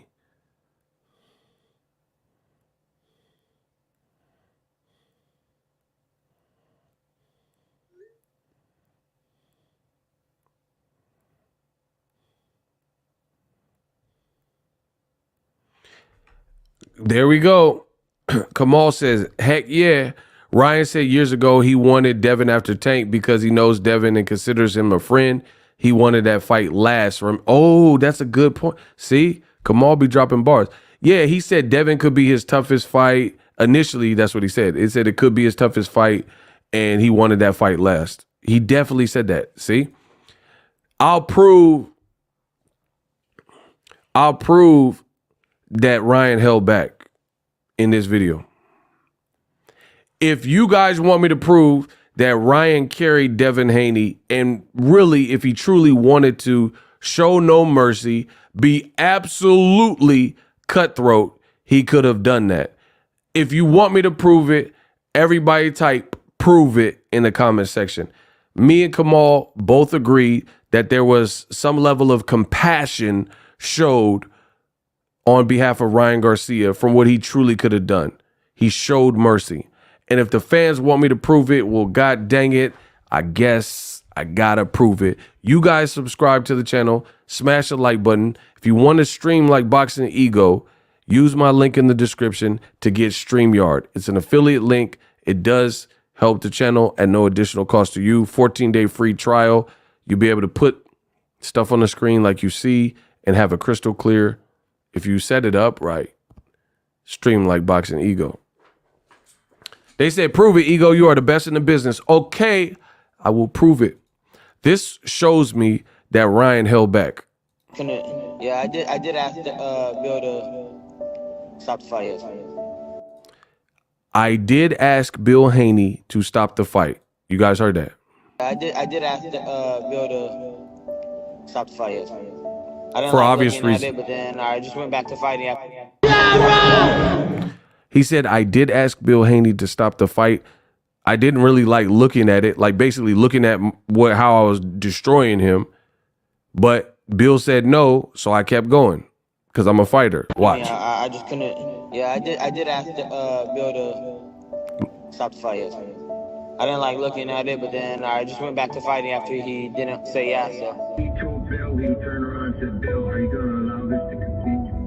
I gave him the look like you.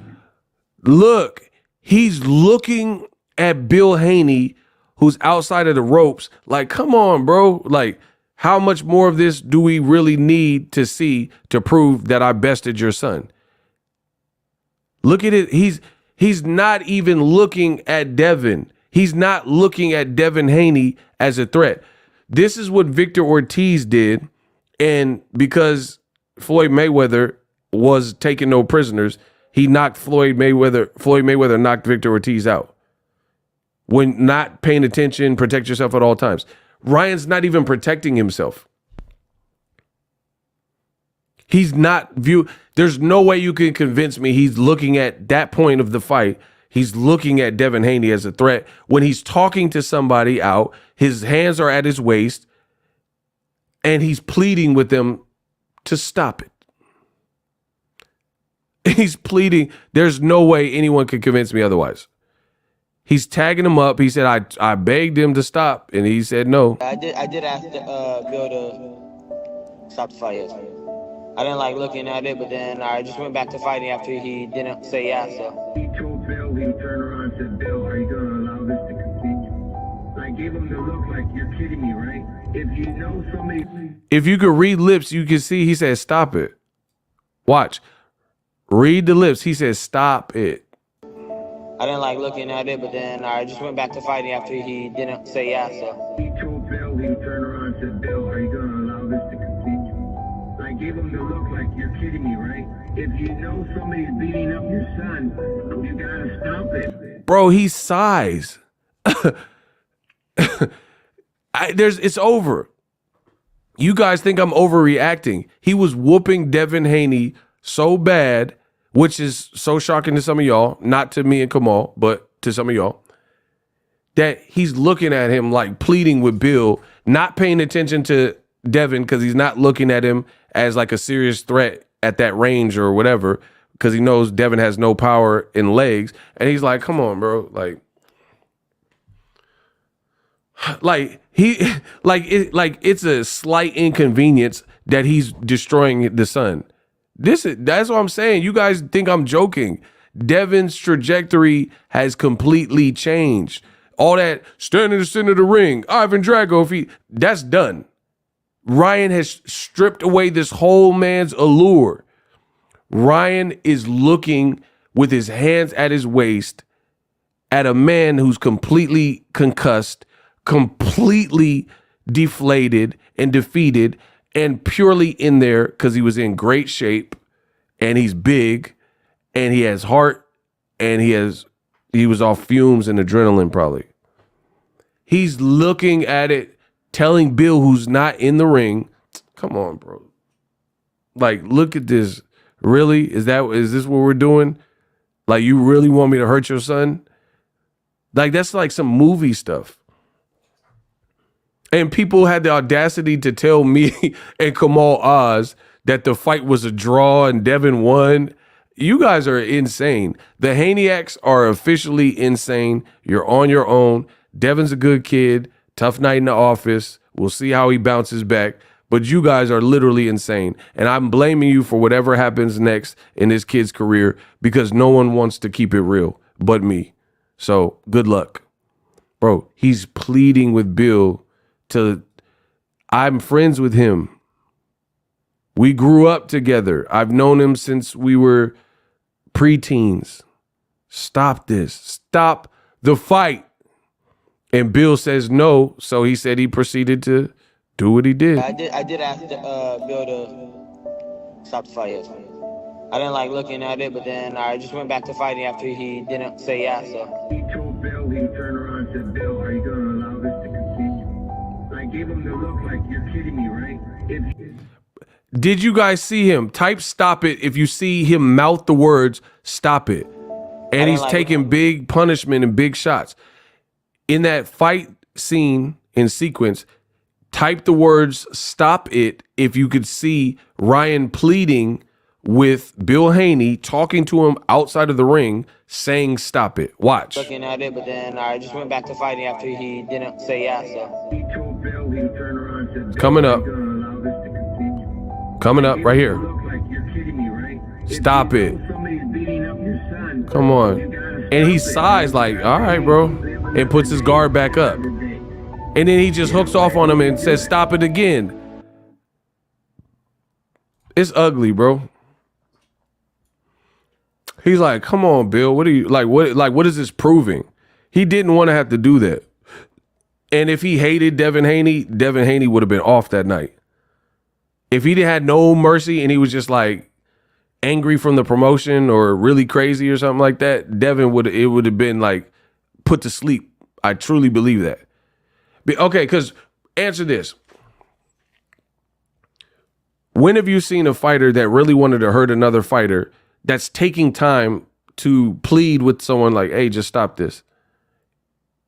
Just stop it. You're not going to even do that. Like David Benavidez he don't care. He just like, he's trying to eliminate, like when he had David Lemieux hurt, he just, he's on you. He's trying to get the stoppage. He's not, hey, Lemieux, Team Lemieux, stop this. End this before I end it. Like no one's going to do that.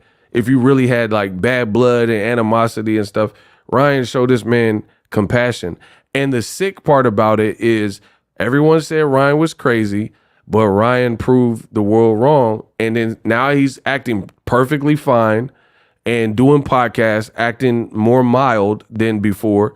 And he literally said in a video that was released much before this fight came, and my man Dominic_TV says it, Ryan Garcia has a video from January saying the world is going to see how much Bill Haney truly loves his son.